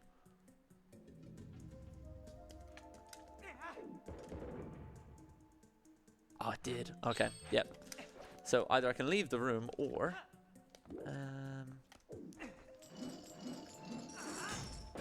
I need to ball and chain it. Oh, I pushed it the wrong way. Oh, insane. There we go. Insane clutch.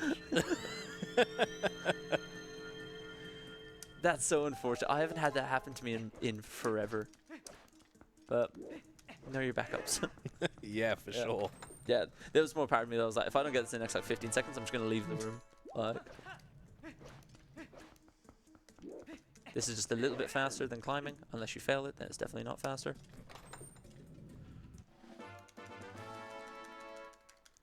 And we get to do another LHS, so along Helm Splitter, we get to do another front flip in one of the rooms, 2 rooms from now. It's the only time we get to do it in the run, but man, is it cool. Yeah.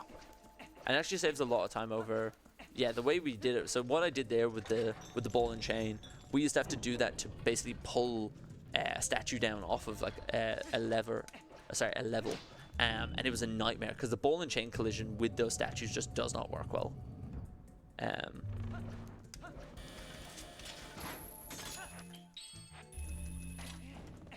Yeah, so this will be the other version of the other use of LHS. So basically go down here, gonna take him with me. Why'd you swing? Oh, okay, well, now we know why you swung.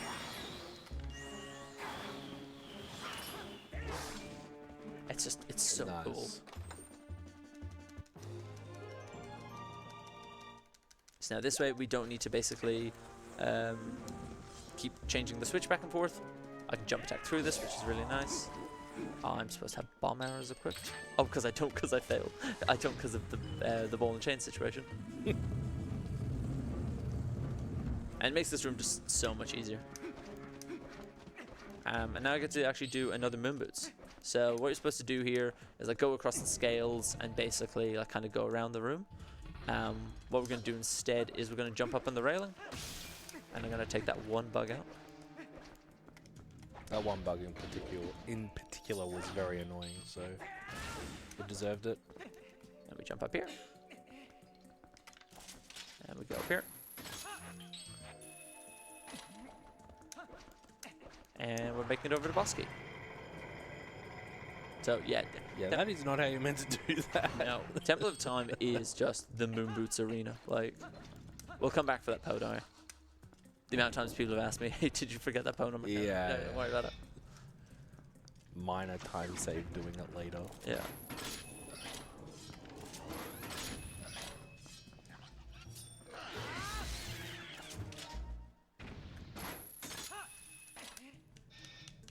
So what's actually cool here is if I claw shot something, I can do an L slide, which I haven't had to do yet in this run. But basically, if after the claw shot is released, you then hold target and a direction, you can slide with it, just to get closer to where you want to go. It just looks cool.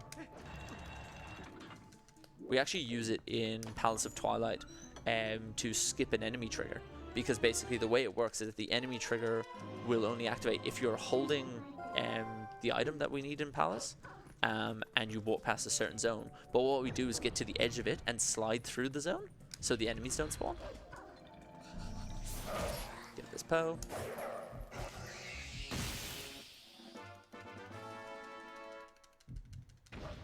And then what's actually really cool here is this room is on a cycle from when you enter the room. But what's really cool is you can actually dash cancel through this. Well, you can if you do it right. But yeah, it won't take damage if you do that correctly. Oh, nearly didn't make that. I don't actually know what the cycle will be like now because I failed that.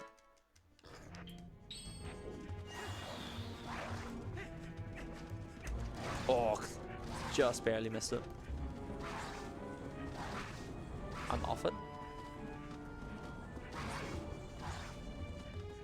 So he's almost having a grand old time behind you. Being butchered.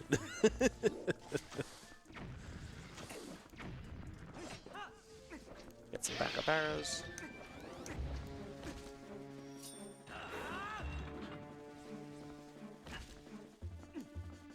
Alright, cool. And now, so what we've got is we've got the mini boss of Temple of Time, which is a Dark Nut, which is actually something we're going to see a couple of times again in the run. So this is like your introduction to Dark Nuts, but on this one I'm actually going to skip it. So again, Moon Boots, Bomb Boost. I just need to start the fight. But basically if I go over here, stand here.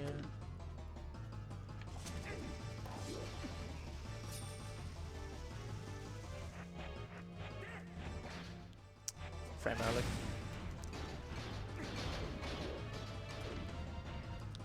The Dark Knight can't get to him because there's tiny little lip on the ground. Nice. Are you in? Yep. Yeah. Nice. The Dark Knight's just stuck Well there. done. Yeah, there's like a tiny little step that the Dark Knight can't go up. Yeah. And now because I'm stuck in here, we just save war. So there's a bit of a trend with that. Happened with Death Sword Skip as well. Yeah. Basically, get yourself into a room and then just leave. So actually we have it in some of our glitches categories where we have 2 glitches rule sets where basically in one of them you're allowed to do save warps, in the other one you're not allowed to do save warps, which is quite interesting. So what I'm going to do now is I'm going to do Door of Time Skip. So basically what I'm going to do up here, I'm going to do an angle buffered setup. So I'm going to stand here, get the right angle. Nope, not that. That's the one. And then if I grab this little statue,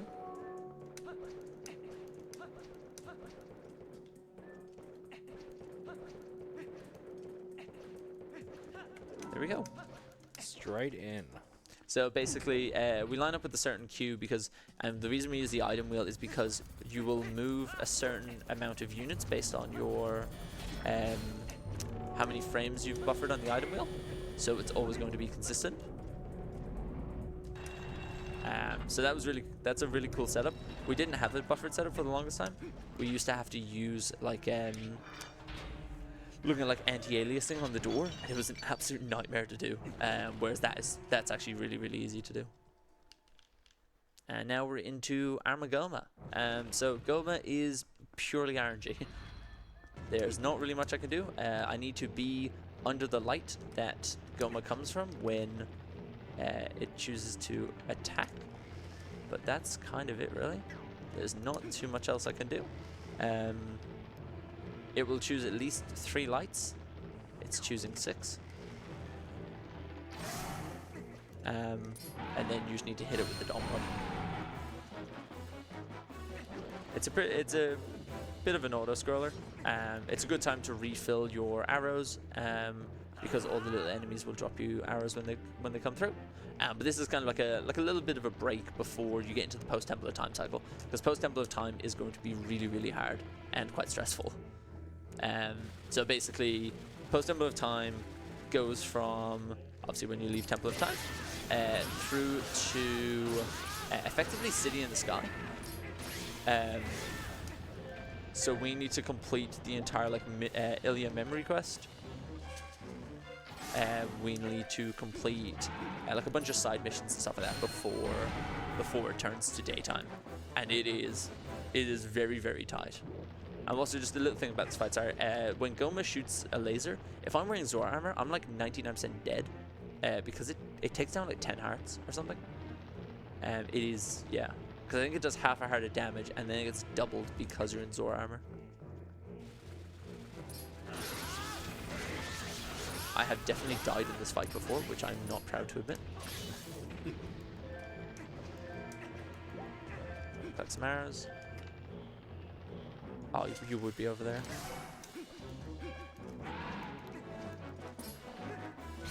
And then we think we're done, but then just because TP decided to be a little bit funny, you fight Tiny Goma.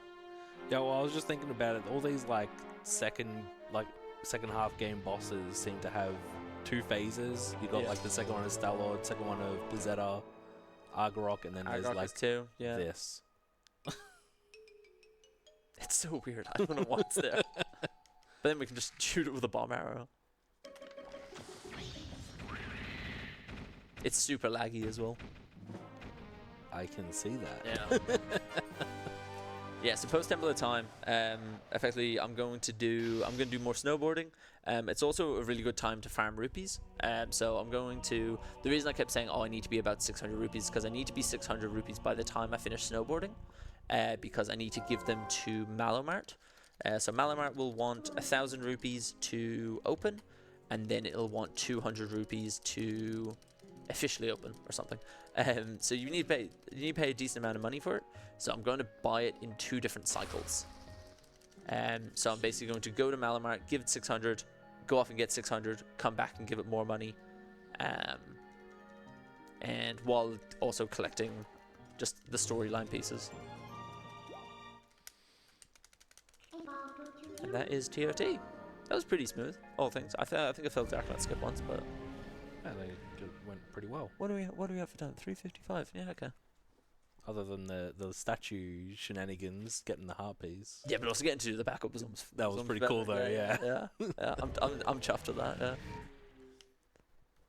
It was intentional to show that off. Yeah. That's what we'll go with. Yeah, so time of day doesn't start moving here yet. It'll start moving when I leave the dungeon. So when I actually get to the outside area.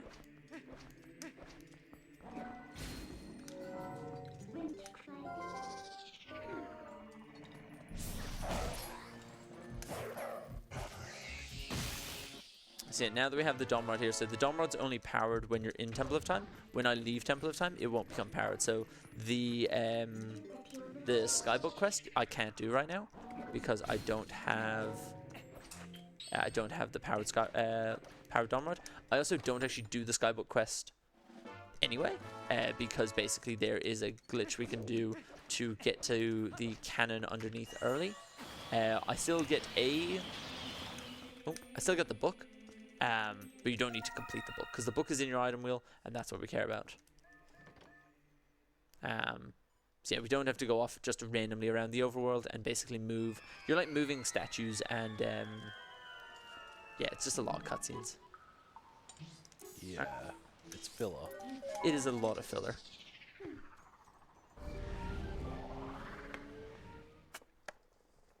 Alright, time for snowboarding. The goal is to get sub 110. That's basically what I want. You can, I think there's a glitch you can do. Like actually, if you do map glitch here, you can actually get like a really, really good. You can get like a 102 or something. But the time it takes to set up map glitch isn't worth it. But there is a snowboarding leaderboard.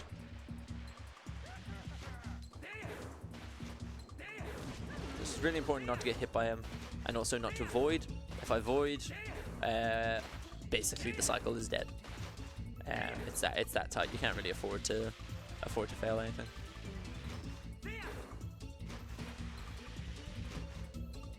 But the music is really good.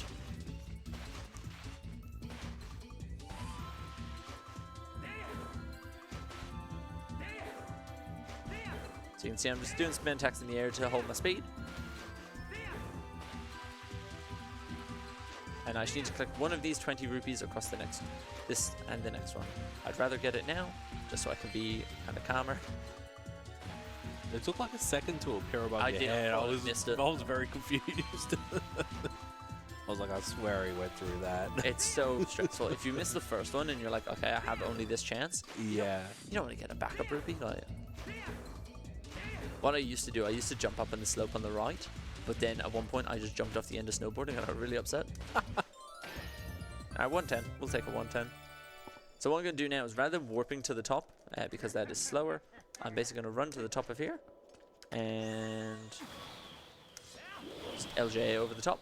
This does waste more in-game time, but saves more time RTA. So it'll make the cycle harder for me, but warping to the top is just a bit slow. But if you're like scared about hitting the cycle, you would just warp to the top because you just save that kind of transition time, because time of day doesn't move while you're warping. And Yetta is a lot faster. So if I like bonk or anything like that, Yetta will just beat me in the race.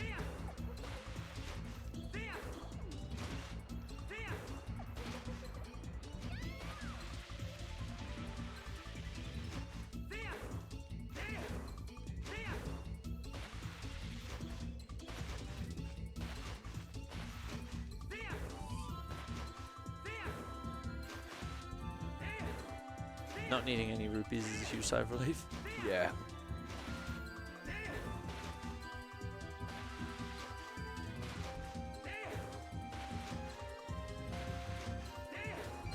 Get the other one just for style points. Just to prove you can. Yeah.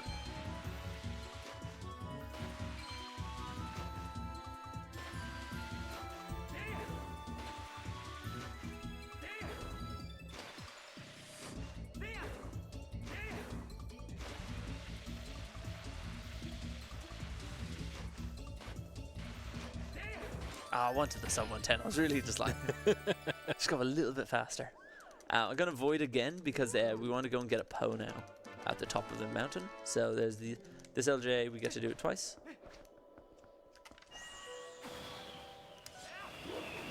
And give me ball and chain. So yeah, this Poe, even though we sort of passed it earlier, I couldn't do it because didn't have ball and chain. Yeah, this Poe is one of the ones that always gets rerouted. It's, do we do it now? Do we do it at the end of the game? Do we do it halfway? It's just, yeah. It used to be like the last Poe you did, I thought. Yeah, we used to... Oh, that's not good. Yeah, we used to do Snow Peak Poes late.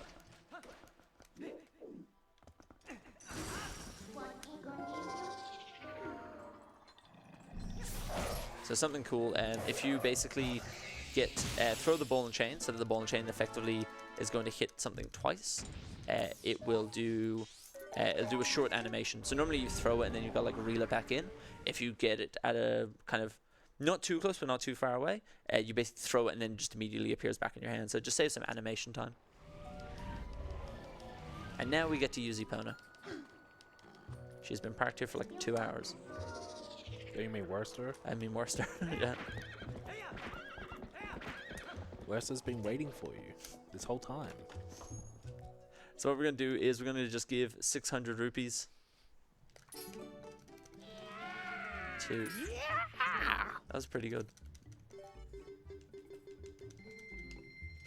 So 600 rupees, and then we're going to come back and give him another 400. It's actually a real thing that if you give him 500 accidentally, the route is in just a bit of chaos. But what I want to do here is basically start doing Ilya's memory quest. So we're going to start interacting with a couple more characters. I'm going to shoot that rock and open the door just so the rock blowing up cutscene doesn't play. But now basically we need to kind of run around, talk to all the characters that we've met along the way, and basically kind of wrap up this whole storyline. We swear we met him earlier. We definitely met them earlier. At some point. Yeah, so basically we get given a letter there which we need to take to Castletown. We need to take something from them to another person, and it just kind of snowballs from there. But we're going to build all of our kind of collection stuff around that. I need boots and rag.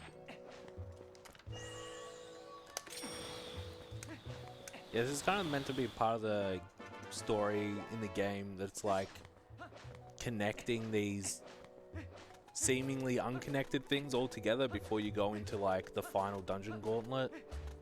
But we're using that time to get posing pieces of art and bugs. A lot of stuff gets put out of order for something that's 100%. The same thing happens in 80%. Like the game starts, and then you're supposed to be like effectively a child in the village, and then you just got like the master sword, and it's like, okay, cool. Yeah. Oh, so this is actually when we get to talk to the mailman for the first time. This is our mandatory mailman discussion. Because we need to talk to him because we need a letter. Just any letter. And it makes sense to put it here because we're going to need to transform to skip him anyway. So you may as well talk to him now.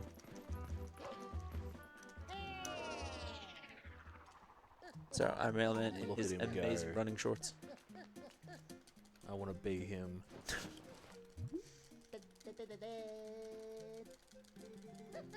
So as I'm kind of like warping back and forth between Castletown, we're going to see like the time of day gradually get darker. So the idea is that when I finish the Goron mini game, basically it's just going to have hit nighttime because there's a Poe right there. So basically it's all kind of sequenced.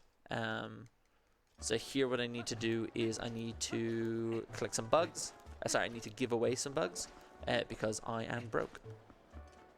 So basically, I want to go to Agatha. I need to give her all but one bug. If I give her the wrong bug, that's the wrong way. If I give her the wrong bug, it's actually a big problem. Again, because if you don't want to waste any rupees here. So basically, if I give her effectively 650 rupees worth instead of 600, then I'm 50 down, and that's going to be very bad. So I need to just make sure I don't give her the male ant.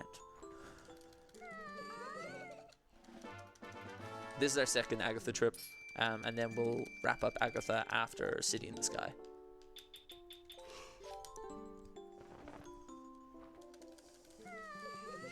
This menuing is actually quite finicky. TAS saves a lot of time over us doing it. But it's actually way better on HD because they can use the, what's it called, the gamepad? Yeah, the gamepad, yeah. But I don't envy Wii runners if they have to point at the screen. That would be crazy. That's like an Aim Labs moment. Oh, there's some of the shit, like we'll get to kind of City in the Sky. City in the Sky is basically just like an aim map. Yeah. So I'm very impressed by Wii runners doing it.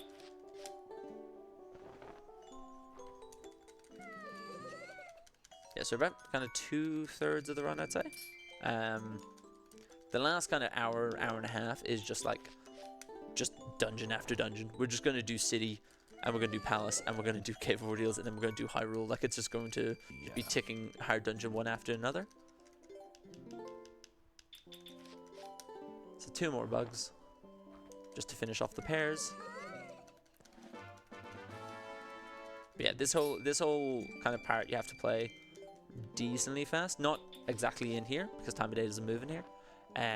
But I'm going to be doing the Goron mini game, and basically if I fail that, like the cycle is just dead, and basically that'll lose you like a minute. Effectively, you won't get the Poe at the end of the cycle. You'll have to come back and get it. She knows you have more bugs. She knows I have more bugs. We've tried to get rid of that text box for ages. It was suggested that there was a way to do it, and then the guy downstairs did a run with that route, and then realized that he was actually just too broke, and it killed his run. All trying to save one text box. Let's see if I get Louise TD. If I talk to this cat. No, I didn't get it. Okay, there's a very obnoxiously specific thing that basically if you talk to the cat at a very, very like certain distance, it will skip the cutscene that Telma says when she first talks to you. It saves like 5 seconds, but it is awful. Like, it is so difficult to do. I've never hit it in a run. So basically what we've done there is so we gave Renato's letter to Telma, then Telma gives us an invoice to give to the doctor, and then from the doctor we pick up a cent, which will lead us to the wooden statue. So it's all just a bit of kind of talk to someone to talk to someone to talk to someone, but it is needed for the storyline. But the Goron minigame I'm going to concentrate quite hard on because I just don't want to fail it. You just walk in a straight line. I know, it's so stressful. It's the most intense line. It is. Well, because you've got like a car park behind you, You you've have got to- like you have people to shooting lock arrows at in you on and the stuff. line. Yeah. So we're going to get another cent here as well. We're going to get... so we had the Poe cent, and now we're basically going to get the kids one, I think it's called. Something like that. Medical one, kids one. It's all the same. It's green. Yeah. The green one. The medicine. There you go.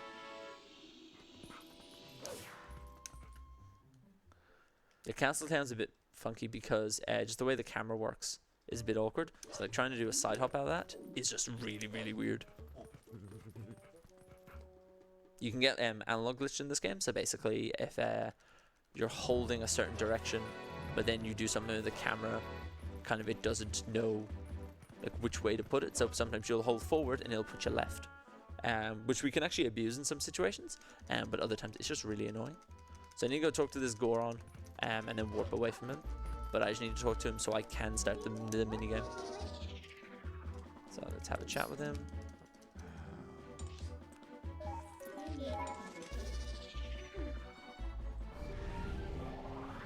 Yeah, so we'll be back here. So that spot where he's sitting there is basically the start of the nighttime.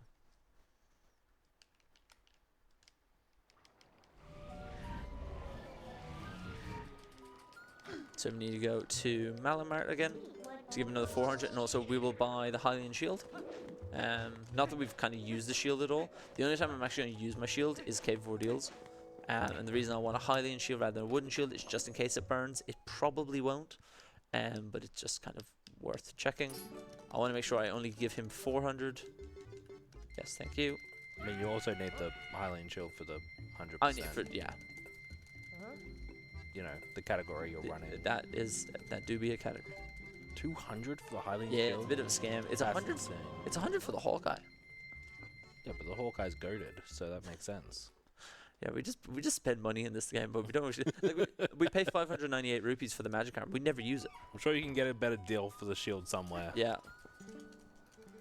This is Sheesh Goron. So what I'm going to do here is so if you walk around the perimeter, it's safe. Basically, no enemies will spawn, nothing like that. I'm going to walk in a straight line because it saves the in-game time I need for an optimal cycle. So I'm just going to see. That should be good. So we'll just see. I'll be able to tell by what happens. But I'm just going to walk in a straight line for a second. But a stressful straight line. Yeah, the enemies here are not good. Like T-Bag was saying, this Kargarok is here. You get levers spawning, the Bokoblin shooting at you. If you drop this, it's over.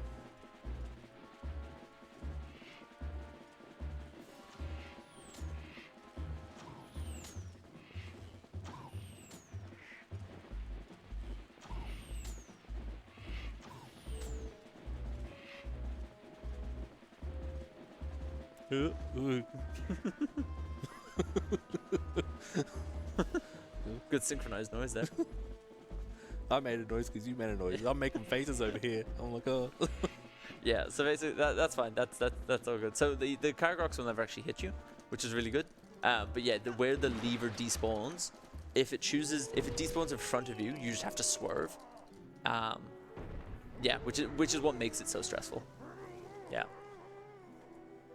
Yeah, that was I didn't like that.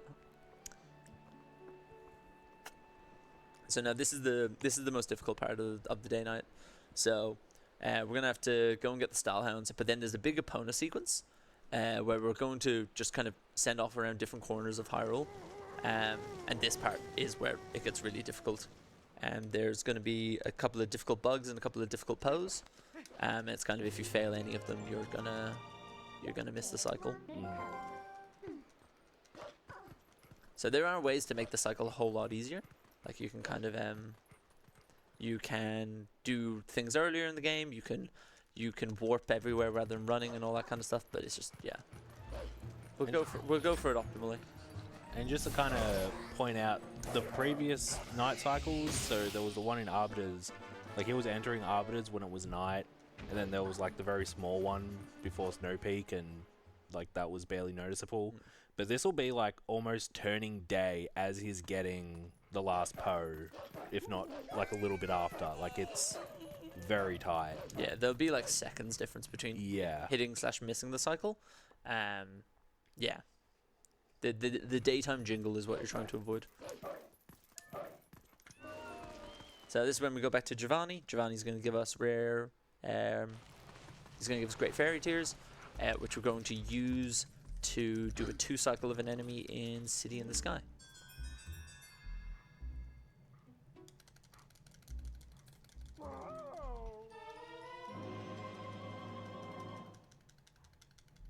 Yeah, this is the only time we'll come back. We actually don't need to come back and give him the 60.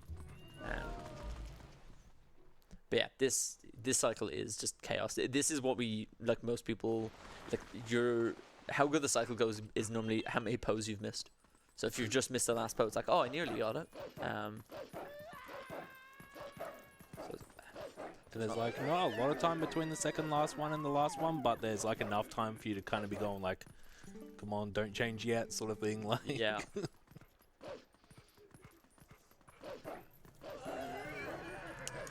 And you can also tell, like, those civilians there, like, they're only there depending on what time of day you are, so you can kind of, there's like indicators on how you're going.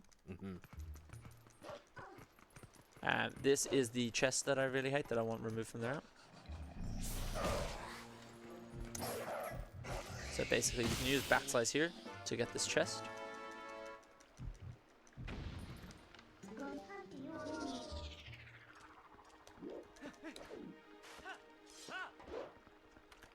It just sucks. I hate it so much because that backslice is so stressful. This is also super laggy. But overall it takes 24 seconds to get that chest, and I'm like, there must be a better place. Wow. Yeah. And now we've got some style hounds here. These are required for the Iliad quest. I didn't get all of them. I don't want that. Nah, I didn't get the cutscene skip. You can, if you stand exactly where the statue is going to spawn, you can just, it skips the cutscene, it just spawns in your inventory. Well, it spawns in your hand, I guess.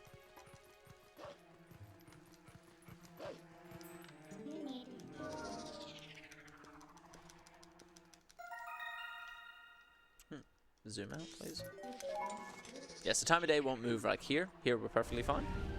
It'll only be when we're actually playing. I just realized I might need to use the lantern for Elden Cave. Probably. Yeah.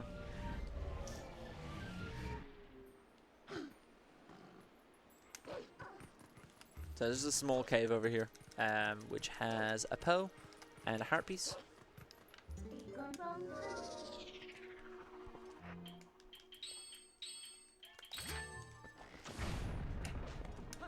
I shot that bomber. I could just see the flash from the screen behind.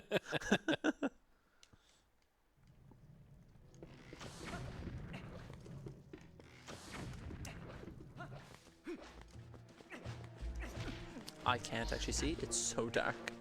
Time of day does not move in here. We are okay.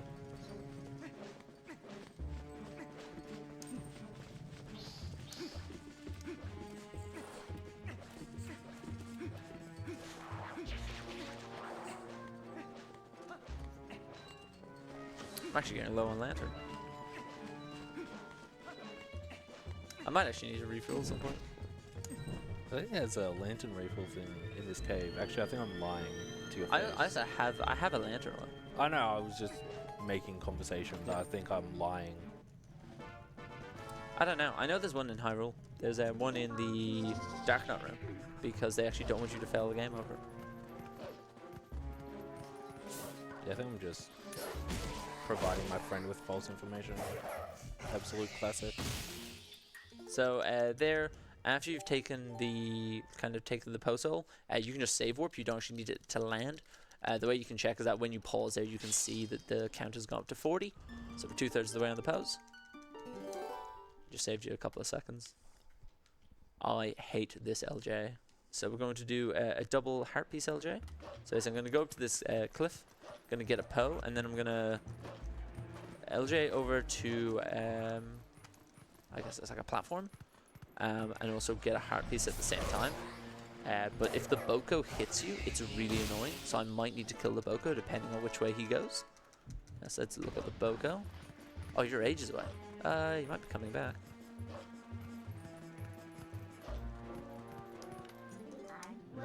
I'll go for it. I need 4 shot.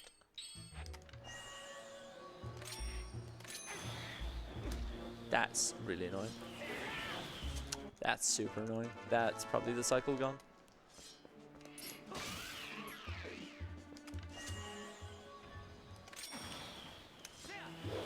Yeah, the bird hit me. I think that's probably the cycle dead, but I'll keep trying. Like, that's how tight it is. The bird has interrupted that, and now I think I'm gonna get to the bridge when the Poe has despawned. There's not much you can do about that, unfortunately.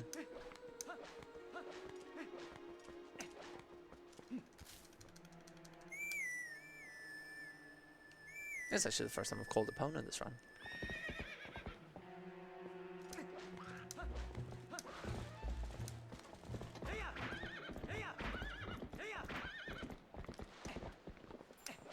Grab this bug. There's a couple of bugs in Poes, basically between here and Lake Hylia.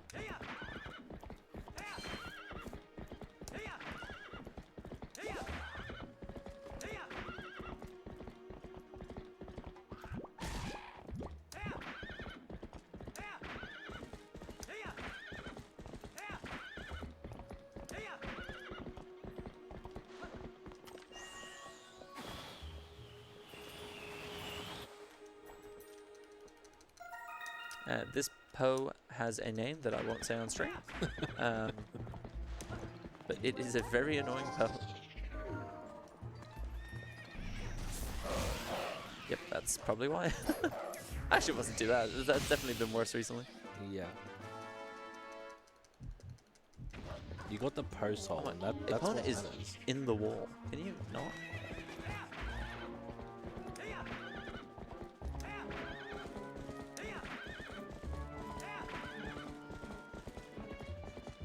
Yes, making sure I always leave one spur at the end of it, just so they kind of rejuvenate a bit quicker.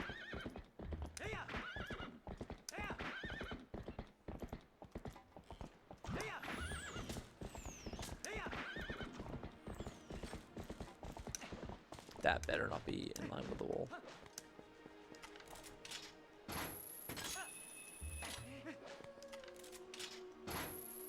So there were rocks here, but they were blown up a long time ago. Yeah, blew Back- it up in Zor armor. Yeah, during the wagon escort mission.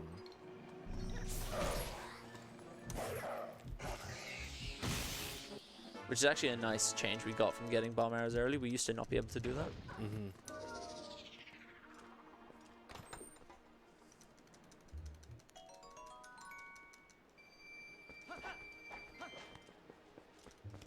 Okay, thankfully. I thought you might be head first with the wall.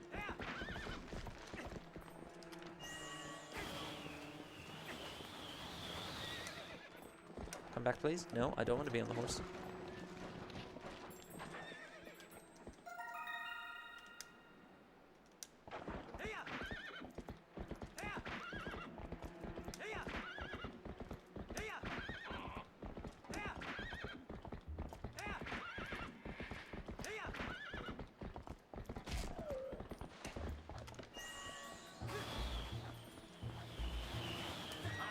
I didn't need to do that. Where's the bug? Oh. Oh, okay. The bug. Oh, awesome. Oh, wow.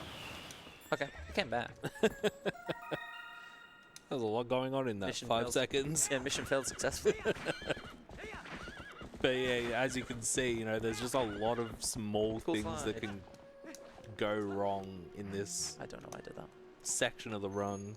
Yeah, I think Whether that it be pose, I think that enemies, bird bugs. may have cost me. It'll be close, but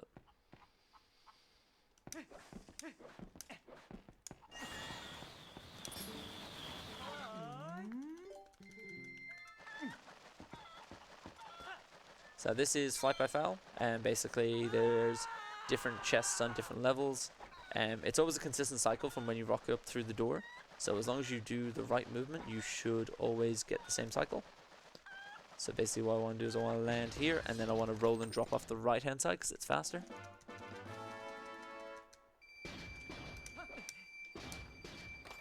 Nice. Whereas if you get the slow cycle, you have to drop off the left hand side.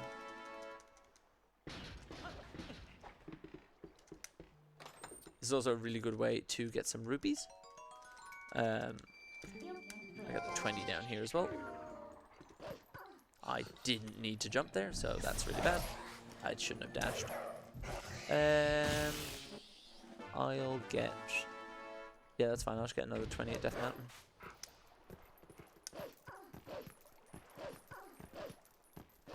Actually, I'll just get a 20 after. No, that's fine. There are backup rupees. Yeah, I shouldn't have dashed there.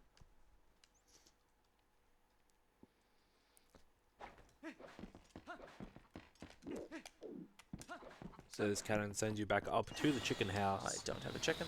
To then there's like an island ledge that Quebec needs to fly to.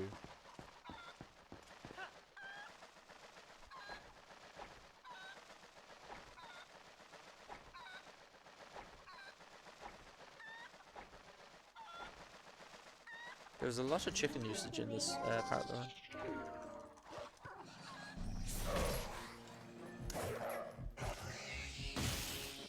I mean, there's 2. There's 3. There's another one coming up. Oh, well, yeah. 3. Wowzers. Yeah, I think I'll probably get the Upper Zora River Poe towards the end of the cycle. I don't think I'll get the actual cycle. Yeah.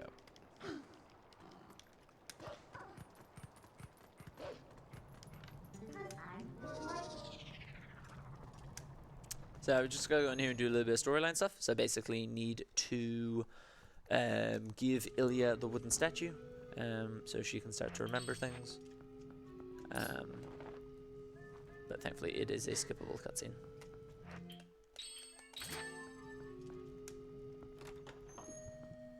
There'll be, I think, 2 more big unskippable cutscenes. So there'll be when she fully regains her memory, and then also entering Hyrule Castle is a pretty long one. Yep. So something cool you can do here is if you set up the ring in a certain way, and then you shoot a bomb arrow at the bell, you'll get a 200 rupee sent towards you. Is this like the only 200 rupee in the game? I think you get one from completing a quest. I know in is it Cave of Shadows in HD you get one? In this one I'm not sure. I don't remember. I need a chicken from here. So we're going to just fly over to this little platform.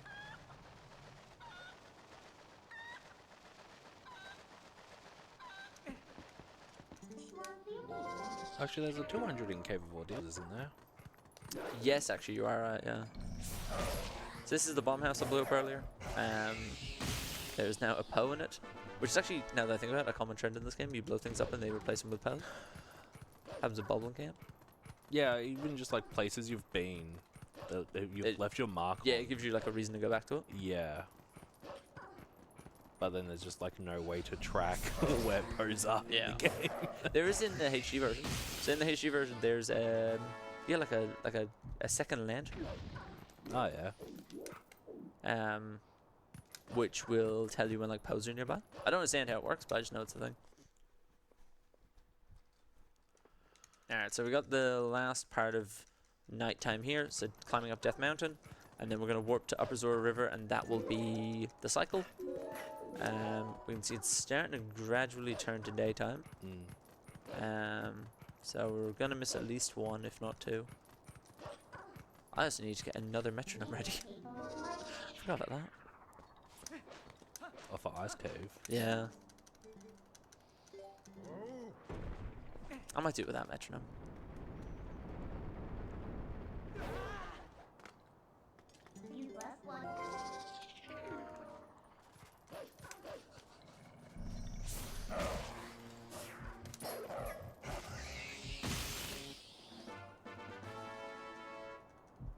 And then what's supposed to happen, because I missed the 20 on Flight by Foul, normally that's supposed to clear your red rupee text. So basically these ones you're supposed to just be able to run up and get them and leave.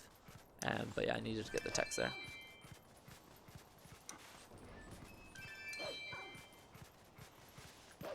Okay, that's a bit of movement. 524. Oh no, I'm fine. I didn't need I didn't need the red anyway. That's fine. Because I can get 3 from the rocks you blow up, and also the 50. Yep. I am gonna set the metronome really quickly.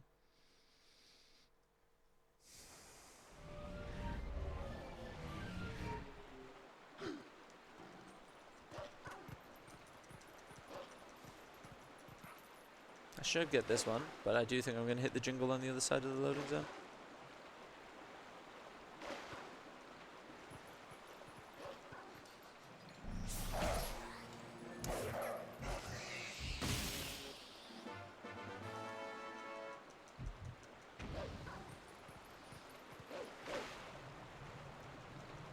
Yeah, I'll probably see the Poe disappear, to be honest.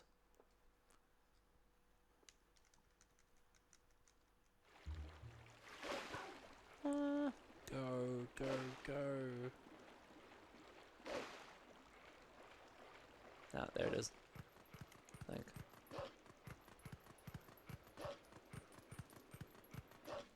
Yeah, there it is. You feel the lag. Yeah, end of the bridge. That's alright. That's look. It would have been right here, like on that bridge. Yeah, middle of that bridge. Yeah, look. It's unfortunate, but yeah, that bird just completely messed me up on Gorge. Nearly there. It actually was tighter than I thought. I thought it was going to be a bit bad, to be honest. Hello, sir.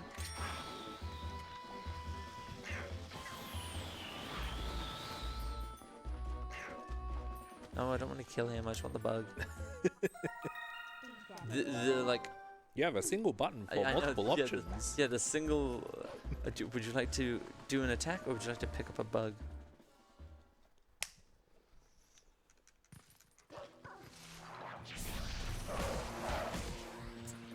So I believe that one Poe you're going to have to get after Cave of Ordeals in like a clean-up section. Nice. Yeah, so I'll do it after or before Hidden Village. Yeah.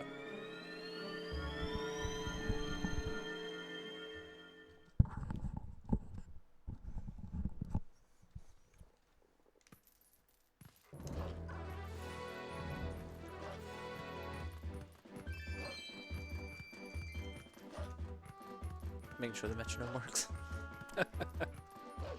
Just running along to dit dit dit dit dit. Yeah, I basically, because I missed the 20 rupees before, I can just get the backups here. So I can just collect all 3 of these 10s. You don't normally want to, but it's so laggy. That was an insane noise. It's so laggy, yeah.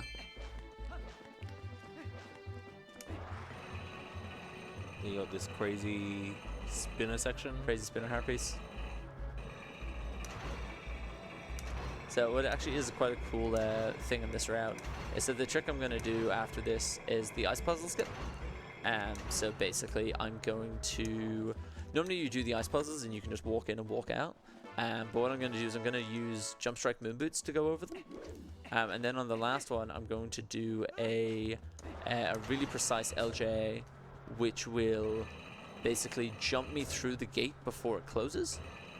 And then I'm going to save warp. Because what save warping does is it's actually going to put me at Upper Zora River, which is where Isa's hut is, so I can do Isa 2. So it all actually works out super, super well. The LJ is really hard, and it might take me a few tries, but it is really cool if you hit it.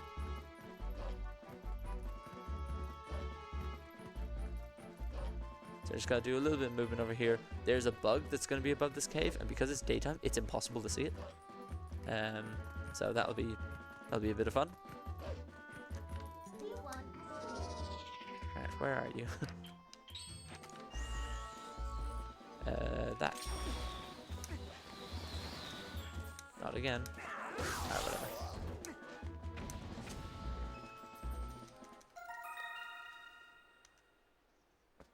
I could not see that bug. It is a nightmare. It just blends in with the texture. I just saw the like aiming thing go yellow. I was like, sure.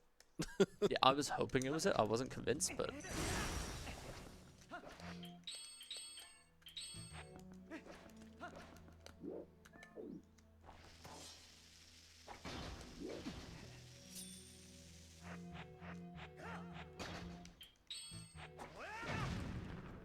They're bringing back the moon boots from the Temple of Time section. unfortunate.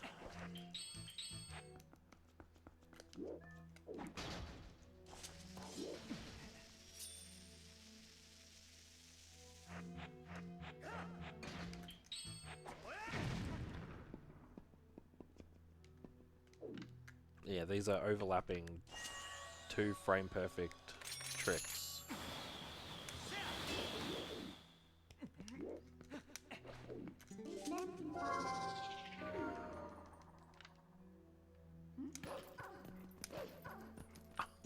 Okay.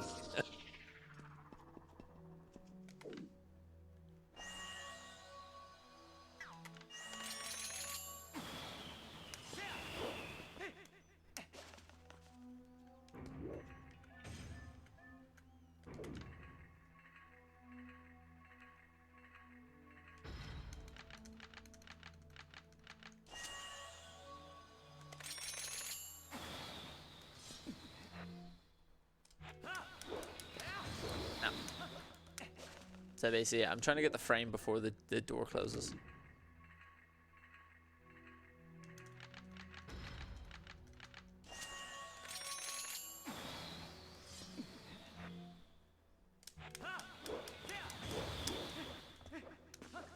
I'll give it a couple of tries.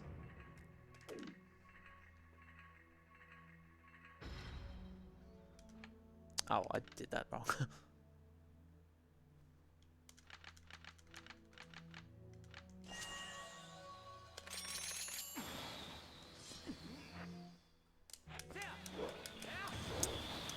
The problem is you have to press A for a singular frame. If you press A for 2 frames, you'll miss it.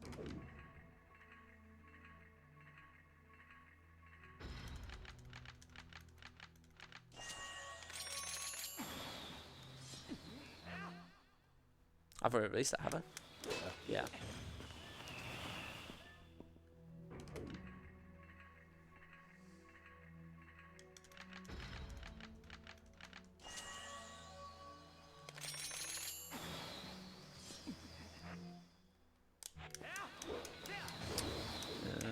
I'm getting near the point where I'm going to just do the puzzle.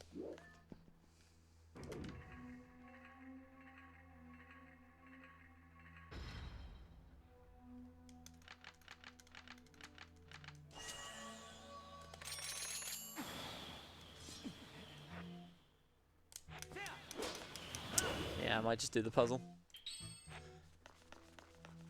That is unfortunate. Yeah, I'm just not spending 5 years here. Basically, what's supposed to happen there is you're supposed to do. Have I done that right? Yes. Yes, I have. I think. It's not a question if I even know the puzzle. Yes. I don't know why I did that then. I'm just gonna do an extra cycle. Fine, whatever.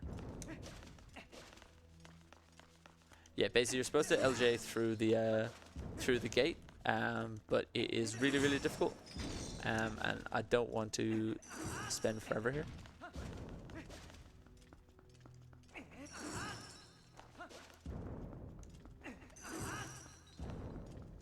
So we'll just do the puzzle instead. As I mentioned before, with the ball and chain, you can see I'm doing these like quick throw cancels, and that's just by being like a particular distance to it. Just makes it a whole lot faster. So yeah, what's supposed to happen is because you're trapped in here, basically, you have to save warp out of here. So when we save warp, we're going to end up at ISA 2. So I'm at 51 pose, so I got 9 to go. I can take this off.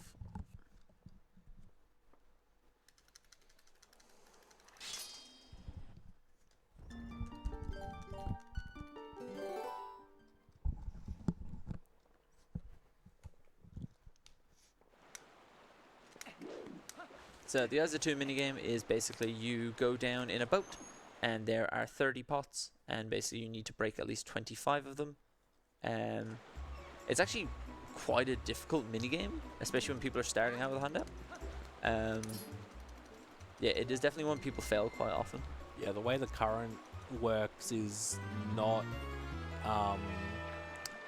obvious when you're first playing. I was wondering what word you were going to I couldn't think. There is a word I was trying to use, yeah. but it's the closest one I could come up with. Yeah. Yeah.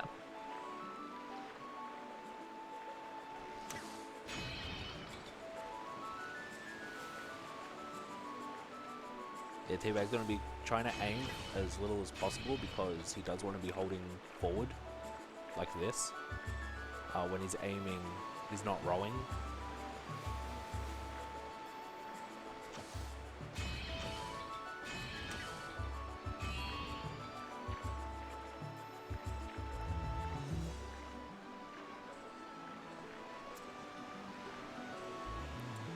And if you bonk, you lose a point as well, so trying to be careful of like which pots are the least risky ones.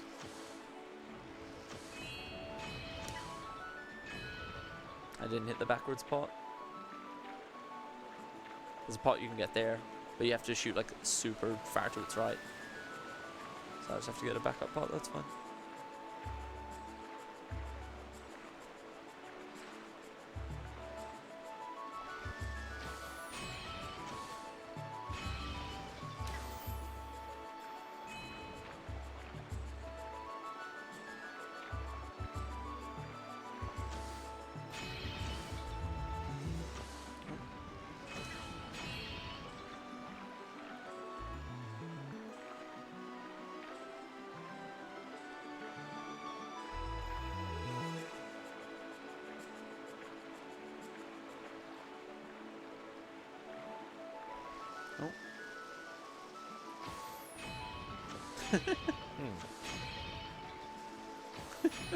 Does this work?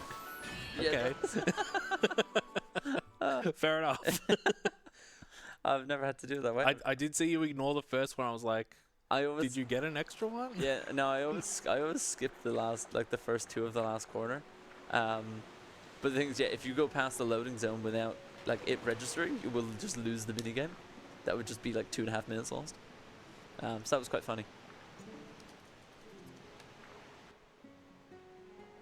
Alright, so basically now we get another upgraded bomb bag. So basically this is the giant bomb bag. So that is the last of... What is the last of minigames apart from cats? You got star 2. Oh, I got star 2 as well, yeah. So what I'm going to do now is basically we're going to take the bridge piece that's above Cave of Ordeals in Gerudo Mesa, and we're going to go and put that back. So that way we can go and do Hidden Village and Ilya's Memory Quest and basically kind of wrap up the storyline. And then we're just going to basically hit dungeon after dungeon.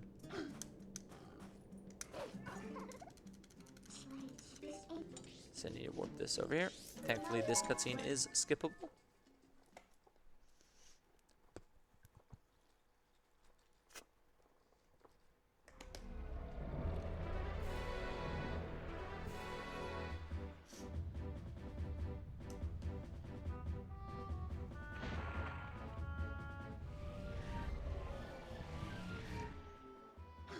Is the webcam frozen? Oh, sorry, sorry.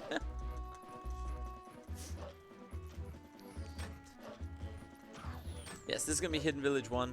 Basically, this is a A banger. Yeah, it is a banger. It's an archery minigame.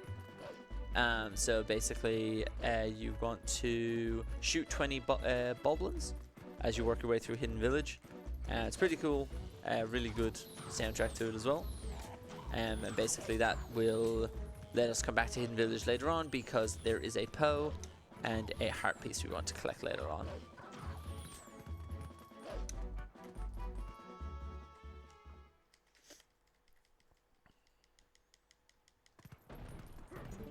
Just gonna transform here straight away. Talk to my friend. And I need not the map, I need that and that. So there's a certain order I want to kill these enemies in.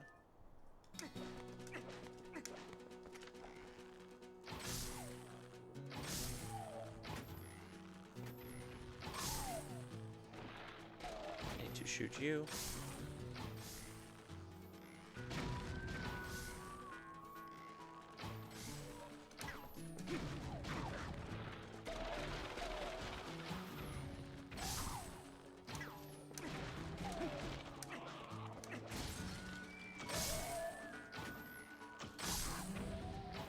This one's always the hardest. Just gotta shoot his toe.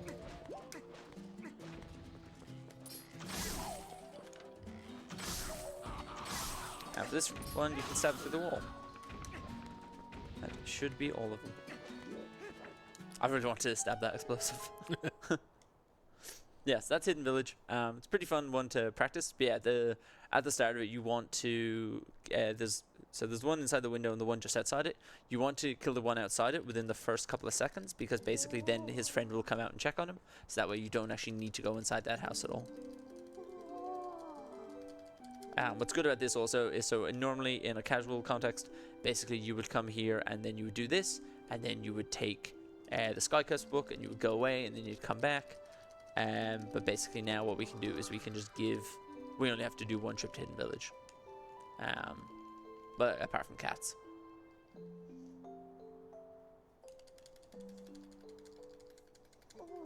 And then after this we're straight into dungeons, basically City in the Sky, which is a super difficult dungeon. And then we've got Palace. Well, actually, we've got a little bit of cleanup, and then we'll have Palace, and then we'll have Cave of Ordeals as well, which will be really good.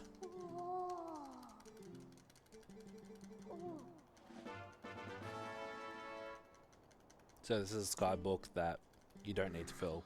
Yes. You have it now. It's in your inventory. Happy days. And there's a weird thing in Hidden Village where you can't transform anywhere, but if you stand right on that ledge, you can. Which is pretty convenient, because they have a Howling Stone. Can't transform, but have a Howling Stone. And a wolf-only minigame, which is... Yeah. I think the idea is you're supposed to hit two birds with one stone, like kind of go in and do cats in this. Yeah.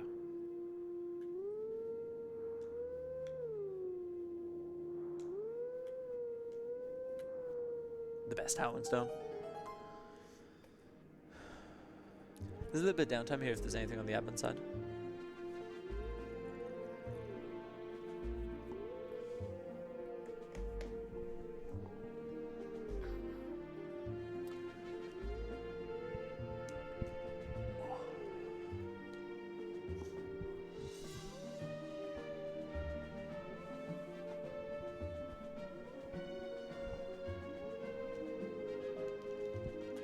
It's a bit of a bop. Yes, very nice cutscene. And now we've got another actually unskippable cutscene for 52 seconds. So we're gonna go from here. We're gonna go to Hidden Village. Sorry, we're gonna go to Kakariko. I was about to say Yeah, you're in Hidden nah, it's Village. It's been a couple of hours. Yeah. It's been what? Mm. Nearly 5? The sun will rise soon, surely. Yeah.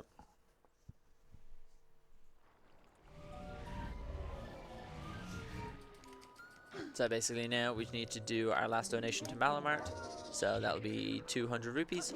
And then we'll need to also buy the Hawkeye, which is 100 rupees. And that leaves it 280.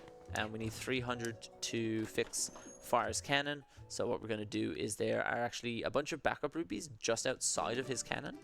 And we're going to just take one of those.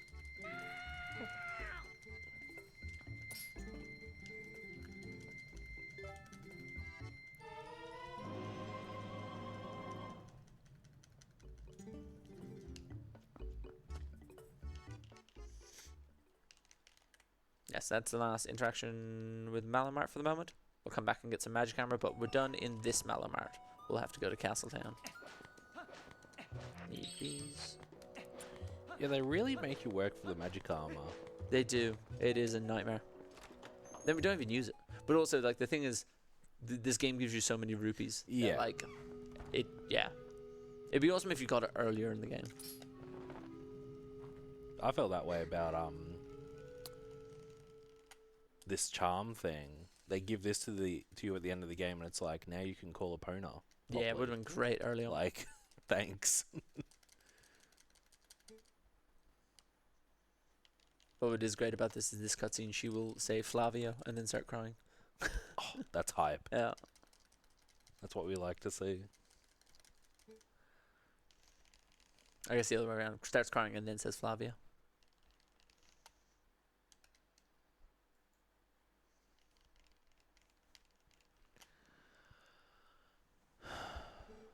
Oh, it's beautiful. I just waited a second. If there's any donations or anything, that'd be a good time.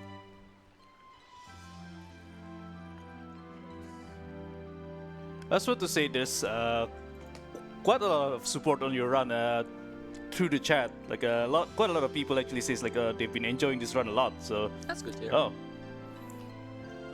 yeah, it was awesome watching you like non-stop commentating this for like what is it, almost 5 hours already. Like this game has so many stuff to talk about, I suppose. Yeah, there's a lot to talk about. Banana's making it easier. I'm trying to keep him awake. I'm trying to keep myself awake. Yeah, yeah, there's a Red Bull there. Yeah, a lot of the Twilight Princess community is kind of based out of America and Europe. There's myself and one other very active person from like the Oceanic region, but there's a lot of Americans and Europeans. So I knew this would be a good time for them, like time zone wise, which has just worked out. I think overall, actually, apart from Ice Puzzle, it's actually been a decent run. Yeah. Like, And the night cycle is a little unfortunate. oh yeah, but- just missing by a minute. Yeah, Yeah. But yeah, other than those three things, it's been really good. yeah. Like first try Death Sword skip. Yeah. Stellar was a bit rubbish, but that's alright. I'll survive. Alright, so we're gonna give this guy the Ancient Skybook. This is basically actually just to get him out, so we can transform. Because what I'm going to do here is going to do a trick called Early City in the Sky, which is going to look really, really easy, but actually saves a load of time. So normally what happens is the Dom Rod here basically gets powered up, and then that means you can go around Hyrule and you can go off and basically move all these statues to unlock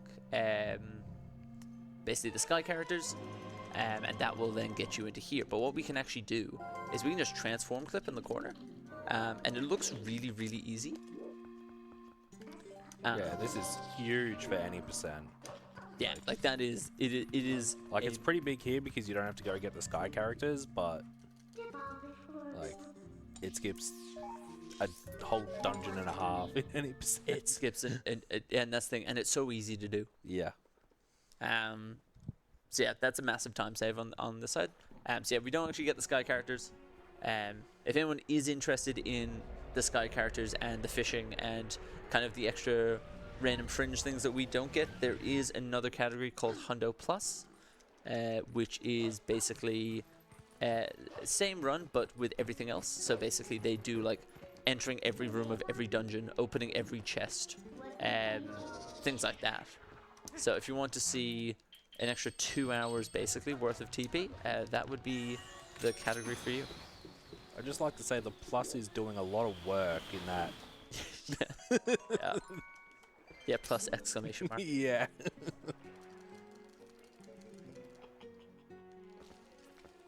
Yep, so now basically we got our 300 rupees, so now Fire will fix our cannon, and we can go to City in the Sky. As I mentioned, City in the Sky is kind of like an aim map. Like, there is movement components to it, but definitely fast claw shot aiming will save you a load of time.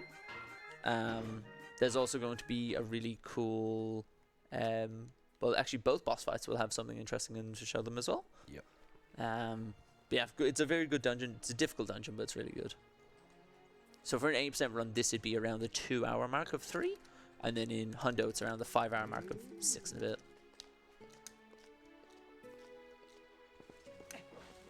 But as I mentioned, yeah, that text box of him fixing my cannon, yeah, the French text can just get past it, which is really cool to see.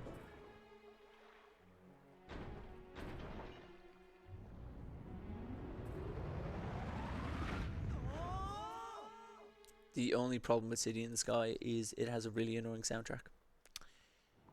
Yeah, it's definitely not as good as the other bangers, but Yeah, it's not something you're putting on YouTube. Maybe I'm wrong. I'm gonna prove you wrong. Yeah, yeah. Making a YouTube video specifically to put this in the background.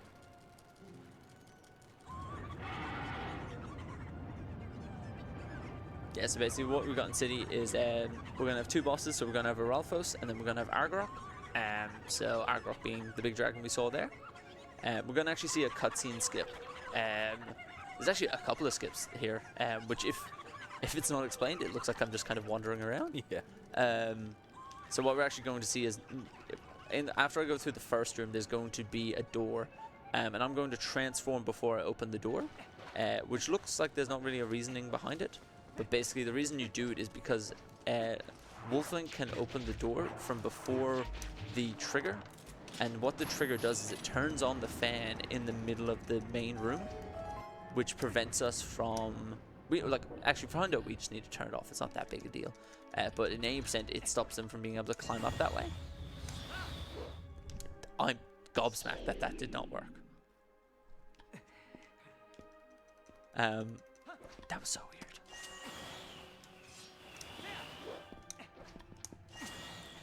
And yeah, this dungeon has a lot more just general void because it is a city in the sky. Yeah, So LJAs are really powerful in here. transform here, so you can open the door, and I'll just show it to you on the other side. But basically, fan's not on. So if you go through that, normally the fan will turn on, which will then prevent you from basically being able to go up there. Yeah, and I think that's where the boss key is. Yes, Up there. yes, it is, yeah.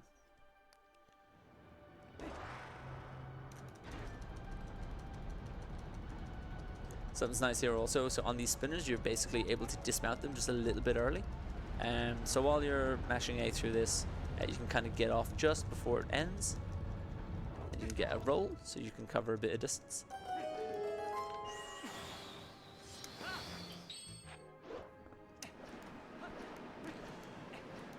And you're forced to come over here first to get a small key. I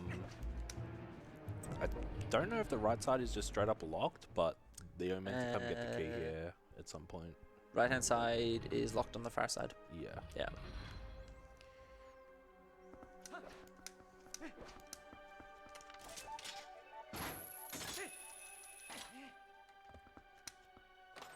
So it's actually interesting is that this chest here, so basically this is actually where I'm going to respawn after I've done the first half. Because what's supposed to happen is that on the way back, if I hit the door on the far side, there's a trigger just before the door that basically where Argorok will fly through and knock over the bridge. But I'm going to skip that cutscene. Like, I'm not going to activate it. So basically I'm going to jump up on the wall, which you'll see here. So I'm going to go up to here.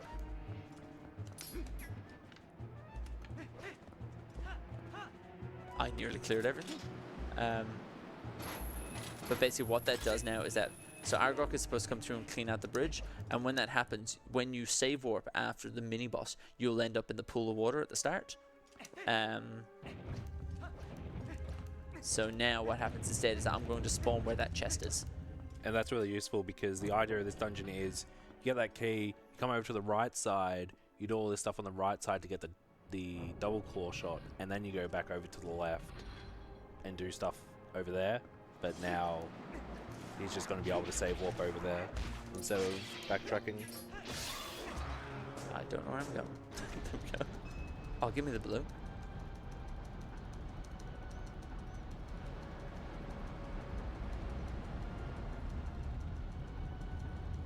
The blue is gone.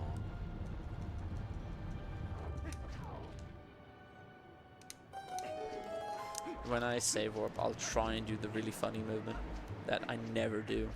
There's like a like a really cool LJ you can do from the save board position. It saves like 1 second, but it looks really sick. But there's such a high chance I fail it.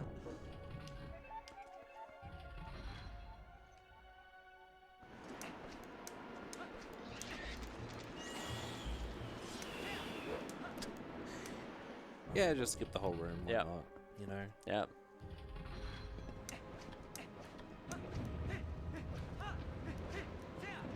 What is actually cool here is there's that tile worm there. You can actually use that as an LJ to get across. Oh yeah. Lots of people do. It's actually like, I think it might be faster. You basically use a combination of like the tile worm and also the like the gust. Oh, this is a bit fun.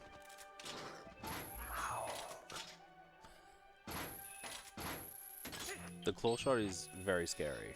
Yeah, they just drop off the edge. Yes, now we get to use ukus like chickens. Yeah, they just work the exact same as chickens. They're just reskinned, basically.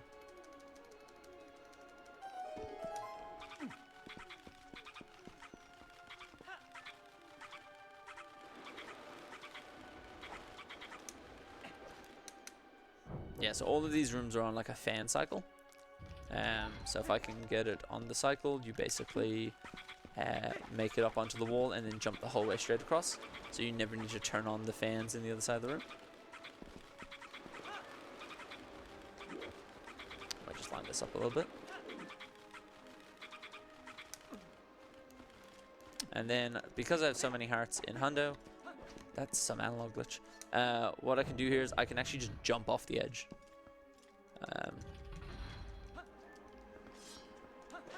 I've failed it. That'll do. Nice. You can jump the whole way down. I took a bad angle, but what you're supposed to do, you're supposed to kind of climb down there gradually, flying with the Uku. But you can just jump. So what we're going into now is the Aralfos fight. So what's cool about the Aralfos fight is that you don't need to do it. Yes. So there is a pixel you can shoot for by doing a setup. I'll go for free aiming it. If I mess it up, I'll just go for buffer.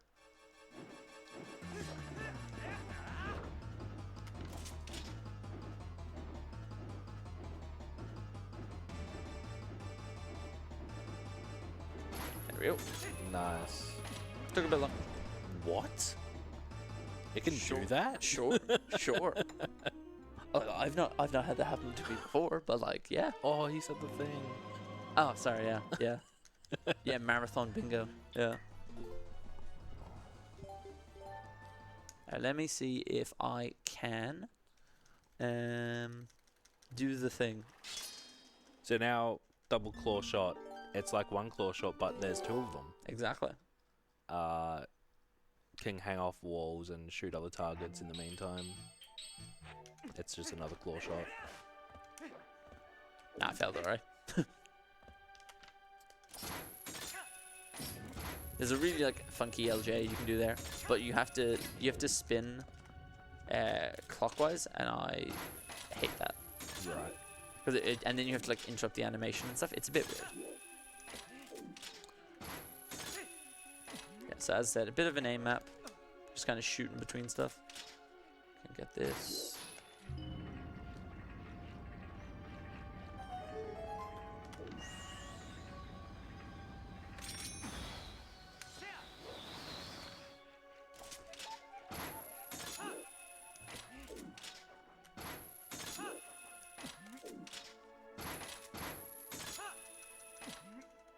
This is the big Baba tower, so I can actually manipulate the Baba to not hit me.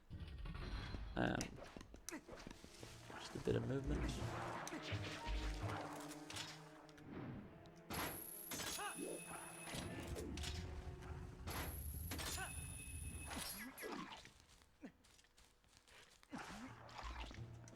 Oh, that was close. Yeah, LJs definitely play a massive role in City in the Sky. And so it just makes climbing this tower so much easier.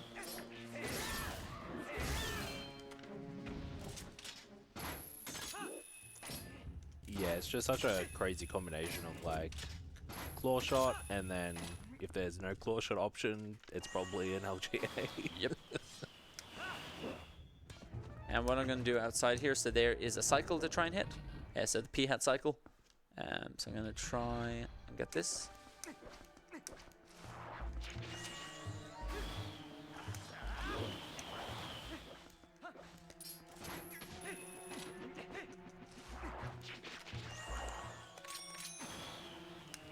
I missed it because I didn't take out my sword. That's I made this exact same mistake the other day.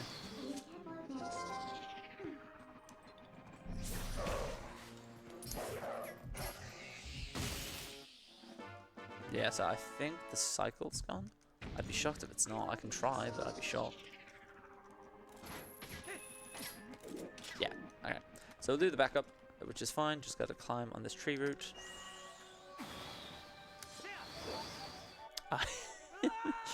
Not do that.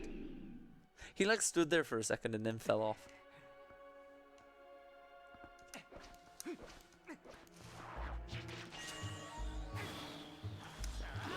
That's fine. Realistically, voiding out probably doesn't lose much time to the backup cycle.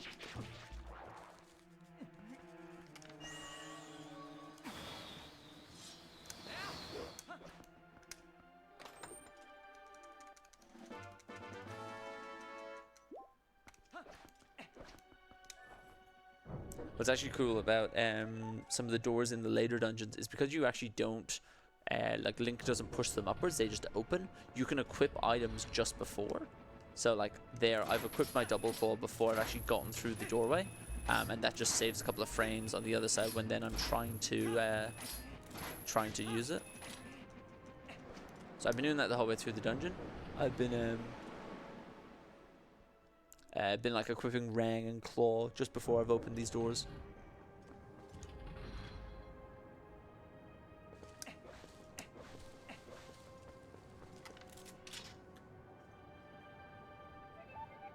I don't know why I'm so far away.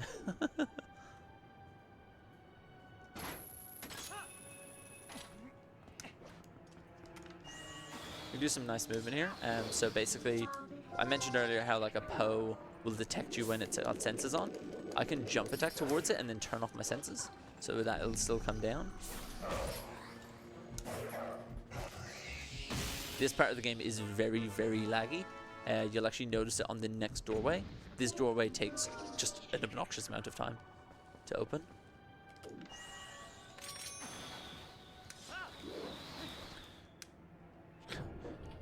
Wow. Yeah. Okay. Yeah. It takes absolutely ages. So there's a trick that's used in 80% where they can actually clip up through this grate below me. And part of the reason it saves so much time is because that door takes so long. And then we can just jump on down. So that's why I didn't want to turn on the fan when I first entered, because otherwise I wouldn't be able to just kind of jump down there. I'd have to turn the fan off. It's not a huge time loss, but yeah.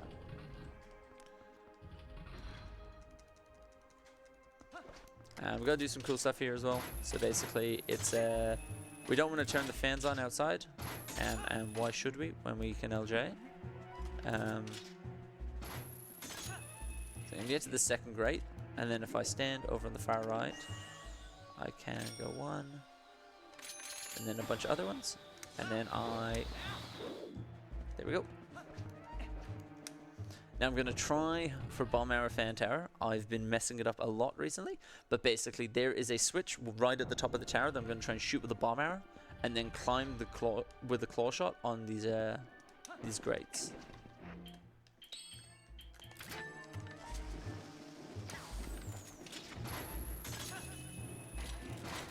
I heard the ding, so that's the first part of it done.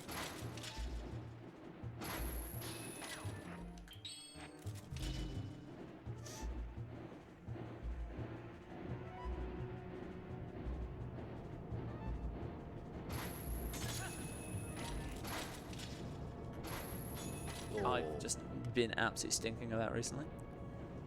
Yeah, unfortunate.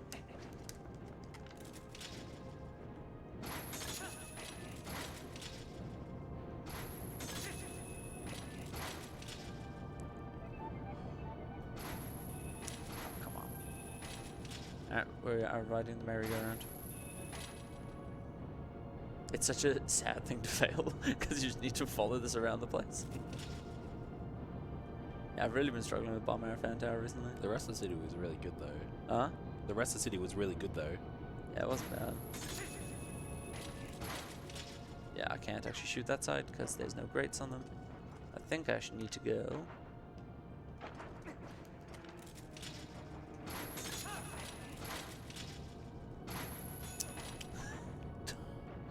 No.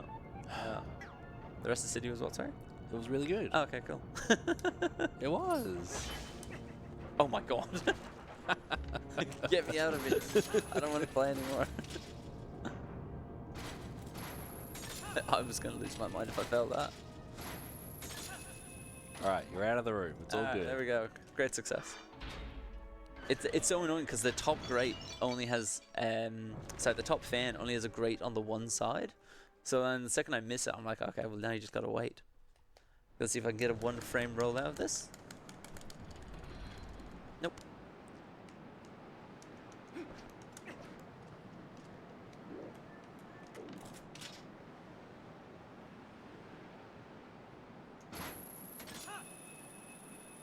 Nice. And the two-handed grab. Alright, so this is Argrok. So basically, the first cycle is not really much to it. You basically just want to stay kind of beyond these pillars. Because what that'll do is, if you're in the middle, Argrok's going to fly over and like try and take you out. But basically, if you just go to the edge, then it'll just stop after one lap around. And then what I can do here is basically when I get knocked down, I'm able to claw shot up onto a tower really quickly and then knock Argrok down again really fast afterwards. Okay, don't know why that wasn't the way I wanted it to be. I've never failed that. Okay.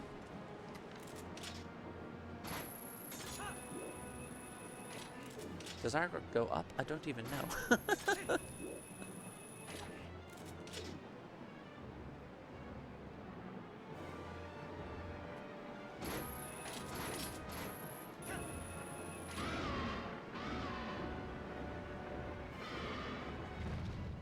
Yeah, weird.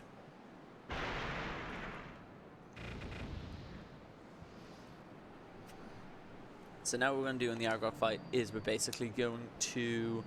normally it's a 3 cycle, so you can use the P-hats to kind of manipulate it.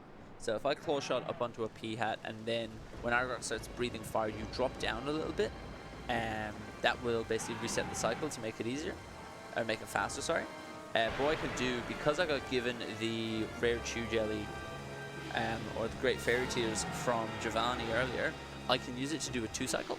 So basically I can, at a very kind of particular point, use the jelly and then get onto the back of Argrok, and because I have that increased attack power for that period of time, I will be able to 2 cycle. So we'll see how that goes. I was looking about how much time I lost.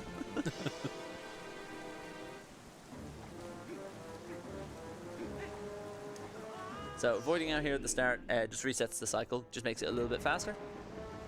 So I'm going to go to particular pillars.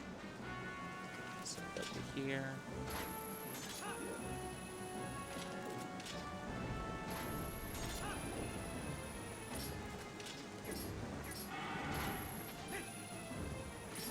So we're going to go down a little bit. And then that will cut Argrok's flame a bit short. And we should be able to get in the back. So now I'm going to go to particular pillars. So I'm going to go to this back left one. Need to put on the boots because the wind is about to start blowing.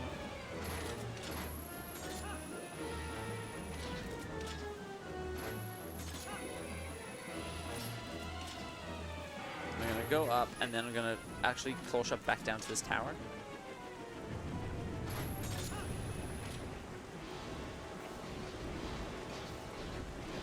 Here. Let's get the fairy tears. Yep, that is the left. So then we're going to wait 1, 2, 3, 4.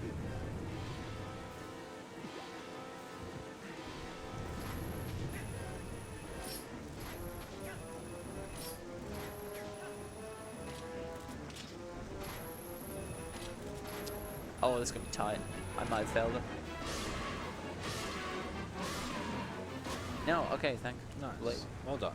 you can get the jelly off, but if you miss that claw shot and spend too much time, like the first 3 hits, you'll still have the effect, but then by the time the 4th hit comes in, you've lost it. So then you just have to do a normal 3rd cycle. So that saves about 25 seconds over the normal fight. So at least I didn't mess up. I can't believe I messed up phase 1. I've played this game for about 4 years and I've never done that. That is amazing. Alright, so that is city done. So that's kind of the most of the dungeons, and then basically what I need to do is just do a little bit of cleanup, and then we've just got Palace, Cave of Ordeals, and Hyrule, and then yeah, very small bit of cleanup as well. So we're getting towards the end. What's the city time? 5:15? Yeah, okay.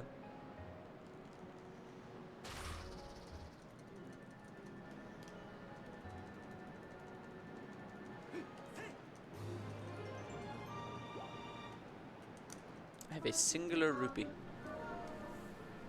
So what we're gonna need to do is There's grass there you can cut. Sorry? There's grass there you can cut. I know, yeah. Just wander around. Yeah.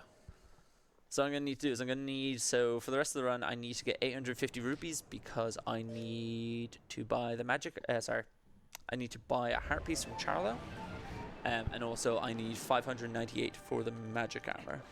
Something that's cool here is if you equip iron boots before you leave city, and then if you press B on one of the first 4 frames, you won't fall in the water. There you go. And if you go to South Fairn, there is a Poe and a heart piece with my name on it. It's actually an awfully laggy part of the game. But we gotta go past Koro again. We haven't seen Koro in a bit since we bought his bottle, which I actually think I am going to need to use in Hyrule.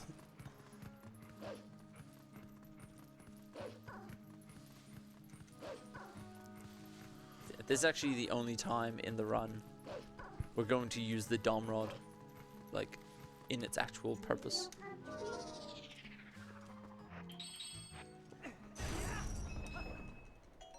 So we also need these, this yellow and blue, because we are going to do Star 2 minigame. So that is to get the giant quiver, or the biggest one. I didn't mean to roll there. So we can hold 100 arrows.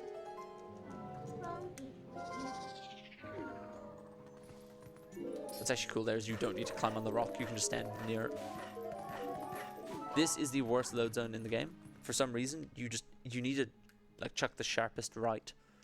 Otherwise you're just going off the edge. It's way too small a load zone.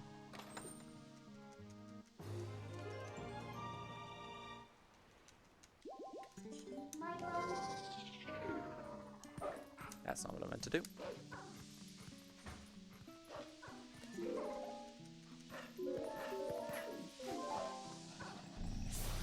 Right where we had the 3 bugs earlier during Fair and Twilight, we now have a Poe. And off to Castle now.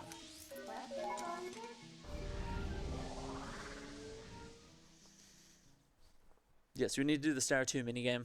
Takes normally about 30 seconds-ish. It's pretty easy going. You basically just follow the line of color, basically. We're going to do another mailman skip here. We will not be seeing the mailman again if everything goes to plan.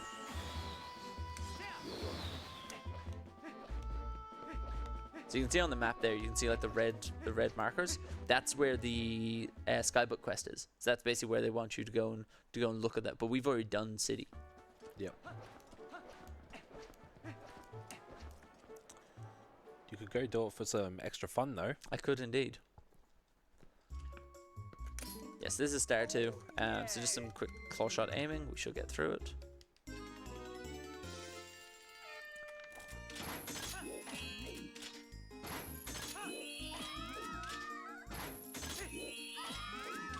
See, the idea with Star 1 was you can do it after you get claw shot, and then Star 2, you can't do it until you get double claw shot, because there's no floor.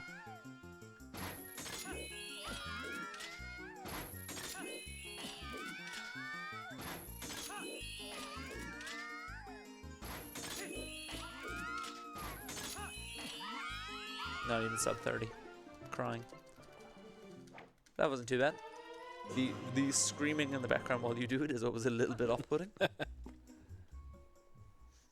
Yeah, it is good. And there are leaderboards out there for Star 1 and Star 2, which make them really interesting. I think on Star 1, I think people match tasks with it, which is kind of crazy. That's crazy, yeah.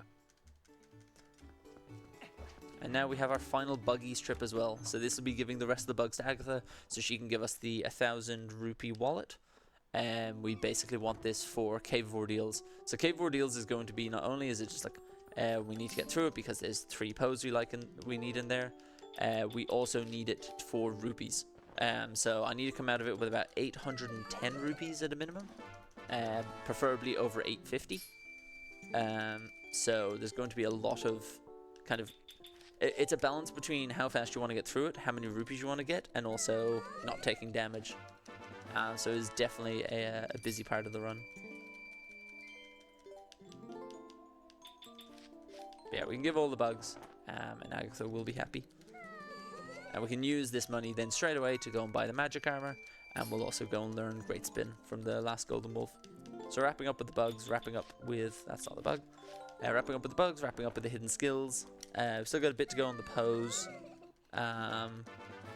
But most of the things we need to collect, we are getting there. So this should get us to exactly, basically, 600.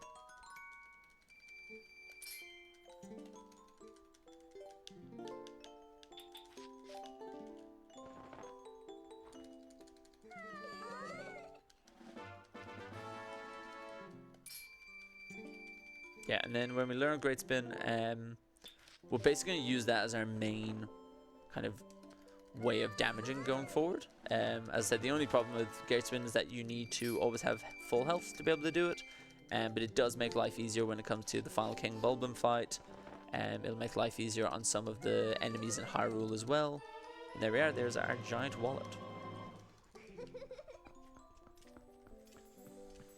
So we really get it at a perfect time to go and fill that for Cave of Ordeals.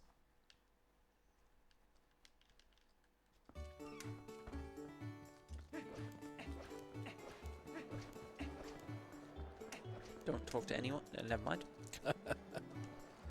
On the other side, there's a place to buy a pretty flower, and they tell you a flower, isn't it pretty? Yeah, I've done that in my PB. Whoa. It's so laggy. Holy lag. Yeah. Yeah. Castletown is very laggy, and also just like people get in your way. Yeah, there was like 50 people in that one area. But also Malamart has the best track in the game. True.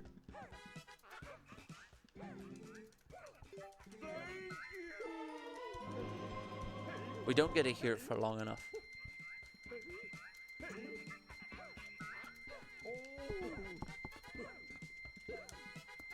So that's basically all of the rupees we just had there. We end with 2. So we'll go into Cave of Ordeals with 2 rupees. But yeah, Castletown is very, very laggy.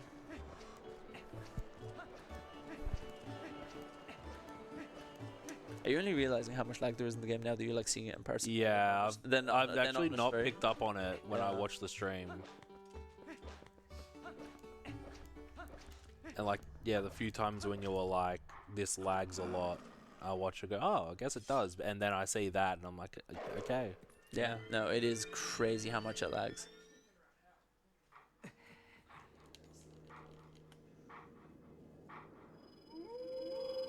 So it's cool for Jump Strike and for Great Spin, so the last 2 skills we learned. Basically, there's like ways we can make the animation go a bit quicker. So for the Great Spin here, when I'm trying to learn it, I'm going to do a backflip. which just saves us a little bit of time.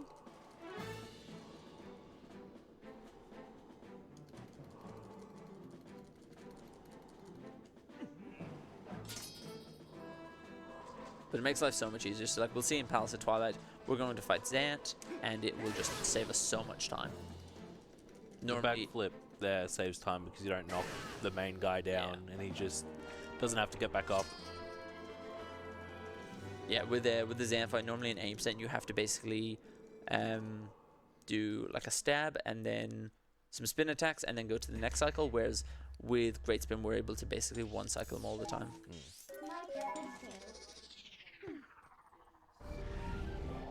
Now we're off to Palace. Palace is hard. Palace is a difficult dungeon. Yeah, it looks like simple in structure, and then you got to do a gajillion things to get through it, and it's like, oh, okay. Yeah. Look, the Zant fight's really cool. Big fan of the Zant fight. That's a wall. Not even in Palace of Twilight, and you're having trouble. I know. Yeah, it is quite cool. So there's kind of an optimization you can do in most rooms in Palace, which makes it quite an interesting dungeon. So we're going to see, like in the first room here, there's going to be like a floating Zant head. And on certain Zant heads, you can basically get below them, and you can hit like a 2-for-1 charge attack. It's not possible on all of them, but we can do it on this one. So I will be able to show that.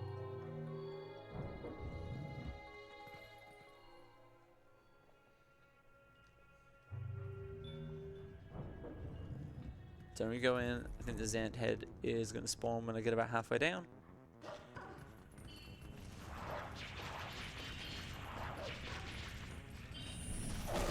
And you can see there, I get the first hit when it's down low, and then I get a second hit like near the top of its head. So that basically just stops you from having to do a second attack, which is really cool.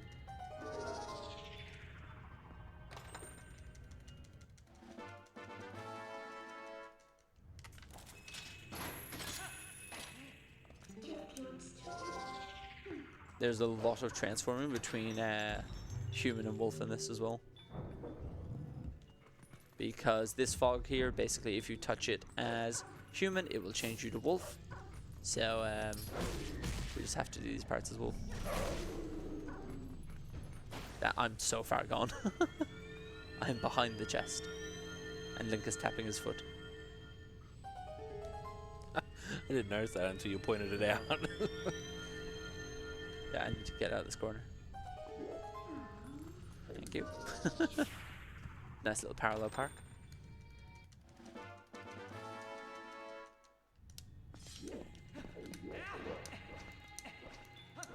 So yeah, what we'll see here, so basically with Zant's going to spawn in either effectively like a 3x3 grid. So it's kind of spawning in one of the corners or like across in the middle.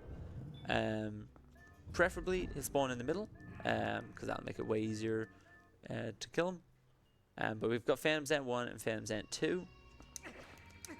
But as I said, having Great Spin makes this kind of pretty straightforward. There.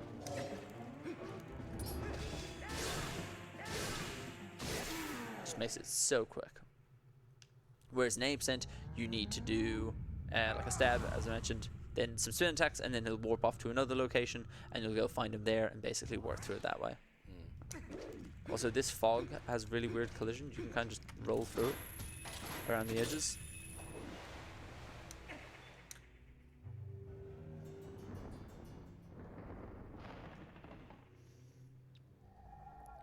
And so these hands are basically going to follow me through the level, and they're going to try and take the soul back. I can do some L sides here like I showed in Temple of Time.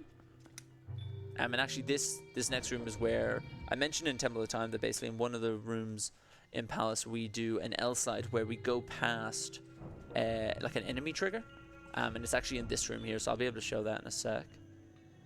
But also knowing where the platform's here definitely saves a whole lot of time. So if I go down here and I can just throw this to the side, then like I'm right at the top of the stairs already. Like, there's not much worry about leaving the soul for a little bit, because even though the hand is coming for it, it's like, yeah, it's pretty slow. So So this is the L side.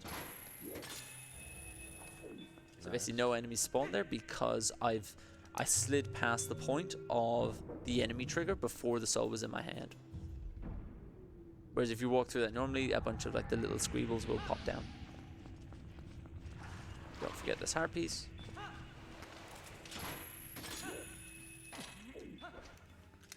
So Hundo and any percent for Palace, it's pretty similar, like the pathing is still the same. The main difference being, don't forget the heart pieces. There is that message just on the route. Just basically don't forget.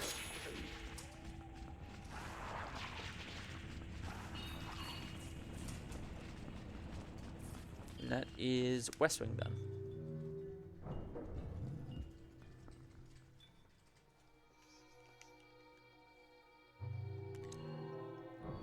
At the start of the right hand side, we're going to have what gets referred to as Stupid Room. Basically, it's just a really annoying room. Xant's head can spawn in different parts. And if you fall, it's really annoying. Let's see if I might be too far forward for the instant LJ. Nope, that's alright. Nice. Yeah, this is Stupid Room here. And basically there's two keys at the start. They can hit you at any time. It's really annoying. And then Xant is going to spawn at one of the spots between the platforms.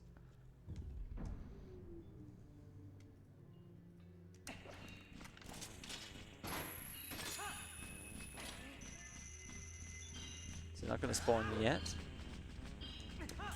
Now he spawns. Okay, so he's at the end. That's alright.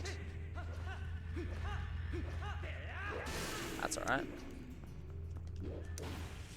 That can be so much. If he spawns in between the platforms, there's a chance you like jump and then like hit off him and fall down, and that's right. Really Yeah. annoying. And because that fog, I don't think we actually talked about what it is, but it just forces you to transform into Wolf Link if you touch it. Yeah, so I actually use that like for my own purpose here. So I'm gonna rang them, and then it's gonna force me to transform. I actually didn't get a rang on the first guy.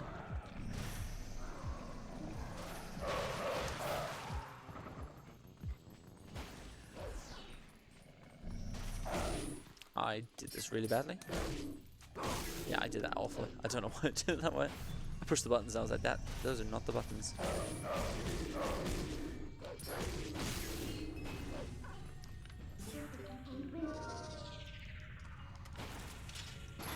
So as long as you get that transform off before you hit the sound of the Xant head popping, you can get that claw shot off before the chest spawns in. Let's see if I can get Spidey shot. Nope, too far right. Oh, sorry, too far left.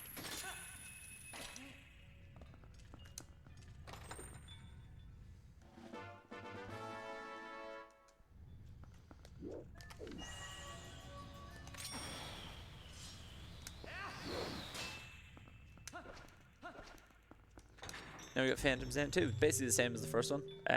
The messengers and squeebles that spawn afterwards are a little bit different, but it's all pretty easy. And what's nice is that because we have a heart piece in each side of the dungeon, even if you take damage, you'll still get that back before you actually need Great Spin again, which is really nice to see. Let's try and see where he spawns. Back right. Yeah, there we go.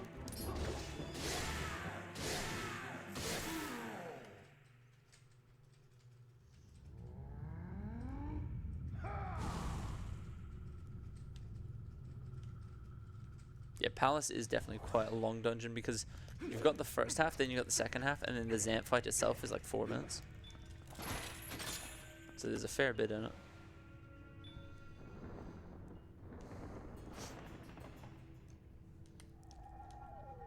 So what I'm going to do here is I'm going to drop this really late. Oh, I did the thing. Sorry, I should explain the thing. So basically, if you press B while holding the soul sometimes, it'll throw it, and I don't know why. And I've had it happen to me quite a bit. So there, I pressed B to try and just like pull sword, which should drop the soul where it is, and instead, yeah, it threw it forwards. Yeah. That happens to me a lot, and it's always there. I don't know why. This room's pretty straightforward. You basically just run, and then it's just straight in front of you, which is quite nice.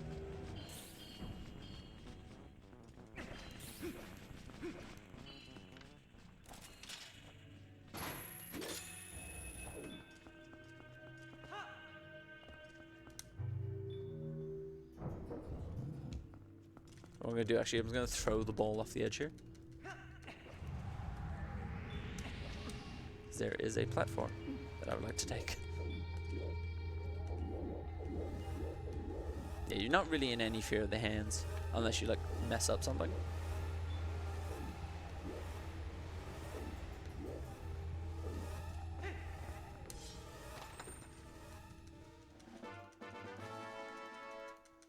Did not forget the piece of I heart. did not forget the piece of heart. Now, don't fail this jump either. We're okay.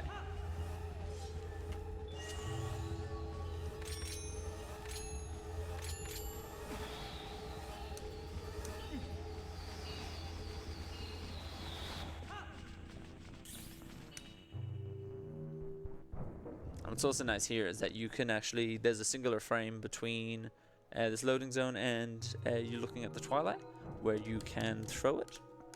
It just saves a little bit of time. If you get it.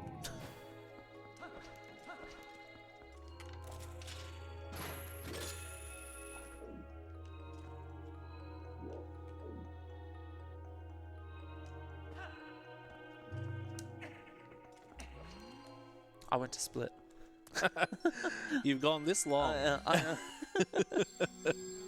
I reached out to hit my space bar.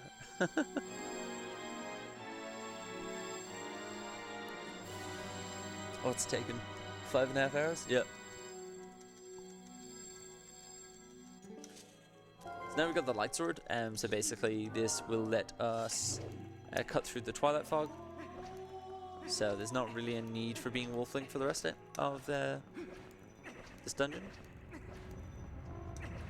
If I can spin. So I'm going to do a couple of LJs coming up, and there's a couple of the rooms have like really annoying collision where it looks like it's out of bounds, but actually if you go into the practice ROM that we have, you actually can see there is textures beyond the wall, which can sometimes mess you up. So you think you're going to get an LJ and then you don't.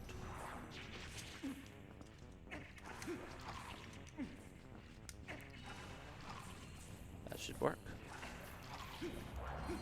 Nice. You will get analog glitch out of this cutscene.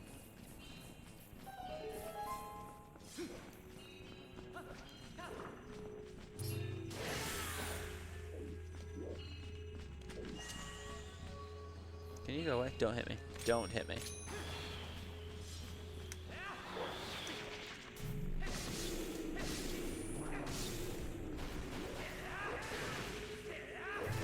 So what I've done there is basically I've triggered that platform array, so it's already lit up. If you step on it and then step off it, it will basically be like unpowered. But it's just because I had a little bit of buffer time there.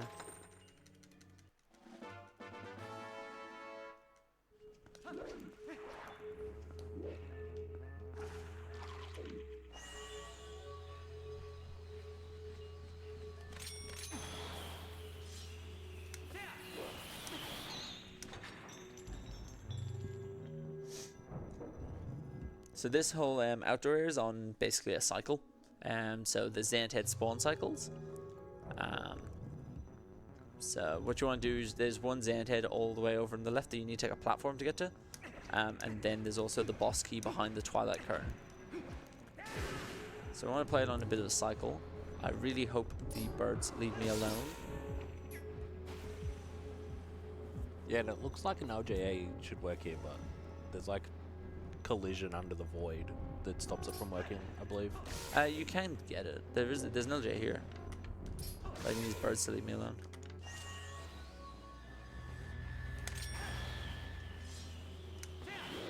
That was not worth it.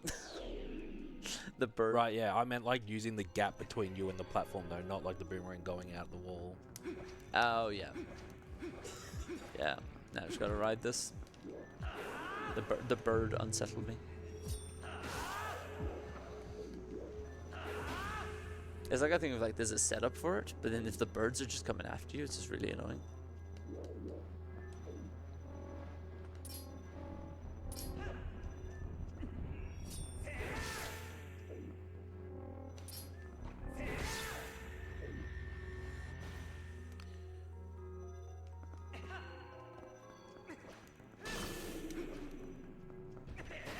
So once that Xant head pops, I can basically just jump off the edge. If I jump before it pops, then that means he's not actually dead. Similar idea with the Twilight bugs from earlier.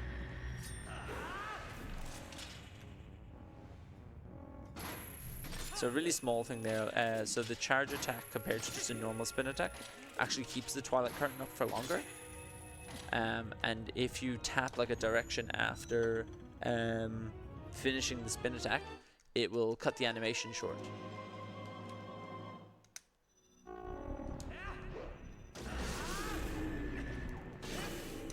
Cycle. I'm a little low on health compared to where I'd like to be, like just because I want to make sure I get Great Spin by Xant, but should be okay. There's also a chance for a fairy outside of Xant's room, so.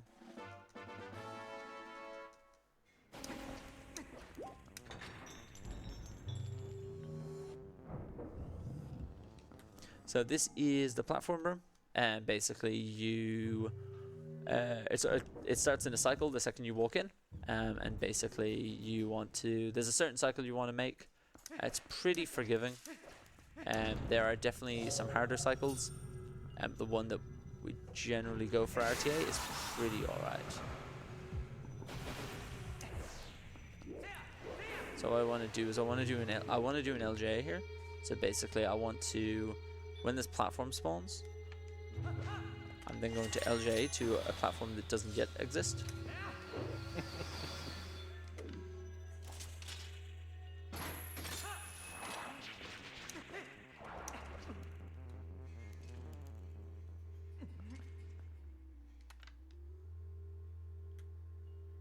Yeah, so I want to get this on a Xant head cycle so that the Xant, not the Xant head, the other Xant head, I can shield bash to basically like stun lock them. Let's go. Purpose for Shield Bash. It is the only purpose for Shield Bash outside of Helm Splitter. You love to see it.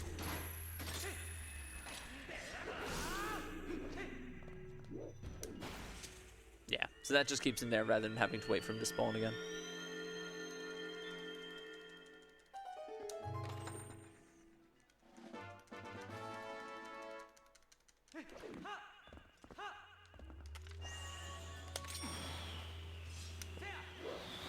Barely make it onto that stairs. And now this room is basically just to collect hearts before we go into the Xant fight. So all like Twilight messengers will just die from one hit. So it's pretty easy to just take them out. So I'm just hoping some of them drop some hearts.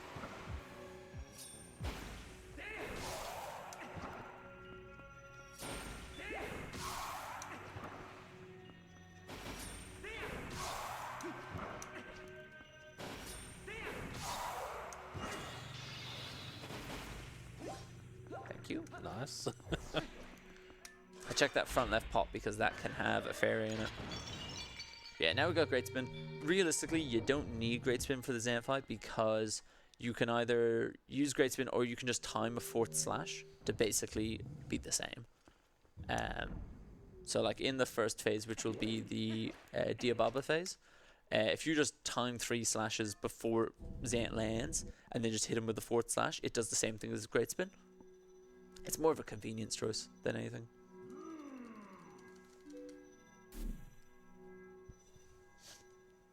Although this is an awesome fight.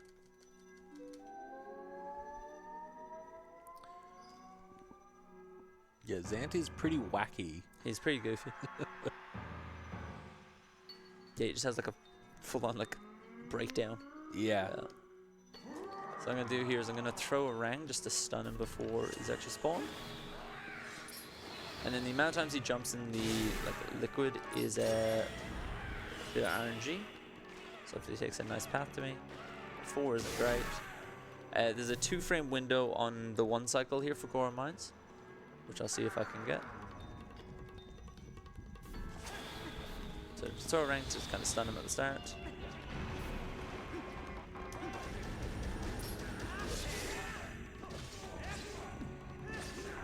There we go. Nice. So you basically do 1, 2, and then hold a little bit on the 3rd, and then the 4th. So yeah, it's a 2-frame window on that, so otherwise he will start warping around again. The Morfield phase, similar to Morfield itself, is kind of, there's not much to it.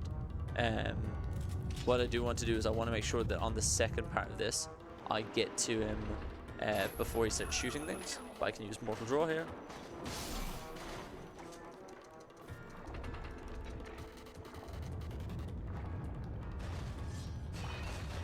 Just want to get my hearts back. So basically I'm just going to wait around, and then when the Zant head has popped up a bit, after its nose, I'm going to go.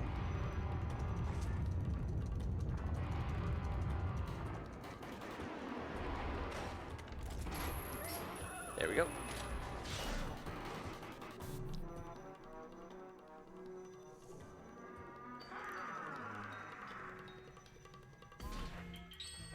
Okay, not really much in this phase either. The whole Zant fight actually isn't too difficult, especially with Great Spin. What you can do is you can knock them off preemptively.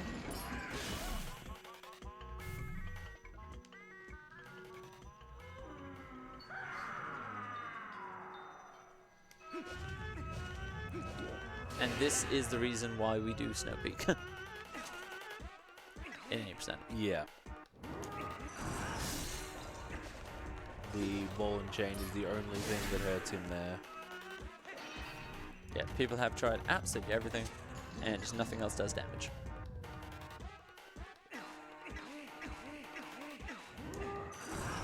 Oh, what?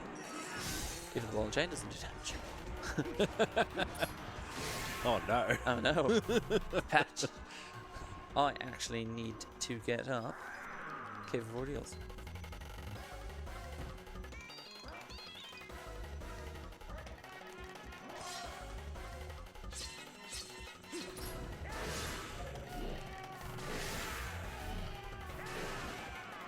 Oh, I missed that.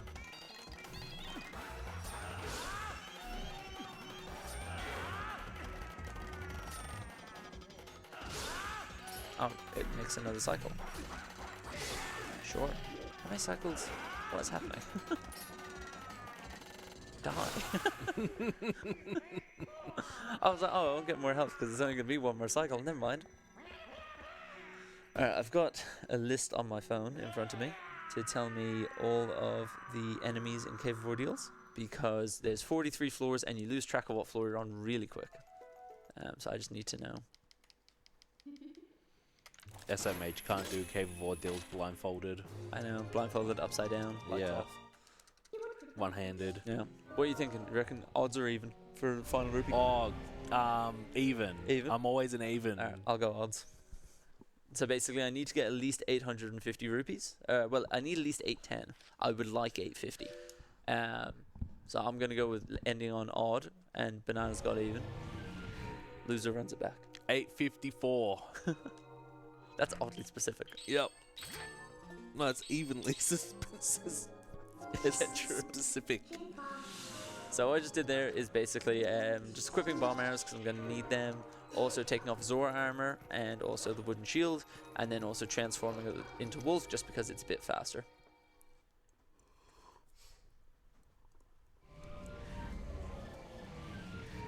Yeah, so basically the whole idea with Cave of Ordeals is I'm going to try and not take damage. It's okay to take damage after like floor 37. I'd try not to take it at all. But we shall see how we go.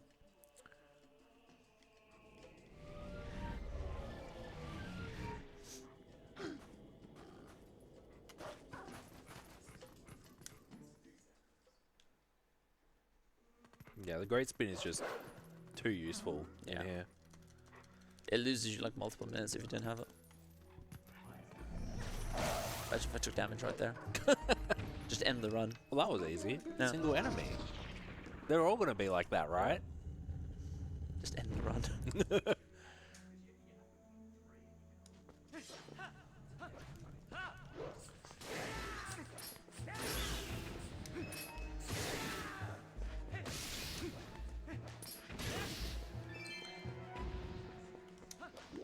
Yeah, I don't think it was specifically talked about earlier, but we don't care about what's at like the bottom of this, because I think it's just like releasing fairies in some of the like ponds. Yeah. But there are 3 poses throughout here that are obviously needed. Oh, I missed a yellow. That's annoying. And then, yeah, as Teabag is cleaning up these floors, he tries to see what kind of rupees have dropped. He tries to grab his yellows and blues, trying to build up his rupees. There will be a 200 that he can dig up eventually. And then 100. And 100, thank you. I didn't know that. But, Oh, wrong floor. Oh, that's so dumb of me. Yeah, whatever. I'll just pop milk early. I thought it was on the wrong floor.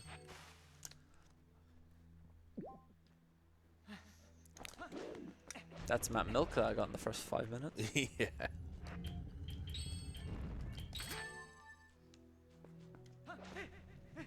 I thought it was on this floor.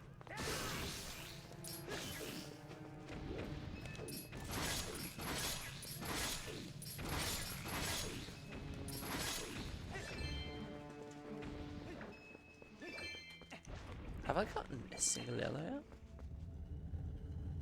No. I could have waited to this floor because there is backup parts in this floor, but I'd have to waste time transforming, and also I would have had to done the last floor without great spin.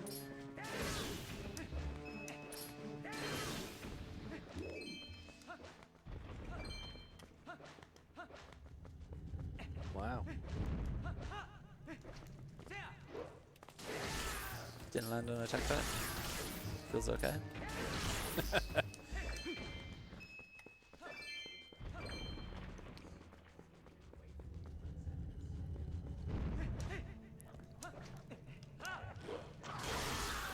Such a stressful floor.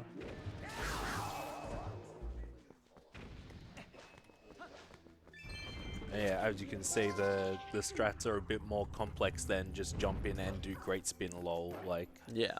you actually have to care what's on the floor and how they move around. Yeah. Yeah, that was such a stupid mistake. Just, no, I didn't realize I was on Bulblin. Do you want to quickly talk about Wii?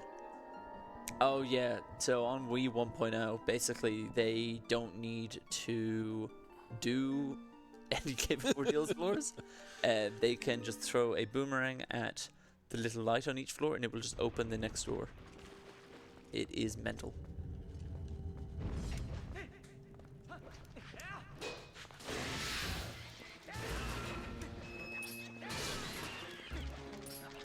They are out to get me. Yeah.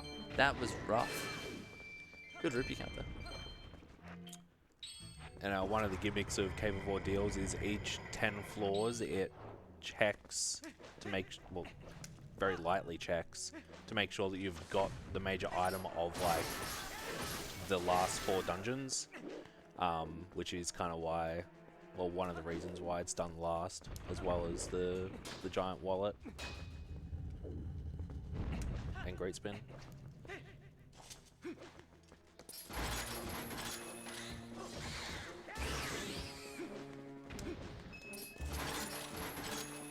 What's really funny is because I didn't actually do like bed the way you're supposed to, I've not seen these enemies this run.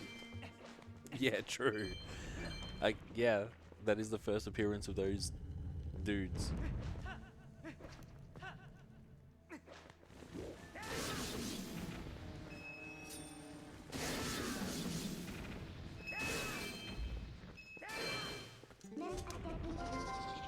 Yeah, so there's an 100 rupee here, which will definitely help a little bit. Try and get all these guys together. It's so hard to try and get them all in the same charge. Yeah, especially when they're about to So hit many you. greens. Where are the colors?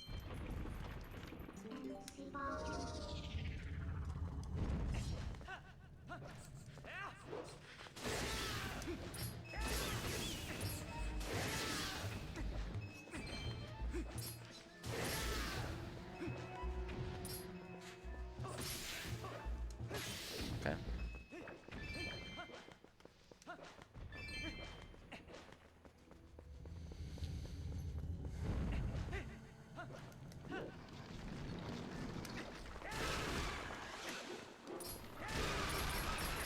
Just a quick message. I'm going to be switching hosting shifts with Mega Slayer. Thank you. Thank you.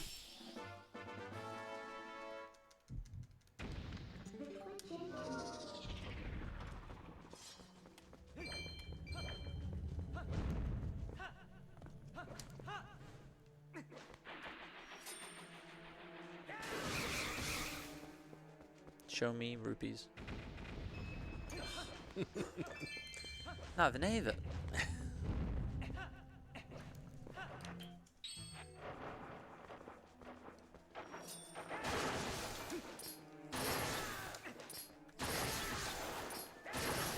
So actually on this floor it's really important. I need to get this. Well, I don't need to get this. It saves me time if I get this.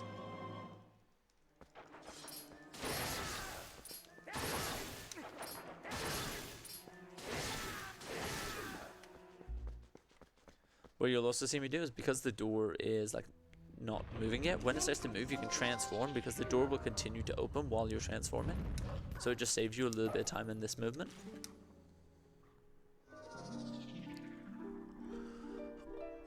Alright, halfway there. With no issues. Now, flawless. There's some really hard floors coming up, between 30 and 40. What's cool here is if you bonk your sword off that, all the bokos will come together.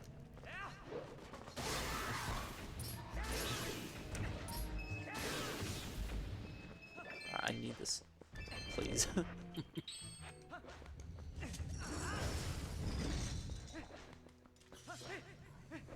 So this floor has ghost rats. So basically they will... Dude, They want to just back up. got robbed.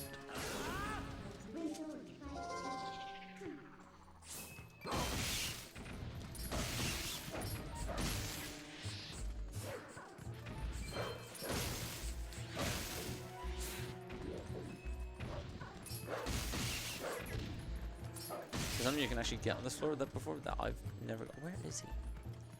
Hello?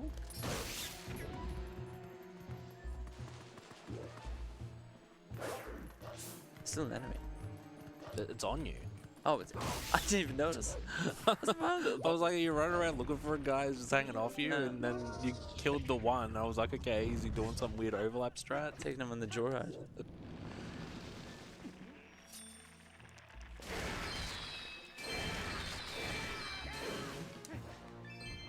That floor definitely helps with rupees all the time.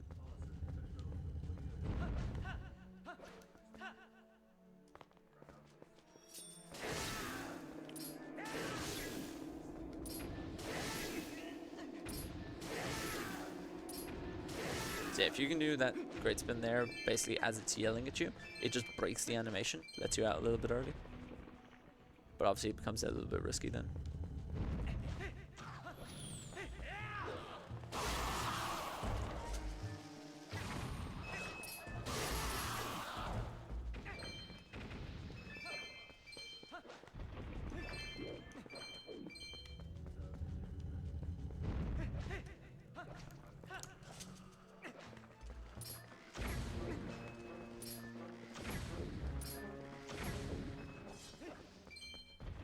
So many greens. Yeah, Stealthos just die instantly to bombs, so bomb arrows, one shots, very good.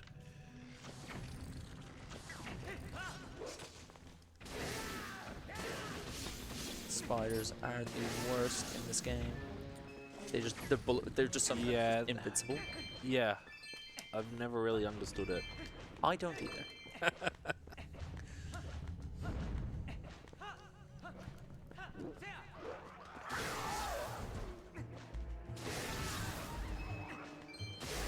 The way I've always approached it is I just leave him alone and then come back with a bomb arrow. Yeah, that seems to work. Dude, so many greens, man. This floor's a little bit scary.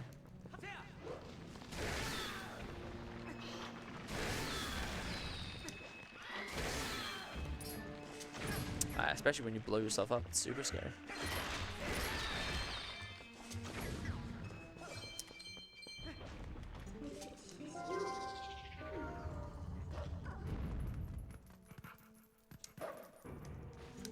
trying to think what I want to do. Beans, cheese, dodongos. Redeads without great spin's gonna suck.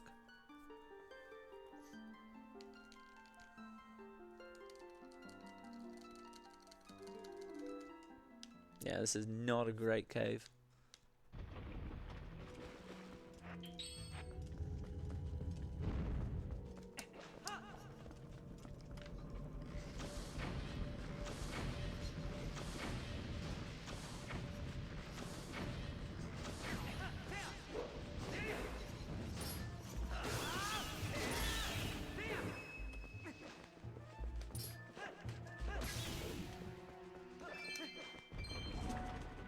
Missed that.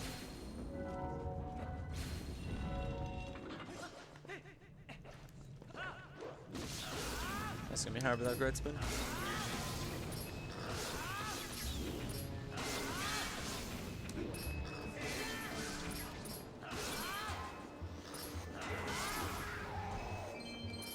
It's just so hard to hit the dongos.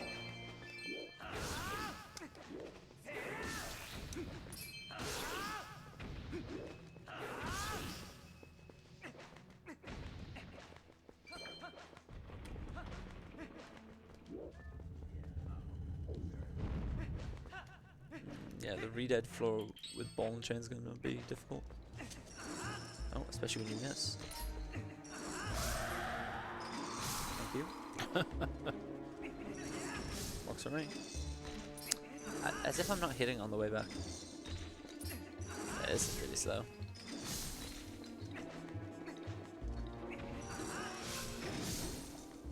Sure. There's backup. Quick repull. Yeah, there's a backup part in the next floor, so I've just got to kind of tank the time loss here. Yeah. Yeah, failing the Bulblin fours really messed me up. I think it's right below me.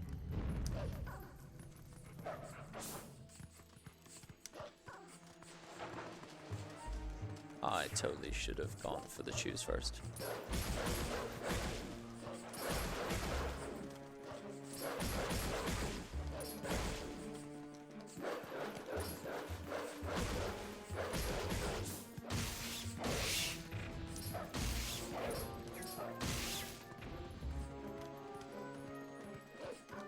Bro, he's doing piggy in the middle of me.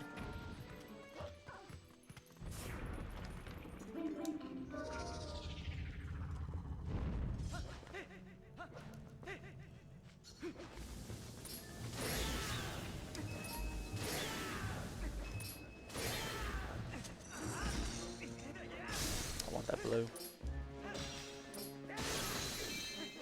And I missed that blue. Oh, yellow. Yeah, it's gonna be stupid floor coming up, which is just chaos. So if I do that damage, just all is well. This is Chilfos, I believe.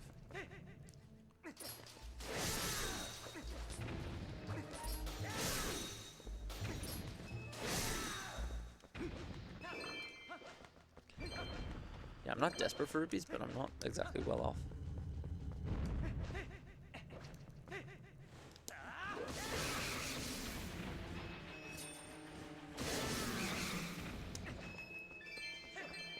That definitely helps.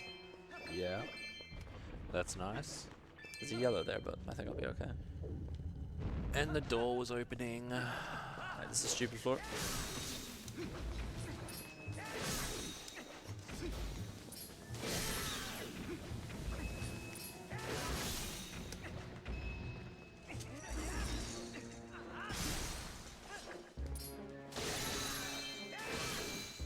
Damage the stupid floor. Wow. Yeah, that was really good.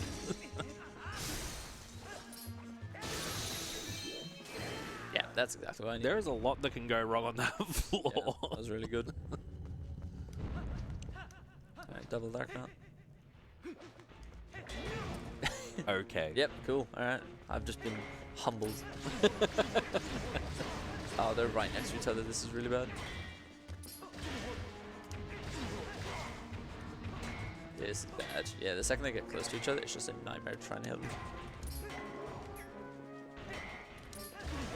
I need him to jump away.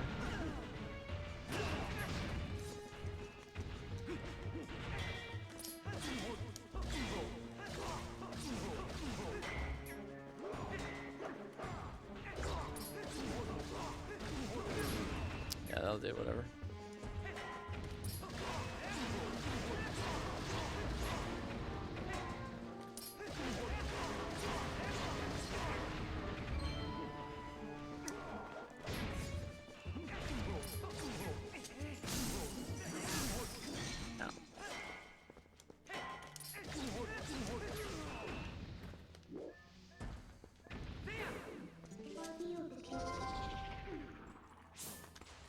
Oh, come on.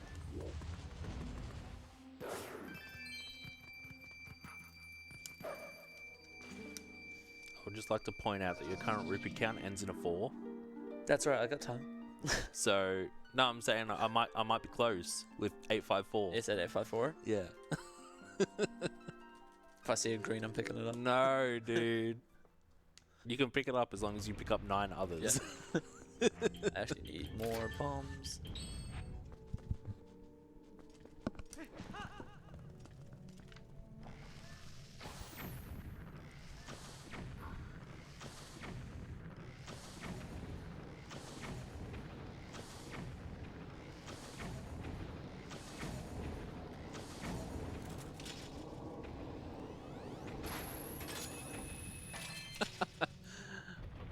I didn't know you could do that. Huh. Can't aim. You can get the rupee, but you can't get the target. Yeah.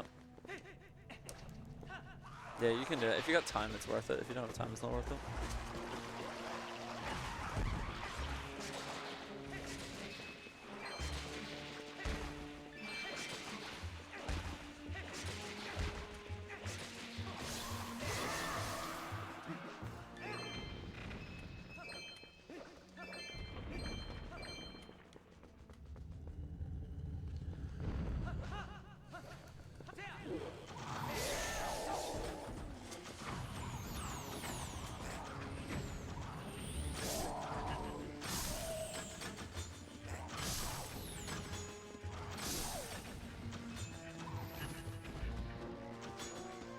Can't aim. You need to pull out the Link's crossbow training. Great game. Alright, I'm 10 down from where I want to be. But I'm 30 up from where it's really bad, so. Man, I don't know how long that cave ordeals felt like. It felt like I could back at 19. So yeah, we can just grab that last run and then leave. Good job getting through, though. Well done. Yeah, and look, I'm through in one piece. So now basically all we have left to do is we need to go do the cat's minigame. And also then just go to Hyrule. Basically. By the way, evens 1. Just want to Oh, yeah? get destroyed. You weren't too far off of 8x4, to be honest. I know. I did struggle. There were so many greens in that. What time are we at now? 6:06. Yeah. Cats. Hyrule. Yeah, 6:30 something probably. Mm. I don't think I can get 2x.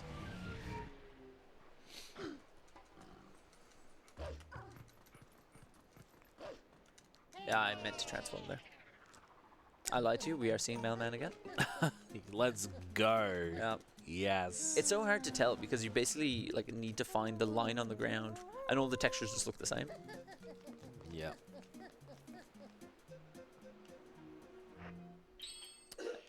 Rang. Actually, I don't need Rang now.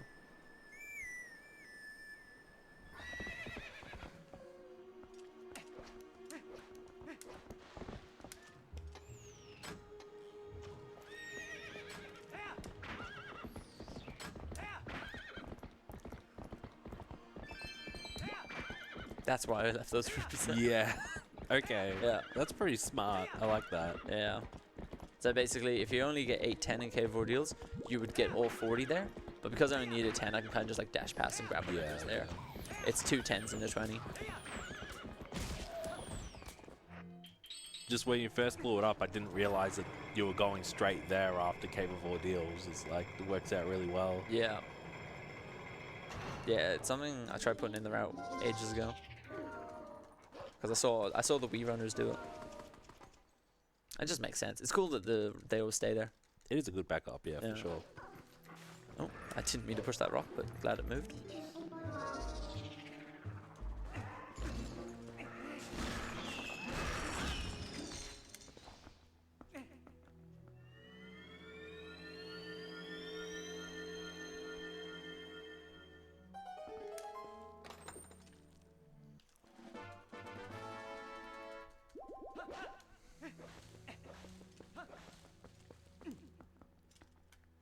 So now we're going to go and do the cats minigame.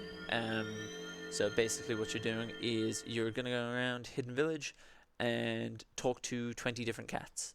So the cats have like this, they all spawn in their own locations, but then some like fall off the building. So you have to keep a track of what cat is who. It is quite fun, but it can be, I've definitely lost runs to it before. It's time for Cat Jam. Yep. And there's also a Poe here, which is really annoying. So yeah, this will get me my second last heart piece of the run.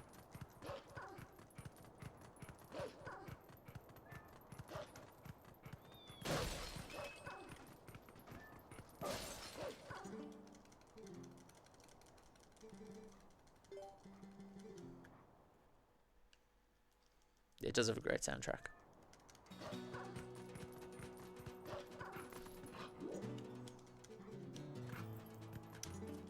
Oh, I also need to go and get the... I nearly forgot that there's a Poe I need to collect because I didn't hit the cycle. Oh yeah. I nearly forgot that. I totally forgot. I'm I was about to ask if the one here is the last Poe. It's supposed to be. Yeah. I cleared. That wasn't intentional. Oh, get out of my way, please. Oh my lord. Okay. Yep, cool. Thanks, mate.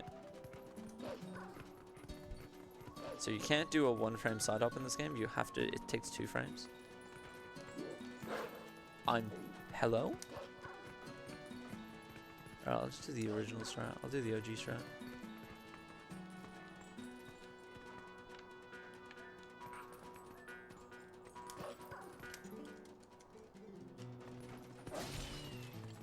Don't fall down.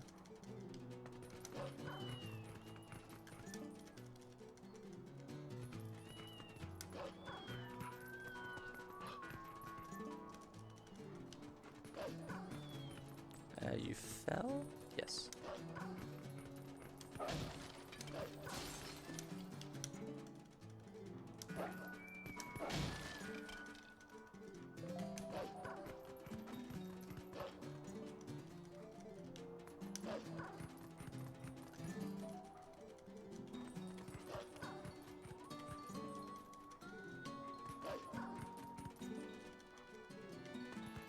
So 17 in the alley. 18's on the left, I think. Nope. Are you 18? I'm a cat down. I'm missing a cat. Oh, it's in the tray. There we go. Second you lose track of your cats. And then it's going to be 20 inside. Don't lose track of your cat's kids. Yeah. Track the cat. Yeah, I nearly forgot I had to go to UZR. I would have gone straight to Hyrule. Yeah. Actually, I probably would have questioned everything when it's because the final Poe will tell you, congrats, you collected all the Poes, and it's not going to tell me that. Is that worth? We would figure it out pretty quickly Yeah. after that.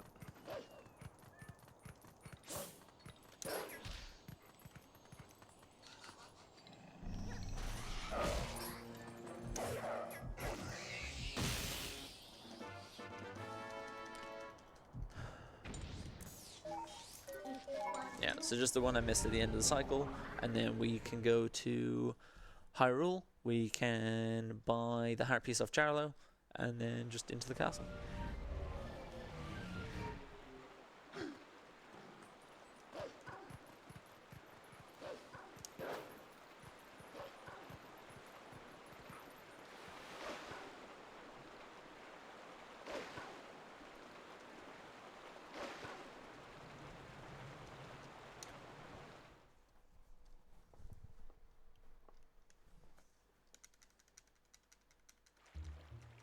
3 and 613 from here.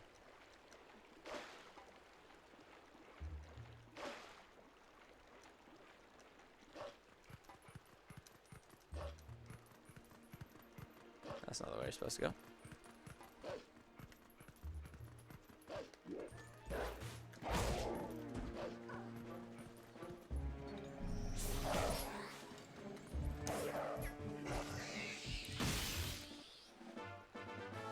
There we go. You collected 60 souls. It's so laggy around there. So if you like during the run, if it ever like rains or it's lightning or anything like that, it just lags like crazy. It's just really, and there's nothing you can do about it. It's just unfortunate.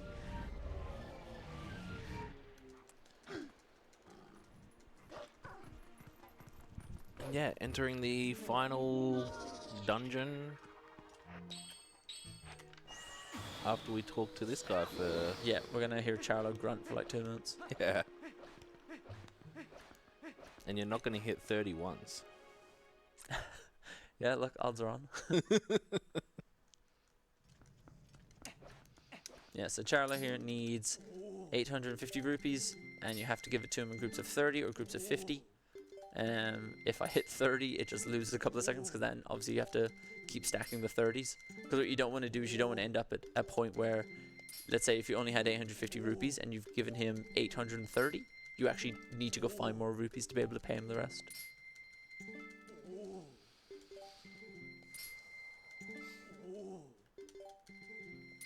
But this should be my final heart piece, as long as I've done nothing else wrong. How many did I start with? 870? Yep. Okay, then even if I hit a 30, that's fine. I can just double down the 30. Mm.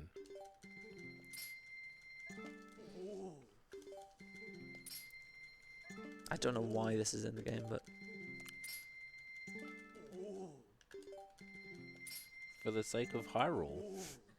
The sake of peace in Hyrule, sorry. I can't read. Oh, I hit the 30 in the end. Oh, no. Whatever. It doesn't matter. Same result. Doesn't matter. You just wanted to do an extra donation. Yeah.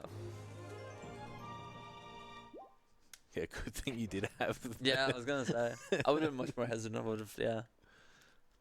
And also for some reason, just a little fun thing. For some reason, this loading zone goes out really far, so you can just smack out into the wall and it still works. Speaking of donations, we have a 2-minute unskippable cutscene. Do you have anything?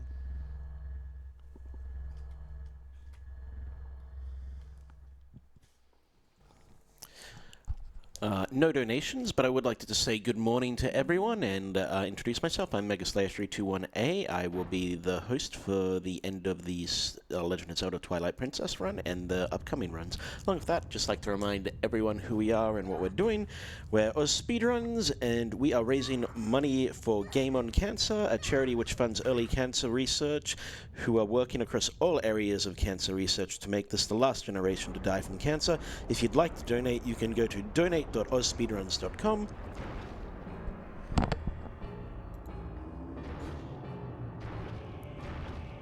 Yeah. Oh, you go.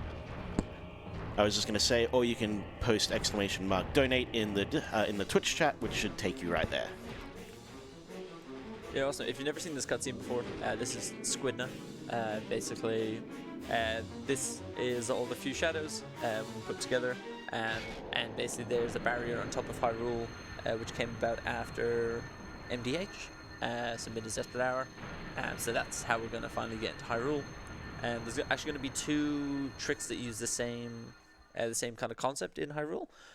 So the first thing I'm going to do is try and skip. So there's 4 barriers in... Is it 4 barriers?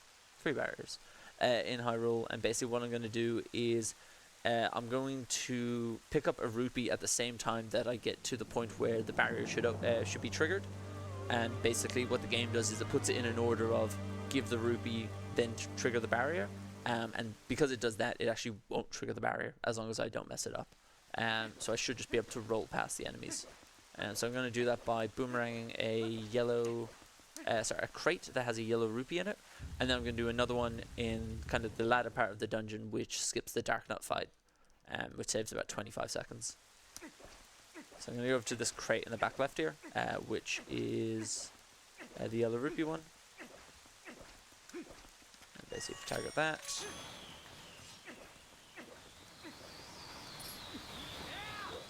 If I didn't land in the trigger, there we go. You can just run straight past them. So they're supposed to spawn like a barrier where like a bunch of different enemies run in. You have to fight them, but I can just run straight past them. This one's a bit easier. You just skip the cutscene and roll away.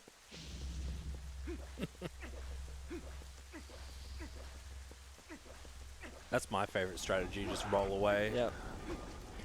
It is amazing how often people fail that. Me included. And now we've got our last showing of King Baldwin. So this is KB4. He's basically going to just fall out of the sky.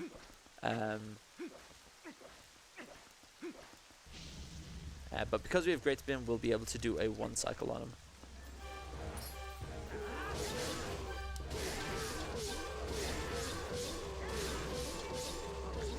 Unless you can't spin, then we will not.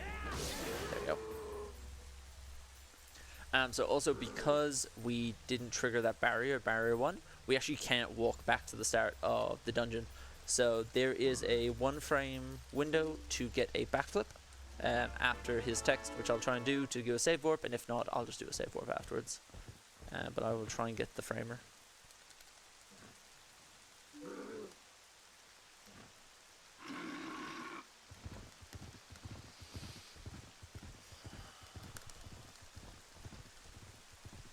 Nope. I've really not had any luck with those today.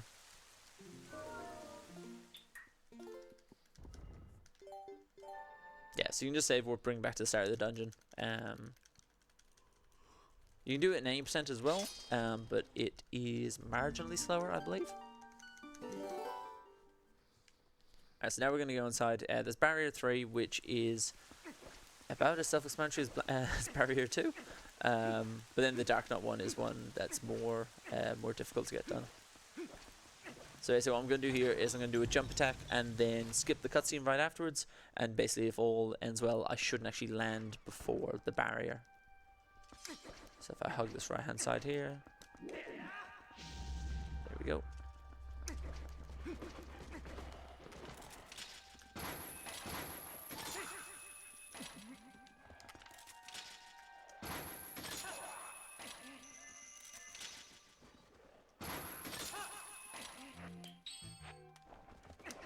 So this will be Dark Knot, so hopefully I can skip the fight, and if I do, the music will never stop playing. So I'm going to break this statue here, and break this one off in the distance, and basically it's going to drop a blue rupee.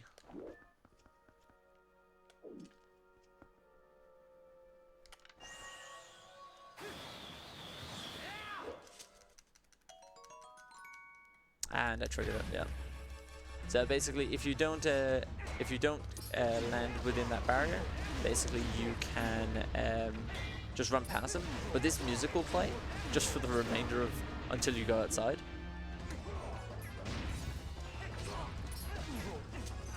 I didn't mean to throw that.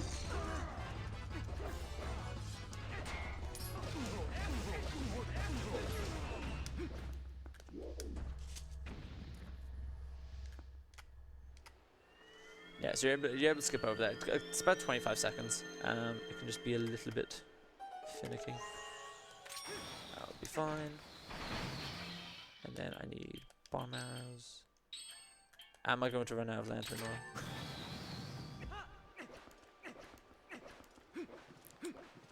No. I think there's a chance I do too.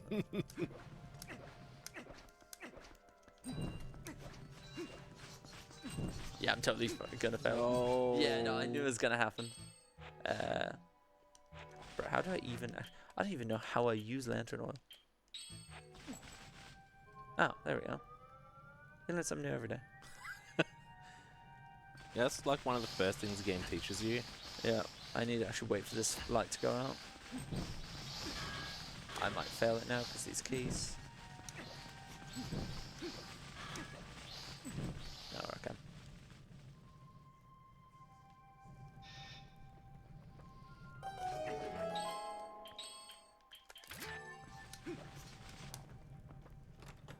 So because I got a bunch of bomb arrows left over here, there's a couple of faster strats you can use rather than trying to great spin. I actually don't have great spin for outside. found the... Those pots to your right. Yeah, I can ball and chain.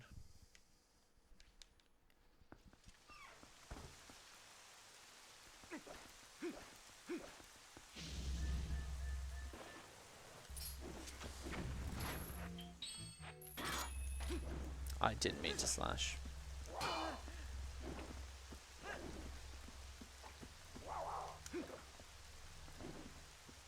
Need him to fly back up.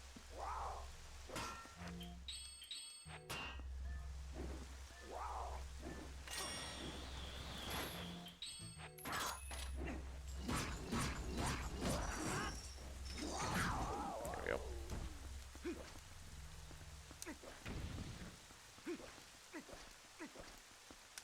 Do you need great spin for any of the gun stuff? No, I'll be able to collect. I'll be able to collect hearts during puppet fight, Right. and then on beast cannon, I'll be using my chew jelly. Yep.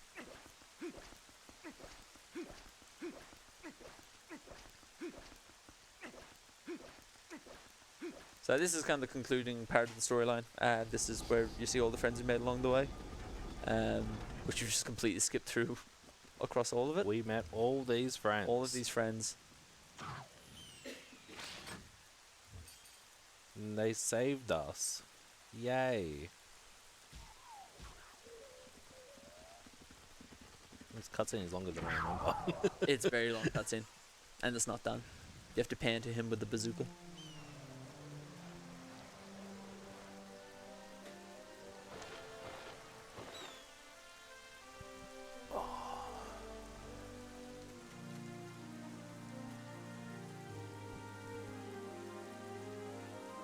Yes, this is basically the last part of it. So you got there's a final tower climb up through Hyrule, and then we'll just have the Ganon fight. So basically, the Ganon fight in this game is split up into kind of 4 segments. So you've got the Puppet Zelda fight, which is just straight RNG, nothing really you can do about it. Then there is the Beast Ganon fight. Then you'll have Horseback, and then you'll have actually Ganon himself. So it's kind of a 4-parter. But yeah, I'll explain the puppet fight when we get there, but it is basically just an RNG fight. So I gotta go through final tower climb first.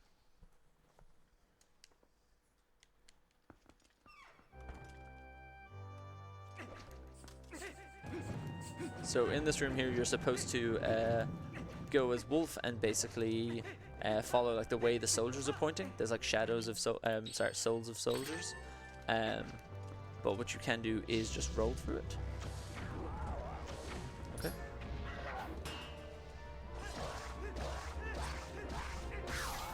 That'll do.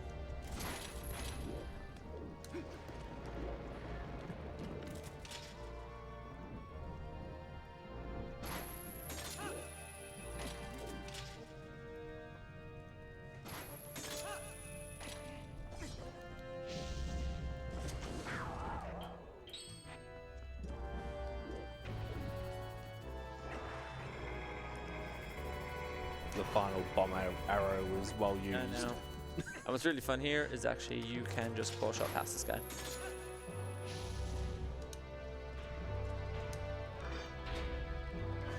Alright. Zelda time. So basically, there's the Puppet Zelda fight, and effectively she can either shoot like a lightning ball at you, she can create a Triforce on the ground, or she can lunge at you. And basically what I want, if I can equip these, is I want for a 7 cycle. So basically the fastest you can get is if she does a lightning ball on 1, 3, and 7. And that would be kind of the fastest way you can get it. So if we don't get a lightning ball straight away, we're just not going to get optimal RNG. And then we're kind of just at the game's disposal. I've seen them go as high as kind of 15s, but that would need to be very unlucky. Okay, yep, so it's already started poorly. Start. Yep. So that means we're going to get at least an 8. What you'll see me do is when the Triforce comes out, I will be kind of going my camera to C up, so just to minimize lag. I'm also trying to keep my camera away from the throne, because that is also super laggy. So we're hoping for an 8 now, so that's 2. And it's random how long it takes for her to attack, correct? Yes, yeah. So the length between attacks is random. What attack she does is random. That's going to be a triangle. 3. Yeah, it is just a kind of wait around and see fight.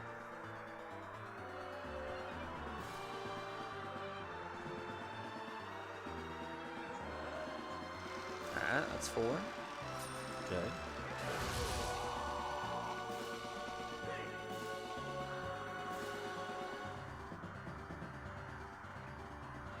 That's a triangle.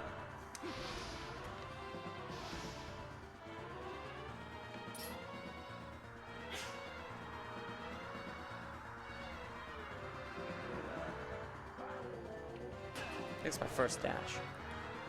So that's 6. 6, yep. That's another triangle. Can we get a ball here on 8? Yeah.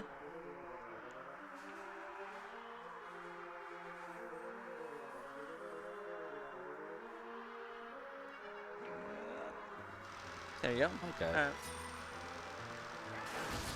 And she just disappears. Because she's over in the corner. So now we've got the beast cannon fight. It normally takes a little bit of time and you need to kind of use Midna to throw him to the ground and all that. But what we're going to do is do a 2 cycle. So first off, just as I load the fight, I'm going to shoot him with a bow and arrow. And then basically use Mortal Draw.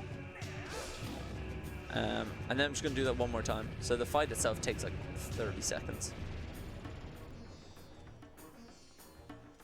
I'm just walking this way just so he lands in the spot I want him to, and also it's less lag. But then this rare chew jelly that I picked up in Cave of Ordeals, if I drink that, then I'm able to 2 cycle him.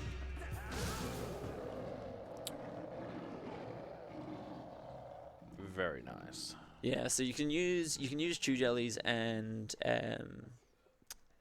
Great Fairy Tears in like some different fights, but basically the best place to be using it is for here and for the Argrok 2 cycle that I did earlier as well. You can use it also for horseback, but it's just really not worth it. So I need here is basically to hit him with light arrows 3 times. A common thing people complain about is they think Zelda's aim is really bad, and then when you learn that it's actually based on the position that you were looking at, that is actually the problem. So as long as the opponent is pointing at Ganon, it should hit. But if I'm aiming the wrong way, then she will miss. Pretty good horseback. Yeah, 32. I'll take that. So now we're coming into the final fight, which is severely anticlimactic for gameplay. Time will be coming up very shortly. Yeah. So after this cutscene, then there's the fight. The fight takes about 12 seconds. I'll put on magic armor. Yes. Magic armor, boots, and lantern. Yes, do it. And what's also a weird thing here is that the text where Ganon's talking, if you play on the German version, which is optimal for any percent, the text, you don't need to clear it. You can just fight him while the text is up, which is a little bit weird. But yeah, this fight is basically, you just want to get behind him and do 3 insta-spins. So a jump attack into a spin attack. So it takes about 12 seconds all up. There's 1. There's 2. There's 3, and I'm going to just put on some clothes. You have no rupees, is that a problem? No, it's fine. I think it's fine. It is fine. Time.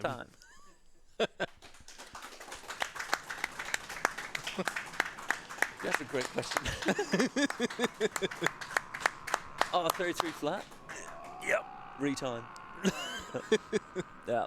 Well done. Yeah, thanks. What a run.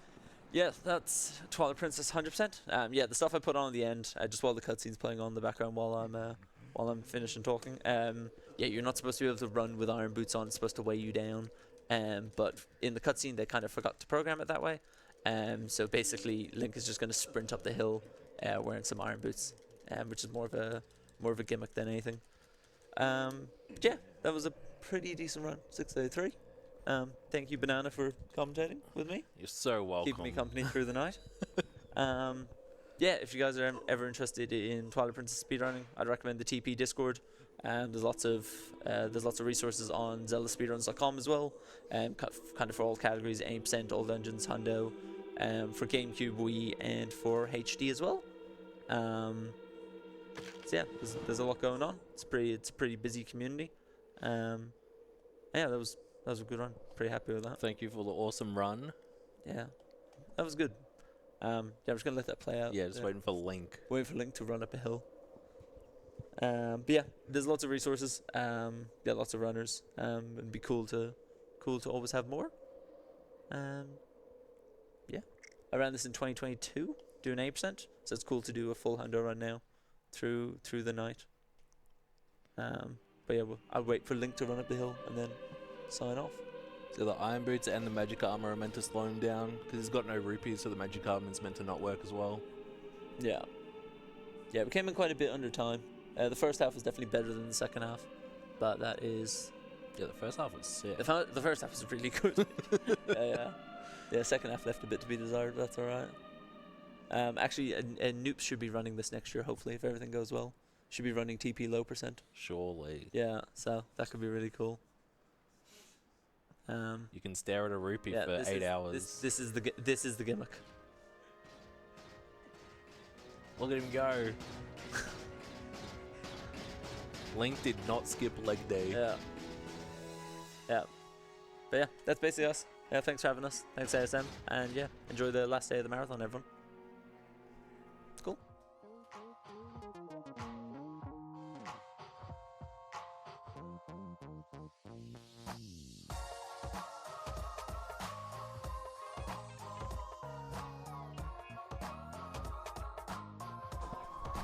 Alright, that was Legend of Zelda Twilight Princess 100% run by Waterproof Teabag.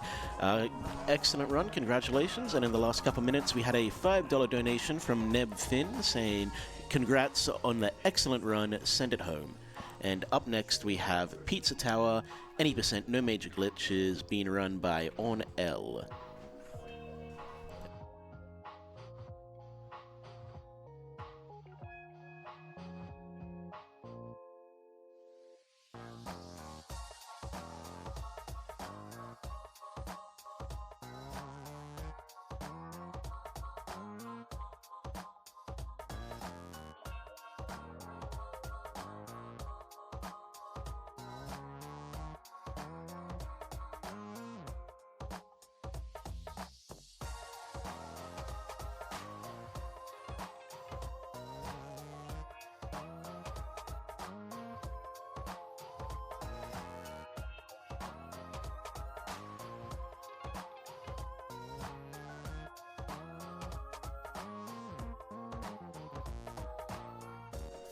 And as a reminder for our Pizza Tower run, we do have a bid war for Kill or Spare Snotty. Currently Spare is winning at $70 ahead of Kill at $35. There is still about 40 minutes of chance to turn that to the opposite if you would like, or if you want to keep Spare ahead, please let me know in your donations.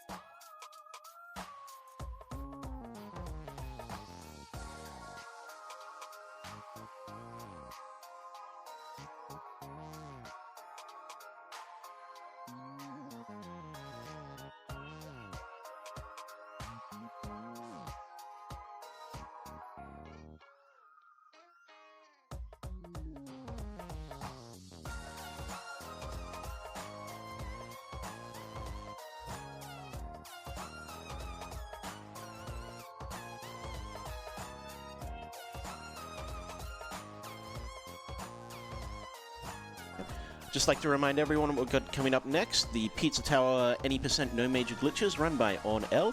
And once again, as a reminder, there is a donation bid war for this run of Spare or Save Snotty. Sorry, Spare or Kill Snotty, not Spare or Save, that's the same thing. With Spare winning currently at $70 ahead of Kill at $35. If you'd like to change that, please let me know in your donations.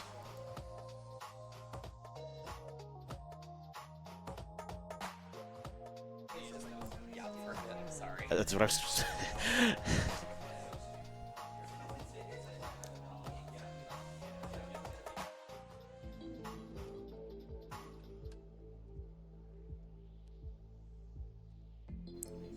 One, two, 1, 2, 1, 2, 1, 2.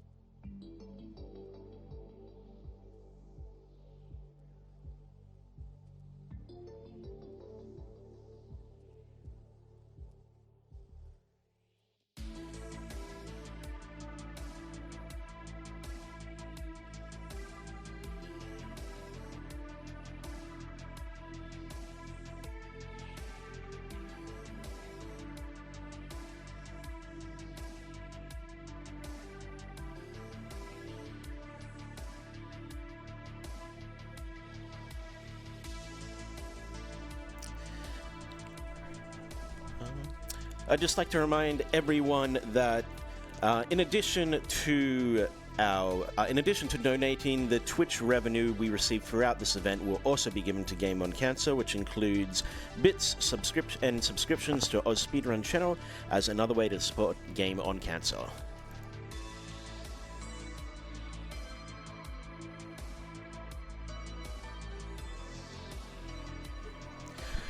And with that, we have Pizza Tower, Any Percent No Major Glitches. Disregard, we are not starting.